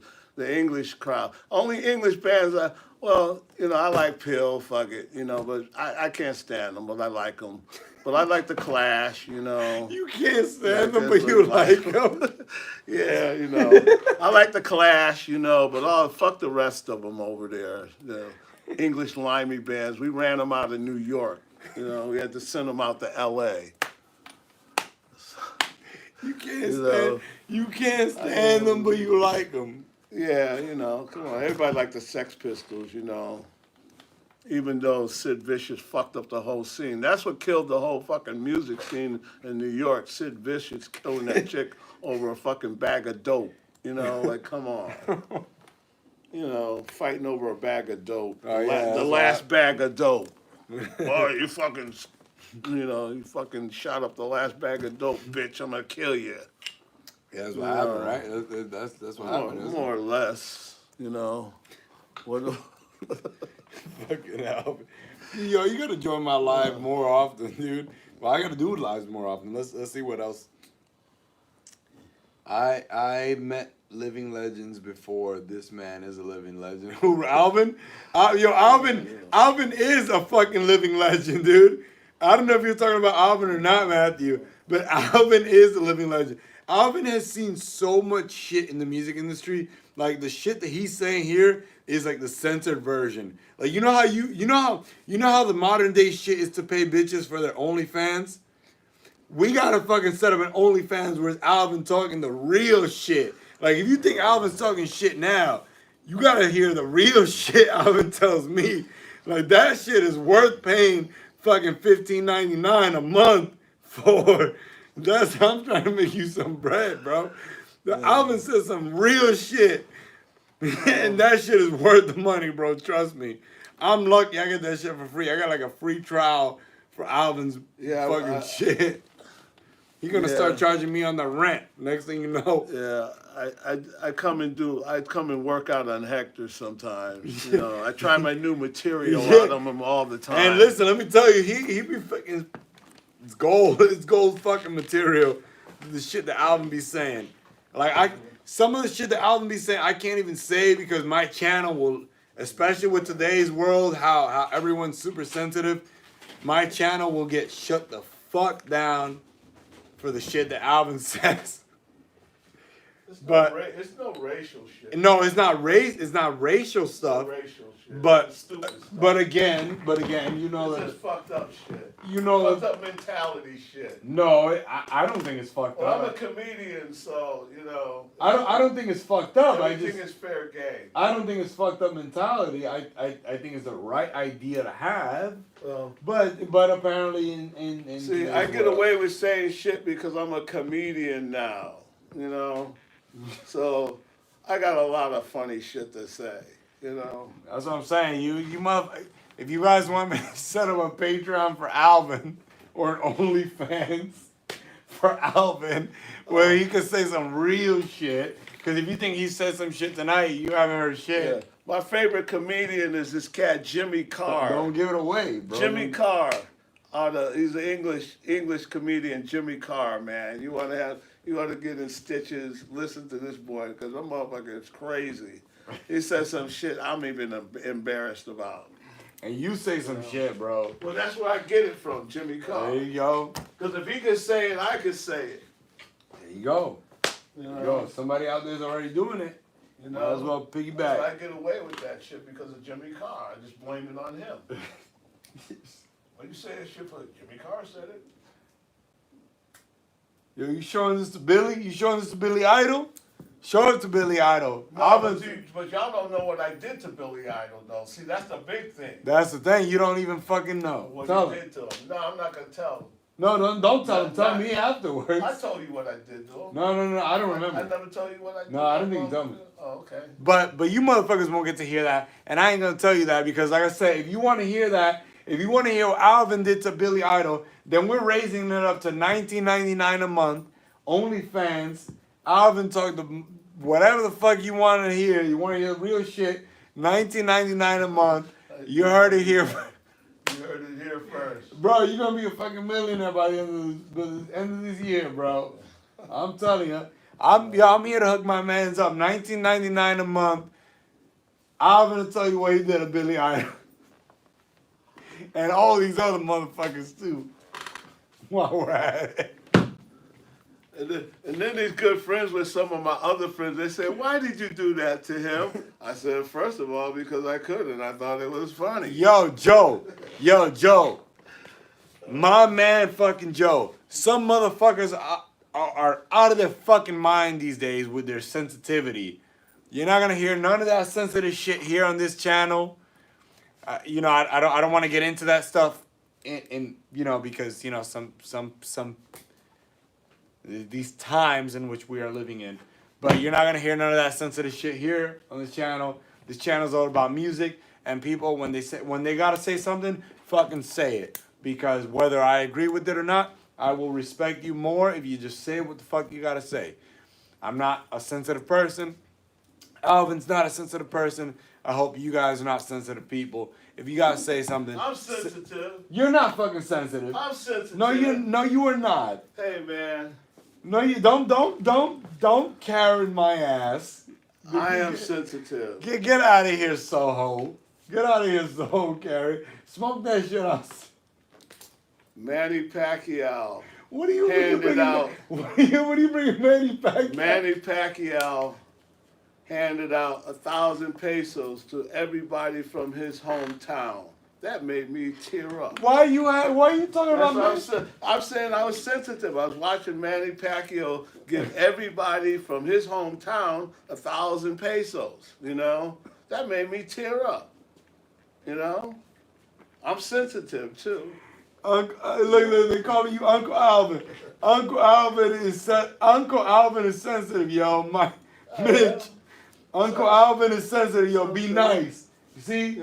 Yo, respect Uncle Alvin. Thank you, Mitch. Thank you, Mitch, for saying that shit. Respect Uncle fucking Alvin. Man, Uncle Alvin got some shit to say. I saw somebody getting stomped out. They was getting their ass beat. I felt bad for the motherfucker. I really did. You know, Yo. watching somebody get their ass whooped, I was sensitive. Yo. I felt bad. Yo. I said, damn, that motherfucker get his ass whooped. I felt bad for the guy. Yeah, I got feelings. Nah, bro, you don't got no fucking feelings. got Yeah, feelings. this is the first time in 11 years I know this motherfucker. He telling me how he I got saw feelings. somebody get stomped out. I felt bad for I him. stabbed the motherfucker once. You're not supposed to be saying that shit loud. Oh yeah, I can't You say know. shit. It might affect your passport one day. No, I'll tell you that later. I stabbed, yo, bro, I can't say that shit again. But yeah, it was back in the Heights, back in the old, back where I'm from. Anyway, you're not supposed to talk about Yeah, I can't say that shit. Sorry, you guys didn't hear none of that. Yeah. Don't worry, till this day I've been scot clean. I'm good. He's still Dominican, though. You see, you got me acting up on my own life. I'm gonna get my own self canceled. He's still Dominican. You got me acting up. You're gonna get my ass canceled on my own shit. Mira, Hector. Fucking out. Yo, Alvin's had ash in my fucking Jack Daniels cup for like a fucking. Somebody's been doing it before me. You, bro, nobody That smokes wasn't in me. here. I wasn't the first one. Nobody smokes in here. Well, I'll hang somebody this. I'll hang them from that pipe they I'll smoking. bring, Unless it's I'll you. bring you a couple of new real Jack Daniel glasses that say Jack Daniels on it. Those do too. But I got the bigger ones, the nice ones. Yeah. So I you seen get it, yeah. free when you go and buy the shit. We go buy that shit at the liquor store, They bro. give you free glasses and shit. Yo, I you supp- motherfuckers have been on the chat. Yo, you guys are fucking the shit. It started off as a very serious guitar related. Yeah, we talking about we lost. And now we just talking shit. And for Yeah. those of you guys, the 15 of you motherfuckers that are still on here, yo, you guys are cool. Alright. Talk your shit, spray it in the chat, because Let's if get you guys back- are still on yeah. here, then you guys are cool as shit, Yeah, man. this is a guitar channel, so let's get back to talk. We're supposed to be talking about guitars and shit, you know. Oh, Let's wait, get- hold on. Let's Wait, get hold back on. into guitars. Wait, hold on. Yo, me and you got to do some shit on guitar and drums, because I saw your fucking live stream the other day. And you know, again, Alvin's like one of these fucking incognito motherfuckers. I've known this motherfucker for a long time, and very rarely have I seen him play drums. And I was like, yo, Alvin's sounding good the other day when you were doing the live. So me and Alvin got to do a little jam project where we got to fucking do some shit. But Hector played too fast for me. I'm No, not into no. that I'll shit. slow it down. I'll slow it down. I'll slow it He down. played way too fast for me. No, I will slow it No. down. Just like you said, just because I play fast doesn't mean that doesn't mean you play good. Doesn't mean I do play good. I do. I think I'm a good guitar player. Hopefully you motherfuckers on my god. Hopefully my subscribers think that I'm a good guitar player or good enough. But- He's all right. Here we go. He's okay. That's all I'm giving him. He's okay. He's learning. He's good. He's all right. In Alvin's world, You know, that's I'll take it. He's all right. I'll He's take okay. it. He's learning. It's hard.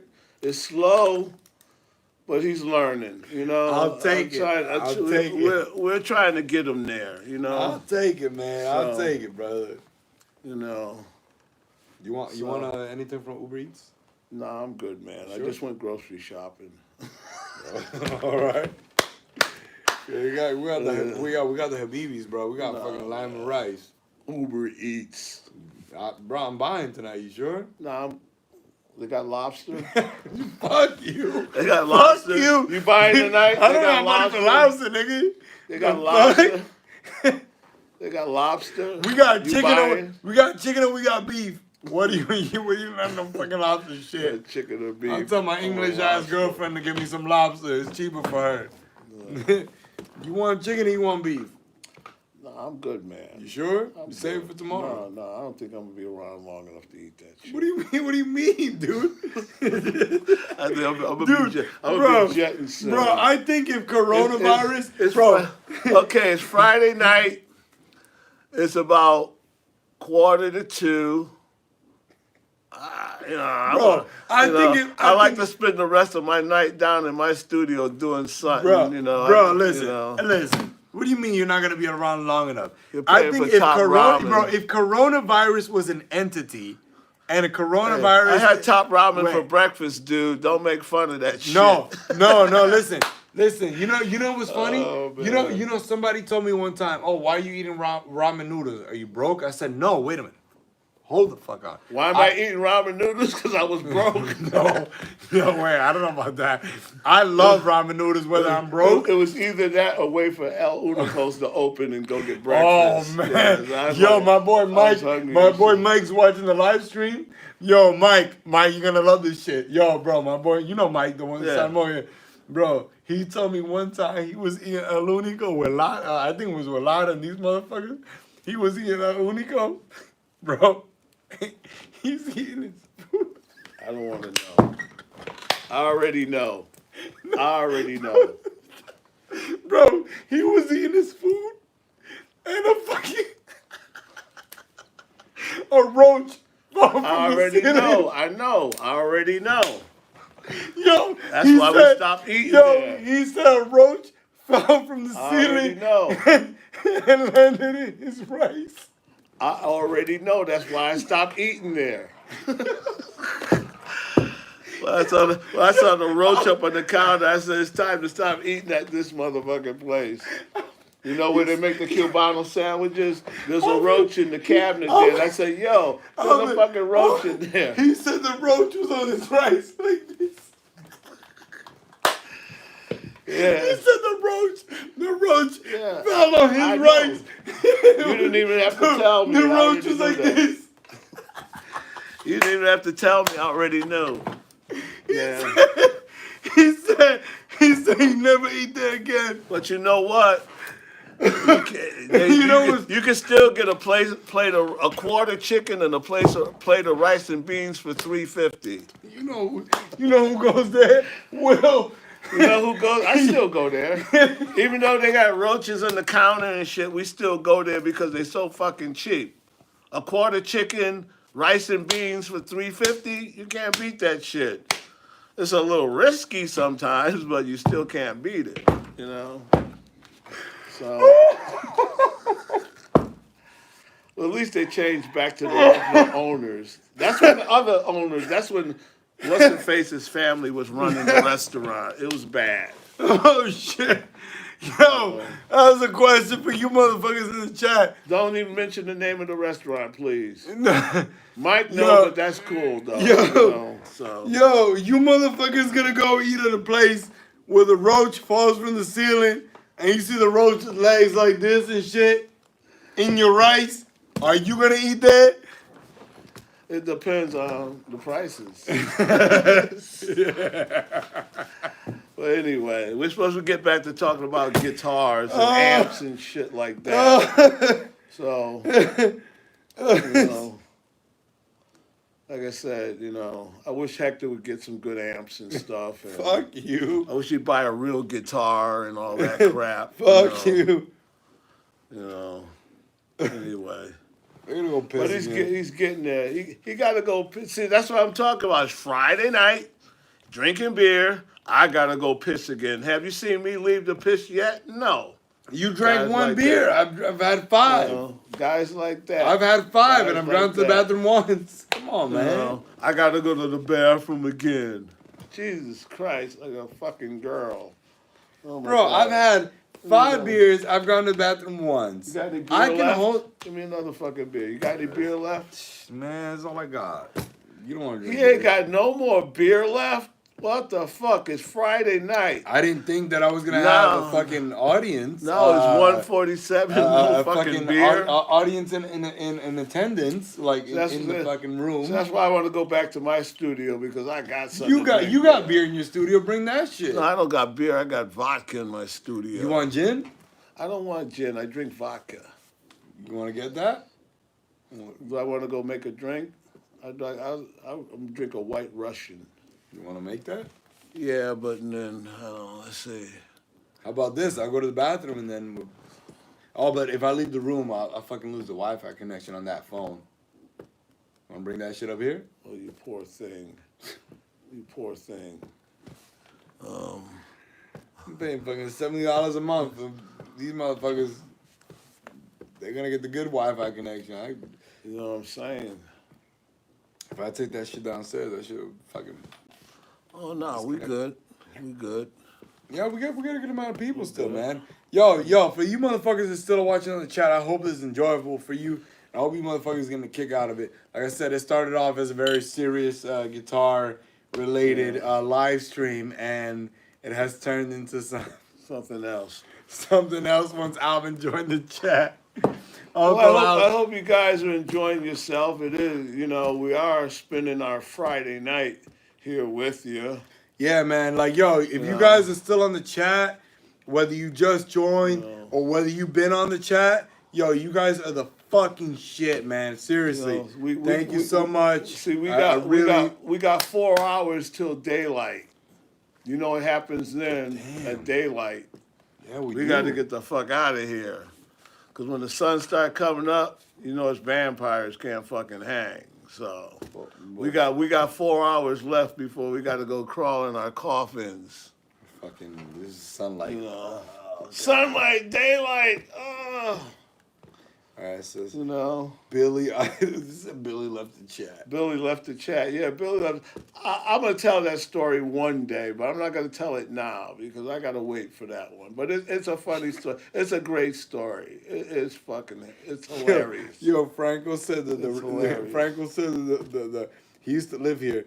He said Franco said that the Chinese restaurant on 53rd Street is risky. They're all risky these days. Oh, I'm not even gonna talk about that because the Chinese lady from over here. They can hear you, bro. So she was walking up the street and she looking at me like, "You okay?" Because I don't. They're not watching me. I don't order there no more. Oh, why? What did they say? Wait, which one? 43rd and Daily Chinese? No, I don't. Daily, right? You're talking about Daily? Yeah, I always get sick from eating there. So I don't. And I saw her walk by, and she's like, "Oh, you don't order from us no more." And I didn't want to tell her I got another Chinese spot. No, I don't even do that because it fucks with my stomach. So I don't eat that shit no more. So. Well, fuck you But because that's where I ordered from. No, Daily. I'm just saying that. No, Daly's over there. I'm talking about the one next to the barbershop. Oh, Right there, no! right You're there. talking about 43rd. You're talking Yeah. about you're talking about 45th. Oh, 45th, yeah. 45th, yeah, because we're on 44th. Yeah, 45th. Yeah, you're talking about So I don't 45th. go there no more. You go to Dailies? No, I don't go to none of them. And the one over by the liquor store, Which one? Wait. by the by 40, by the pizza place. That's Dailies. That's Dailies Yeah. Chinese. You eat there? No, because Charlie was in there. Charlie. Charlie down the hall. The Played drummer? bass. Okay. Charlie. Oh, yeah, So yeah. Chucky was in there, and he stopped going there after he saw a rat on the counter. Oh my. So we don't go there no more. He said he was in there getting his food. There's a rat on the counter, so we don't go there no more. And, Oh fuck you! I wish you would have told me this shit. Well, you know now, so you know now. Anyway, but they're quiet in there. You guys are quiet out this Friday night. Y'all fucked up or what? Yeah, no, Or not I don't fucked think they up fucked up enough, bro. Or not fucked up enough? Or should we get fucked up some more? Franco says dog meat. Yeah. Because Franco, they serving dog meat. I mean, There's nothing wrong with dog meat. There's nothing wrong with rat meat either. Probably half of you guys probably ate rat meat, don't even know it. Probably ate pigeon too, and don't even know it. A pigeon wing looked just like a chicken wing, remember? And there's plenty of missing pigeons in New York City. Motherfucker don't have to buy pigeons. I mean chicken, you just go get a pigeon. You can't tell the difference. I don't know, Alvin. I think you're talking shit there. No, that's true. A pigeon wing, a bird wing is a bird wing. You got buffalo wings, chicken Damn, wing you look just motherfucker. a chicken wing, and sweet and sour, sweet. Never. Okay, that's fucked up. I draw the limit. What do you mean? I'm What do you drawing mean the you're limit. drawing the limit? I'm drawing the limit right now because this is too fucked up. What do you mean it's too fucking? No, it's it's New too York fucking- City. You Nah. telling me in Chinatown they don't do it? Shut me up. and you Don't both. even say that word. All right. Okay, it's not cool. Yeah, Sorry. we all right. Sorry. We gotta, You know, sorry, we gotta 'cause censor I ourselves. cannot. Remember, I can't $19.99 a month. I can't make. $19.99 a month, and you get the uncensored album. You gave him like the one of those porno free trials, where you get to skip the ad. Those things You are kind of skip small. it. What'd he say? No. Yeah, we're not gonna talk about food in restaurants and shit because it's not cool, you know. Suddenly, I don't like food anymore. Thomas, Hey man, my man Thomas, he said, you want a true story? Oh man, Richard said they eat horse in Canada. there's nothing wrong with horse meat. What? What do you mean there's nothing wrong with horse meat? We used to eat a lot of horse meat back in the day. Where, in Brooklyn, nigga? No. See, you don't even know about horse meat. What the fuck? Horse meat was a beef substitute for a while. They sell horse meat and all kind. You see, they don't do it now, but they used to. Well, I don't know, man. You see, you don't know. I See, don't that's know. what I'm I don't saying. know. Maybe I'm I mean, stupid. there's nothing wrong with horse meat. You know, horse meat's fine. Even dog. You know, a little bit of dog. You know, it depends on where you live and where you come All right, from. all right. Some Where things are- were you some eating things dog? are some things are delicacies around the world. Just because you got McDonald's, some All people, right, nigga. But you from Listen. New York. So You from New York? You see- eating dog in New York? See, you got McDonald's, and some people got McYard. You know, whatever you can find out in the fucking yard. You know, you grew up on McDonald's. Some people grew up on McYard. Whatever you can find out in the fucking yard. You know, so it's a little different. You know, All right, nigga. But you from fucking Brooklyn and New I'm York? not from Brooklyn. Where you from? I'm from Connecticut, man. Nigga, you not from fucking I was Connecticut. born in Connecticut. You were born in Connecticut, but you a New York motherfucker, bro. Yeah, so I was born in Connecticut. All right, but you raised still in New York. Yeah, I'm a you New still York. New York motherfucker. Yeah, you I'm more New New York. York than some of the niggas are born in New York. Yeah, but I was still born in Connecticut. But Man, I'm a New you Yorker. a New York motherfucker to me, bro. Were you eating dog in New York? Probably, you never know. I definitely know I have eaten cat. Where you out in the Philippines? No. Like I said, I'm not calling fucking names and countries and shit like that. But there was one time I was working at the Ritz. This was probably The like Ritz-Carlton? No, the Ritz Club. The Ritz Club. Oh, the club. At Studio 54, when the Ritz moved into Studio 54. My parents used to go to You that know, shit. Yeah, my parents used to go. I was working at the Ritz that was in the old Studio 54, and New York City. I ordered some food around the corner, and I'm sitting there eating. Oh, so I saw a fucking eyeball looking at me, Oh God. and that was it. That was done. I threw the shit away, and I never went back there. You saw. That's true though. I saw. You saw one of those. No, it was a cat eye. Oh my God. It was a fucking eyeball looking at me. It was a fucking eyeball. And I was like, what? That's a fucking eyeball. And I was done. No more Ritz. No more No Ritz. more restaurant around. It wasn't Well, the look, Ritz. look. Franco says. Wait. Richard says, dog tastes like chicken. Richard, we're gonna get the answer straight from So Uncle dog Alvin. tastes like chicken. Richard, hold on, we're gonna get the answer straight from Uncle Alvin. This Dog tastes like beef. What are you talking about? Might taste a little like chicken. I don't know. I never ate dogs. I don't know. You say you didn't know. I don't know. I asked you if you ate dog in Brooklyn and Connecticut and Queens. let me tell you something. In the Bronx, in Manhattan, In New York City, you don't know what the fuck you're eating. Yo, Okay? I will say this. Look, I will say this Some because places you don't know what the fuck you're eating. I will so- say this. Look, as a New Yorker myself, I love my halal street meat. And listen, he started to laugh. Listen, I will say this. I love my street meat shit. But there ain't no dogs in the neighborhood.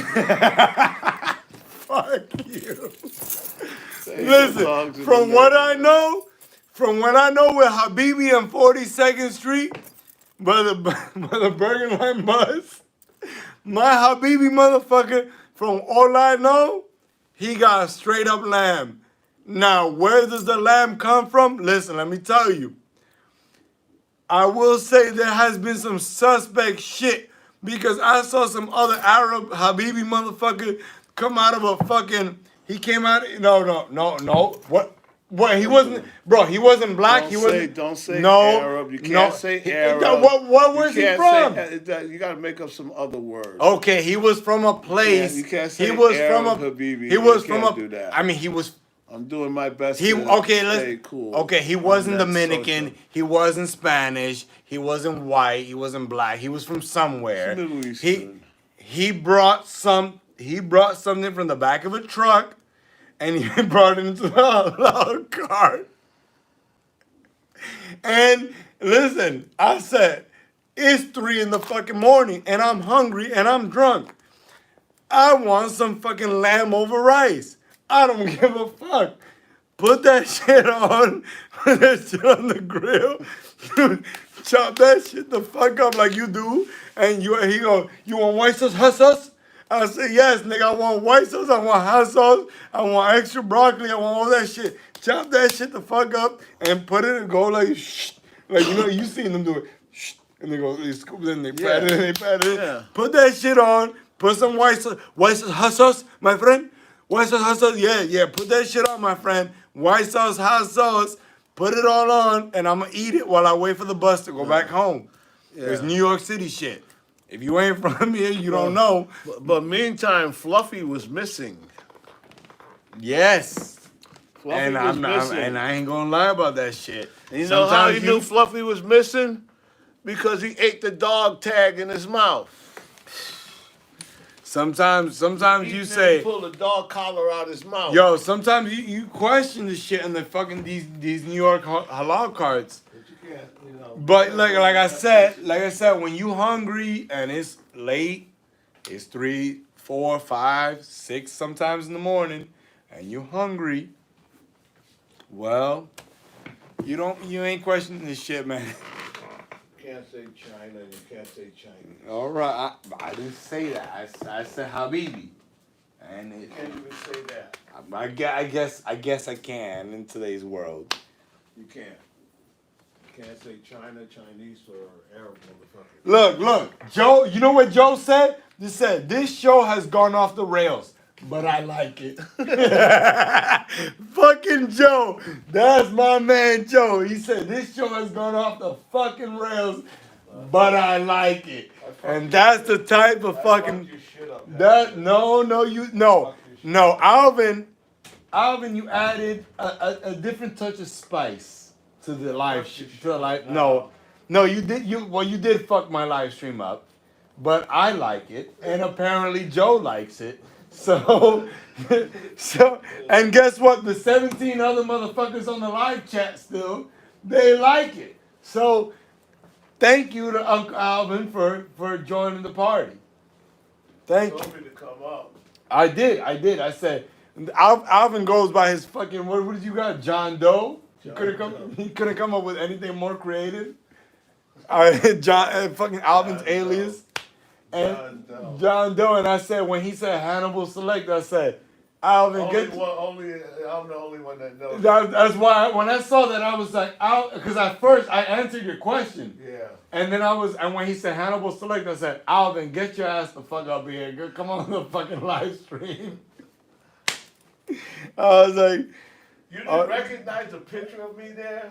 Or it was too small? it was too small because I'm looking at it I on. figured you would see. No, because I'm looking at it only on this. Like the fucking photos are small as shit. They're like I this. figured you would recognize my picture and say, oh, that's Alvin. So that's why I put the Hannibal Selector. Yo, Mike said you made his night. Yeah, okay. Thank you. You want to take over when I go take a piss? I'm smoking my cigarette. All right, I appreciate that. You see, that's my man's right. He knows I'll let him smoke in the room if it's weed, but I won't let him smoke if it's cigarettes. People ask why. Is the cigarette smoke is very heavy and it will get on the speakers. I have exposed speakers. Like I'm not gonna turn the camera around because I don't want to ruin the angle, but I have some speakers that do not have a grill cloth that is like a cloth material. like the Randall cabinets that I have in the I room. already know about smoking the studios. I mean, and they should, but some people don't know, you know. Yeah, you don't want to smoke around somebody's hard-earned investment. Yeah, and like Alvin knows, dude. Like I had, you know, yo, bro. You know, I had one motherfucker tell me that the reason that I have so much nice shit is because I'm a drug dealer. You probably are. I sell money, motherfucker, every day. Yeah, you know, some other they don't know that though. I'm a dealer. They don't know that. No.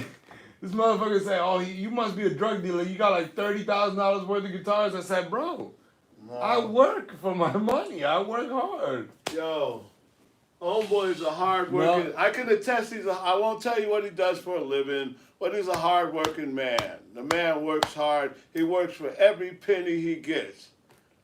And I try to tell him to stop buying all this shit and save some money. But that's one advice he won't take from me. Every time I come in here, No. look what I got. Look like No. I said, Hector, stop buying. No, shit. that's not true. But he does No. work. He works for every single thing. Every single thing he's got here, this man has worked for. Yeah, nobody's giving me a goddamn thing. Everything he has, he's worked my for. parents told me to go fuck myself. They said you will never do shit with music. Like, you're not supposed to say No, that. that's fine. That's fine. It is what it Your is. parents might see that. They're not gonna see shit. And if they, Yeah, I've told them to the bro, I don't pull back. I told them to the face. I said, yo, you basically told me like I'm wasting my fucking time. And you know, My dad told me the same thing, but I didn't say fuck you to him. nah, I tell them fuck My you. dad told me the same thing. Nah, I didn't say- if I said fuck you to my dad, I wouldn't be standing here right now. I'm I Cuban. If I told my father, I'm fuck you, Dominican, nigga. Like, Yeah, I would not be standing here if I said fuck you to my no, father. I'm Dominican, motherfucker. We're in the same cloth. Nah, But I slowly but we have a surely. different respect level. Like I said, if I said that to my father, I wouldn't be standing got a there. high respect level myself, but you know they cross the line. They cross the line on a lot of You shit. suck. What are you gonna do? I say you hate me? No. I wish it was you suck. It wasn't you suck. It was a lot worse than you suck. So No, this is turning into therapy right now. yeah, no, we good. We good. Like But Hector I does suck, man. He can't play guitar worth a shit. He sucks. This motherfucker sucks. He can't play. No. Uncle Alvin, fucking trash my shit. Alvin, look, we lost 3 motherfuckers. in the last. Oh yeah, because I said you suck. And I said Hector sucks. He does suck, doesn't he? What does he say? Yo, my man Adrian from What'd he say? Australia, he said he's laughing his ass off. He said, my wife and I are wearing our stuff together. Yo, he's a cool motherfucker, bro. If I go to Australia, hopefully, Adrian, I'm still able to go. Me and you already know. Hector can't play no guitar. You know? In fact, in all you know those, you know how he learned to play on Guitar Hero. in fact, in all these videos that you see me shredding on YouTube, it's actually Alvin playing, and then I'm overdubbing it with this motherfucker in the background, like, fucking sweeping shit. He learned on Guitar Hero. Hey, so wait. In the last 3 hours that we've been talking shit, we got a serious question from my man Joe. He said, Joe said, how often do I change my strings? Joe, so I change my strings about, it depends, because I have several guitars, and if I'm using the guitar constantly, I will change it about once a month. Or if I have a very important project like a recording session, I will change it before the recording session because, believe it or not, it is very subtle, but it does make a difference, especially when you're playing with high gain stuff. It really. Ask me how many times I changed guitar strings? Oh, you change them like once every 10 years. No. Sometimes I had to change guitar strings every single day. Well, as a tech, yeah, you know that's what people want. They want their shit fresh. I changed But guitar strings every single day. If on the road, but at Yeah. home, no. if I'm recording, it depends. If I'm just doing a regular YouTube video and the strings are fairly new, I won't change them. But if I'm recording something that I'm going to put out, as far as like, let's say I'm gonna put a song out on Spotify, or YouTube for people to stream and listen to, I will change the strings just to make sure that everything's nice and fresh. Because when you're playing, especially the music that I'm playing, like death metal or raw or like hard metal or whatever whatever you want to call it. Whenever you're playing stuff like that, you're talking about all these little micro But you see little that, things that. see, that's a debatable topic. No, it makes Because- a difference. Like Well, yes, even, there's about strings. There's a couple of different trains of thought about strings. There's some cats that don't change their strings until they break them. But it's a different sound. It's a different style. It's not that it's a different style of sound. It's that each guitar player is individual. yeah, and There's some, it's like bass players too. There's some bass players That's true. that never change their strings they until got they like break. They got like 20-year-old And then, strings. and half of it was like, okay, I worked on, touring as a guitar roadie, some bands, you change the strings every night because you're doing shows and they're brutal. So the strings go, through a night's shows, the strings can go through a beating. And the only reason you change the strings is because the next show, it's a lot easier to break the strings if they've been worn out. That's it. But generally, you don't have to change, it's up to you. It depends on how much money you have too. If you can afford to change your strings every day, then you could do it. But I don't think it's necessary. In old school, because I'm old school, we didn't change strings until we broke them. And the reason we kept the tail ends on the strings and not cut them off, because when you break a string back in the old days, you got that much left and then you fix the ball down here and use the same string. But now people don't do that these days. They just go, instead of, back in the old days, we used to, you break a string, we fixed the string and put it back on the guitar. Now people just, buy a new set of strings. But back in the day, they were expensive and shit like that. But it depends. I mean, it depends on you being comfortable with your strings. Like I said, some people break strings, some people don't. Some people change their strings every day, but I think that's excessive unless you're doing a show and you're on tour. But if you're at home, you don't need to change your strings. You just change your strings when they break. I mean, that's what I think, but some other people don't think that way. But like I said, it's also a cost issue, You can change your strings every day if you can afford it. But me, we break a string, we leave the tail end on so we can have a little extra so we can put that motherfucker back on there and fix it. Because you might be in a situation where you break a string and you might not be able to replace the string. And if you cut the tops off, then you're screwed. That's why you see a lot of cats, they leave the tops on there just in case, because you never know what situation you might get in and you break a string and you need that extra to repair the string. The only time I've ever What broken was the last person said? I missed what he said. Uncle Alvin, you gotta do a show. Yo, listen, Mitch. You think I'm bullshitting, but my man Uncle Alvin, bro, he knows his shit. Like I said, he's been in the music business, the professional music business, and I have to stress professional. I'm not talking about like somebody who's been doing like just these bar shows. This guy has been in the professional music industry for what, 45 years? Yeah. At least Stadiums, festivals. at least 45 years. I'm talking about, like he said himself right now, stadiums, festivals in the U.S., across the, different parts of the world, the Caribbean, Europe, Asia. He's not somebody who's just some dude, some random guy. He's definitely not. He's been around the fucking block. He knows a lot of very famous people. He works for a lot of very famous people that we can't say. And, the guy knows his shit. Like, but, Mitch would like you to be on the show more. Mitch says, Uncle Alvin, you got to do a show. So much knowledge. Yeah, but we have to keep it in the right perspective though. Tonight's got a little bit off the rails and shit. But like Joe said, This could this easily happen. this show got derailed, but I like it. Sometimes it can get sidetracked inadvertently. Bro, I'm ordering halal. You want her? No, I'm good, man. I'm good. Bro, they I'm closed. good. Oh, order from Banana King. Banana King's open. Get you a chicken sandwich from Banana King. They make a good chicken and fries up there. You know? Like I said, you can find lobster.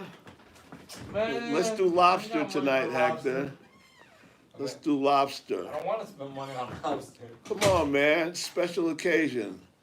How many people want Hector to find me a lobster tonight? Two Well- lobsters, actually. Well, they don't got nothing open right now at that No, hour. they got them food delivery places No, not that at you can get lobster at now. 2:15 in the morning. I ain't getting no lobster. This is New York. You could get lobster 24 hours a day.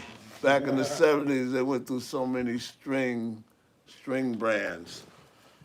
Actually, there wasn't a lot of string brands in the 70s. Actually, there wasn't. There was You want White Castle? Roto Sounds has been around for a long time. A lot of people like Roto Sound bass strings. What's the other? Diodario's been around. There's only been like 3 or 4. There's a lot more strings now than there was back in the day. You didn't have a really big selection. What's the other ones we used?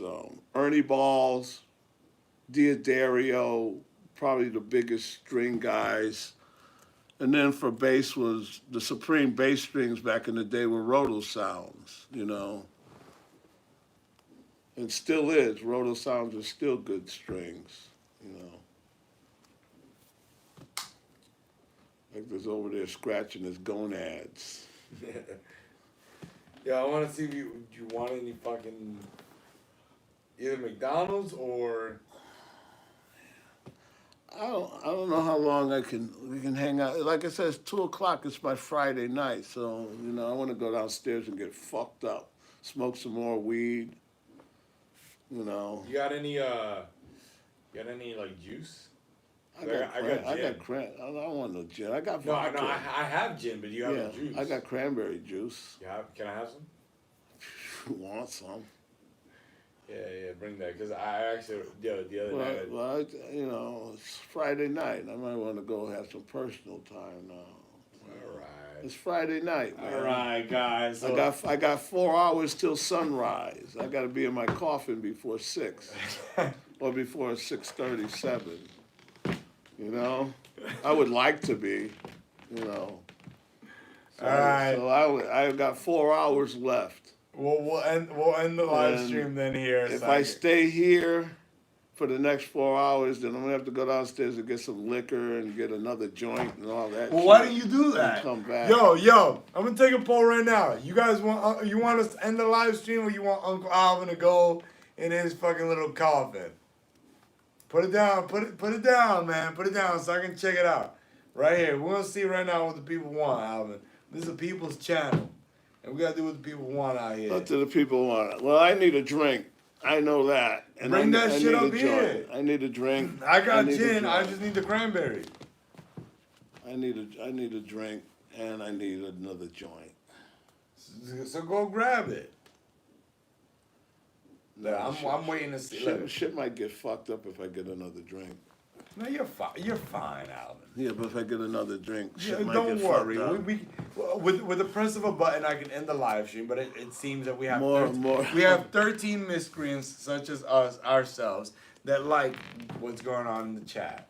So Well, it could get dangerous.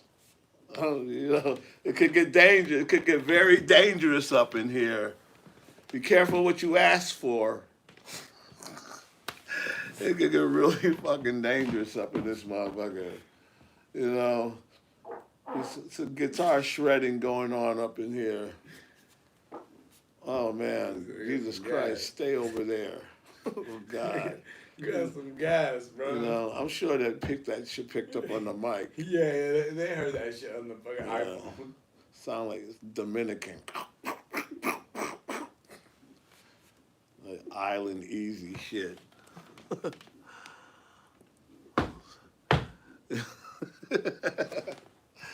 Oh man.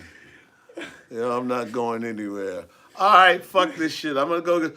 I'm gonna go get a drink, Yo, bring the fucking and I'm gonna bring cranberry a fucking dude. joint. He wants some cranberry juice and shit. So I got some. you don't need to drink no more, Hector. No, bro, no, I You don't need to drink no no, more. no. You don't No, need listen, to drink I'm the no more. host, dude. I can't not fucking. You don't need to drink no more. Listen, man, I'm 5 beers in. That's nothing for me. beers in, cause I drank one. Hey, yeah, you know. Bring the goddamn cranberry. Bring on the shit. We got the fridge. Oh, what about? Okay, I can't be seen without my mask. Oh yeah, that's right. Are you sure? Just bring goddamn. Don't take too long. Yo, so we're still here a couple hours in.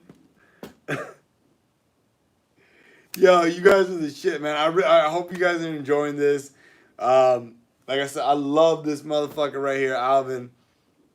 Such an amazing dude. Like I said, we have a lot of good times and we talk a lot of shit and I hope you guys are enjoying it. I'm gonna go into the comments section and see what's up. Yo, Adrian, send me some fucking pictures on Instagram, bro. You cooking up the goddamn steaks, motherfucker.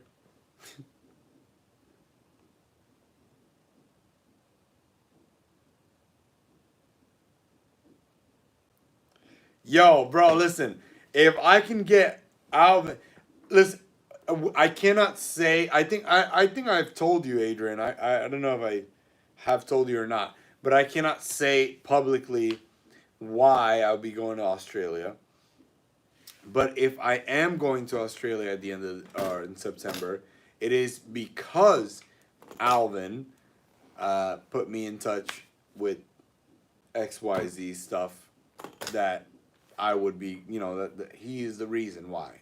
So if I'm going out there, I'm going to try my best to bring Uncle Alvin, and I will personally pay for him to come with us if I am able to even go there. That would be great. Yo, you built a bathroom cabinet while watching this? My nigga, bro. My nigga Adrian. I don't know if Alvin has, like I said, Alvin don't really drink. Well, he doesn't drink beer, at least. Yo, Richard, don't get me on straight gin, brother.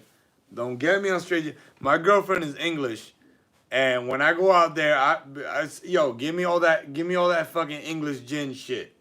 What's up, Tanqueries? Give me all that shit. Williams, give me all that shit. I'm gonna drink that shit right now. Don't get me started on straight gin, brother. You're gonna be fucked up. And I don't mean fucked up as in belligerent. I mean, you won't get me acting ignorant. That's the difference. Gotta love technology. Yeah, dude. I mean, the good thing about technology is that we can do shit like what we're doing right now, I can stream with you, 12 motherfuckers in the chat right now. And we can have a good old time, kick back, relax. It started off as a whole guitar-related YouTube stream with death metal stuff, and it has gone into some way other shit and topics. So, if you guys are still around, thank you so much. I'm trying to monitor all the stuff right here on the chat. And let me know if you guys got any actual guitar questions or anything you want me to ask Uncle Alvin. When he gets back. Ooh. I'm going to order some fucking Uber Eats as well because I'm starving. But you guys got any guitar related questions, anything like that? You guys want me to do a little bit more playing until Uncle Alvin gets back? Let me know what's up. I'm monitoring the comment section right now. So let me know what you guys would like to see on my channel.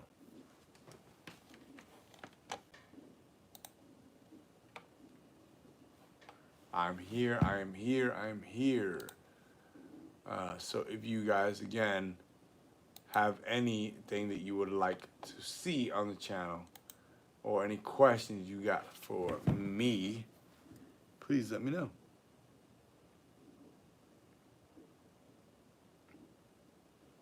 Yo, Thomas, you be sniffing beer bottle caps? You more fucked up than I am. What's wrong with you? You sniffing the beer bottle caps?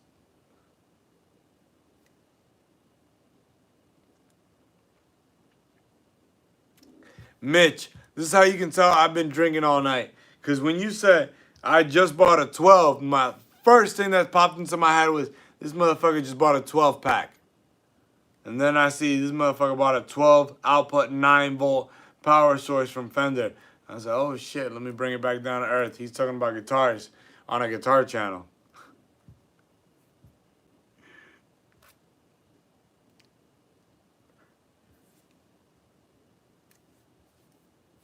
Son of a bitch.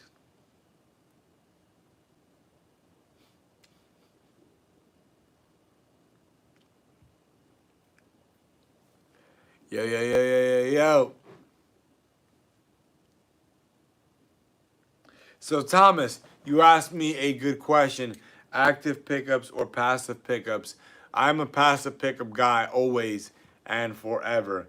I'm a DiMarzio artist and I will always be a DiMarzio artist. It's one of those things in my sound that I just cannot change because I won't sound like me. I won't have that style or taste or flavor that I have. I love DiMarzio pickups. They. Oh shit! What up, bro? What's up, man? What up? Nice. I'm gonna go Yo, watch. P, you want to join the live too? I got food coming right this second. Oh, what you got? What you ordered? McDonald's. Oh, bro, I was just about to order that shit. Bro, I was gonna order from the Habibi, and this motherfucker was like, nah, I don't want. And then I fucked up. I didn't order no Habibi, bro. Well, I'll watch the stream. Yeah. Yeah, bro, we streaming, my nigga. We streaming right now, bro. Nice. Yeah, my man P right here. All right, do you think? Yeah, all right, man. Yo, where's the cranberry at? That was Peter. He produced the first 40 Below record. Where's the cranberry at? I got it right there. You brought 2 cups, that's it? It's full of cranberry juice. It's full. You brought 2 cups of cranberry, No, that's it? this is my drink, and I gave you a full cup of cranberry. You're gonna mix it, right? Oh, that's true. Yeah, you're gonna mix it. That's enough. All right, let's You break need out. more. Let's break out this shit. Okay, so. So that's enough, right? Oh, yeah, you just pour it. Yeah, there you go. I'm you pouring go. that shit right Pour that there. shit in there. Okay, before we go any further, I like to Yo, Alvin, you want? How did we? Hey, we're Okay. back. We're back. Sorry So- about that, guys. So I know bef- what happened. So before we get started, I like to put a disclaimer out there. We are drinking alcohol, so I just want to mention that because I don't want to offend anybody out Wait, here we or gotta say be anything mindful of what or we're saying anything here. like that. So we are drinking alcohol. So Be mindful of I'm what we gonna say. try to keep it Be mindful, a Alvin. certain situation. Be mindful, Oh, Alvin. man. Come on, we don't want to get flagged on here. And it's legal in New Jersey now. That's true. That's true. It's legal in New Jersey, so all right. Thank you, New Jersey. So this is a disclaimer. I'm drinking, gonna smoke a little bit of weed, and try to be nice. Wait. I got a serious question from Adrian. Okay. What do you think about PRS Guitars trying to make this post Sensible. PRS guitars. So PRS guitars, check Well- this out.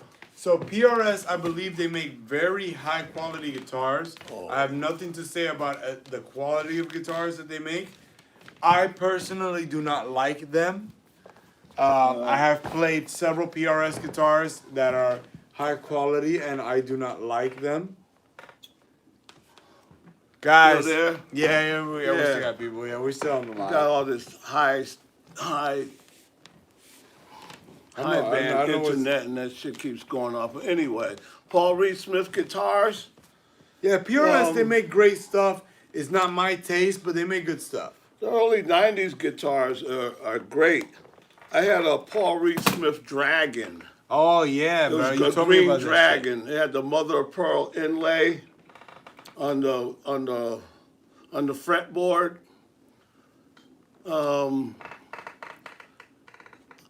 Oh, you came in per- clutch, bro, with that You know- cranberry. Fuck.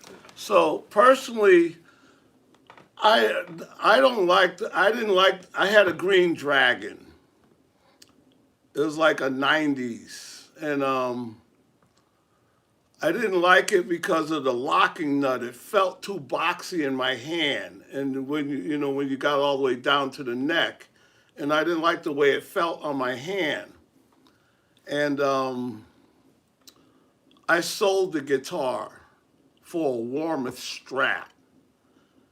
And to this day, I regret it ever since getting rid of that Paul Reed Smith, because the guitar fucking would be worth like 10 grand right now.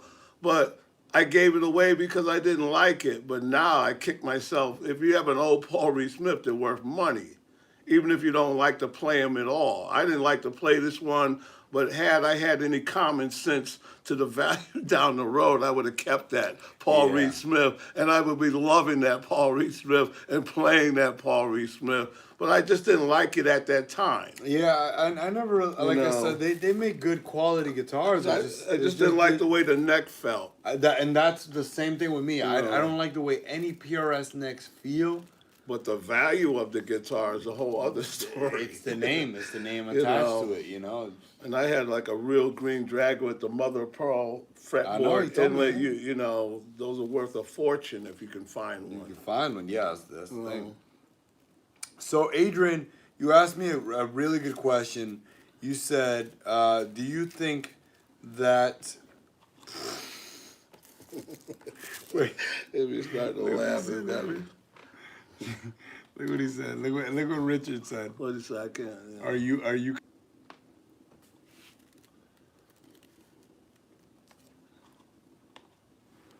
Come on.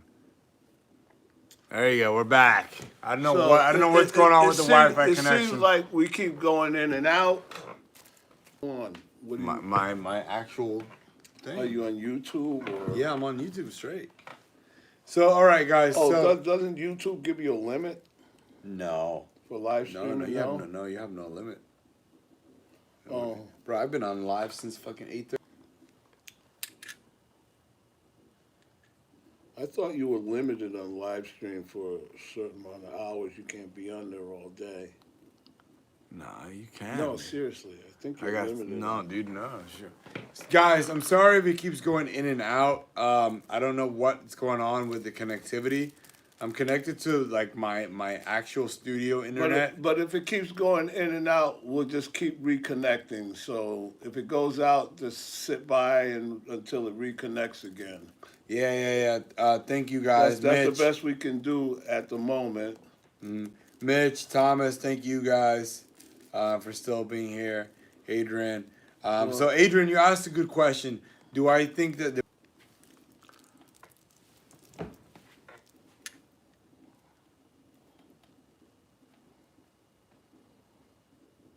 again, it keeps going in and out, so sorry about this, guys. I'm trying to get to this question. Adrian, you asked a really good question. I believe you asked if DiMarzio will make an active pickup. And the answer to that is no. They will probably never make an active pickup. Their answer to an active pickup is the deactivator set. And I honestly think that the deactivators, it's a tongue twister, the deactivators, keeps fucking reconnecting. I honestly believe, Adrian, that the deactivators are better than any active pickup out there. That was the DiMarzio answer to active pickups. I'm sorry if it has taken so long to answer this question. It's because I don't know what is going on that we keep reconnecting. Like, guys, it looks like we may have to end the live stream and start a new one. Just because it just keeps acting up. So me and Alvin are gonna start another one. So keep an eye out for that. For you guys who are still on the chat, we'll you be can right. reset it now. Just so we'll just do, We're gonna end it and Yeah. start a new one. and start a new one. Yeah, guys. So me and Alvin are gonna end it and start a brand new one. We'll be right back in like a minute or less. So just please stay on if you want to stay on, and if not, we will see you in the next one. Peace, guys. You might need to Thanks, reset. Thomas. You'll rejoin the new stream. Yeah, like I mean, I would like to stay on this stream, but it keeps going in and Yeah, out. it keeps going in. I think we might have to refresh and do a new one. So I think because you have to be at a certain level too that they give you more minutes and more minutes depending on where you're at. Yeah. You know, if you're fresh, you get like 15 minutes time tops. And, you know, All right, guys. Yeah, like the YouTube algorithm it keeps. I don't know what the fuck it's doing, but we're gonna end this one and we're gonna start a brand new one. So I'll be right back in like less than a minute. All right. Thank you, guys. We'll be right back.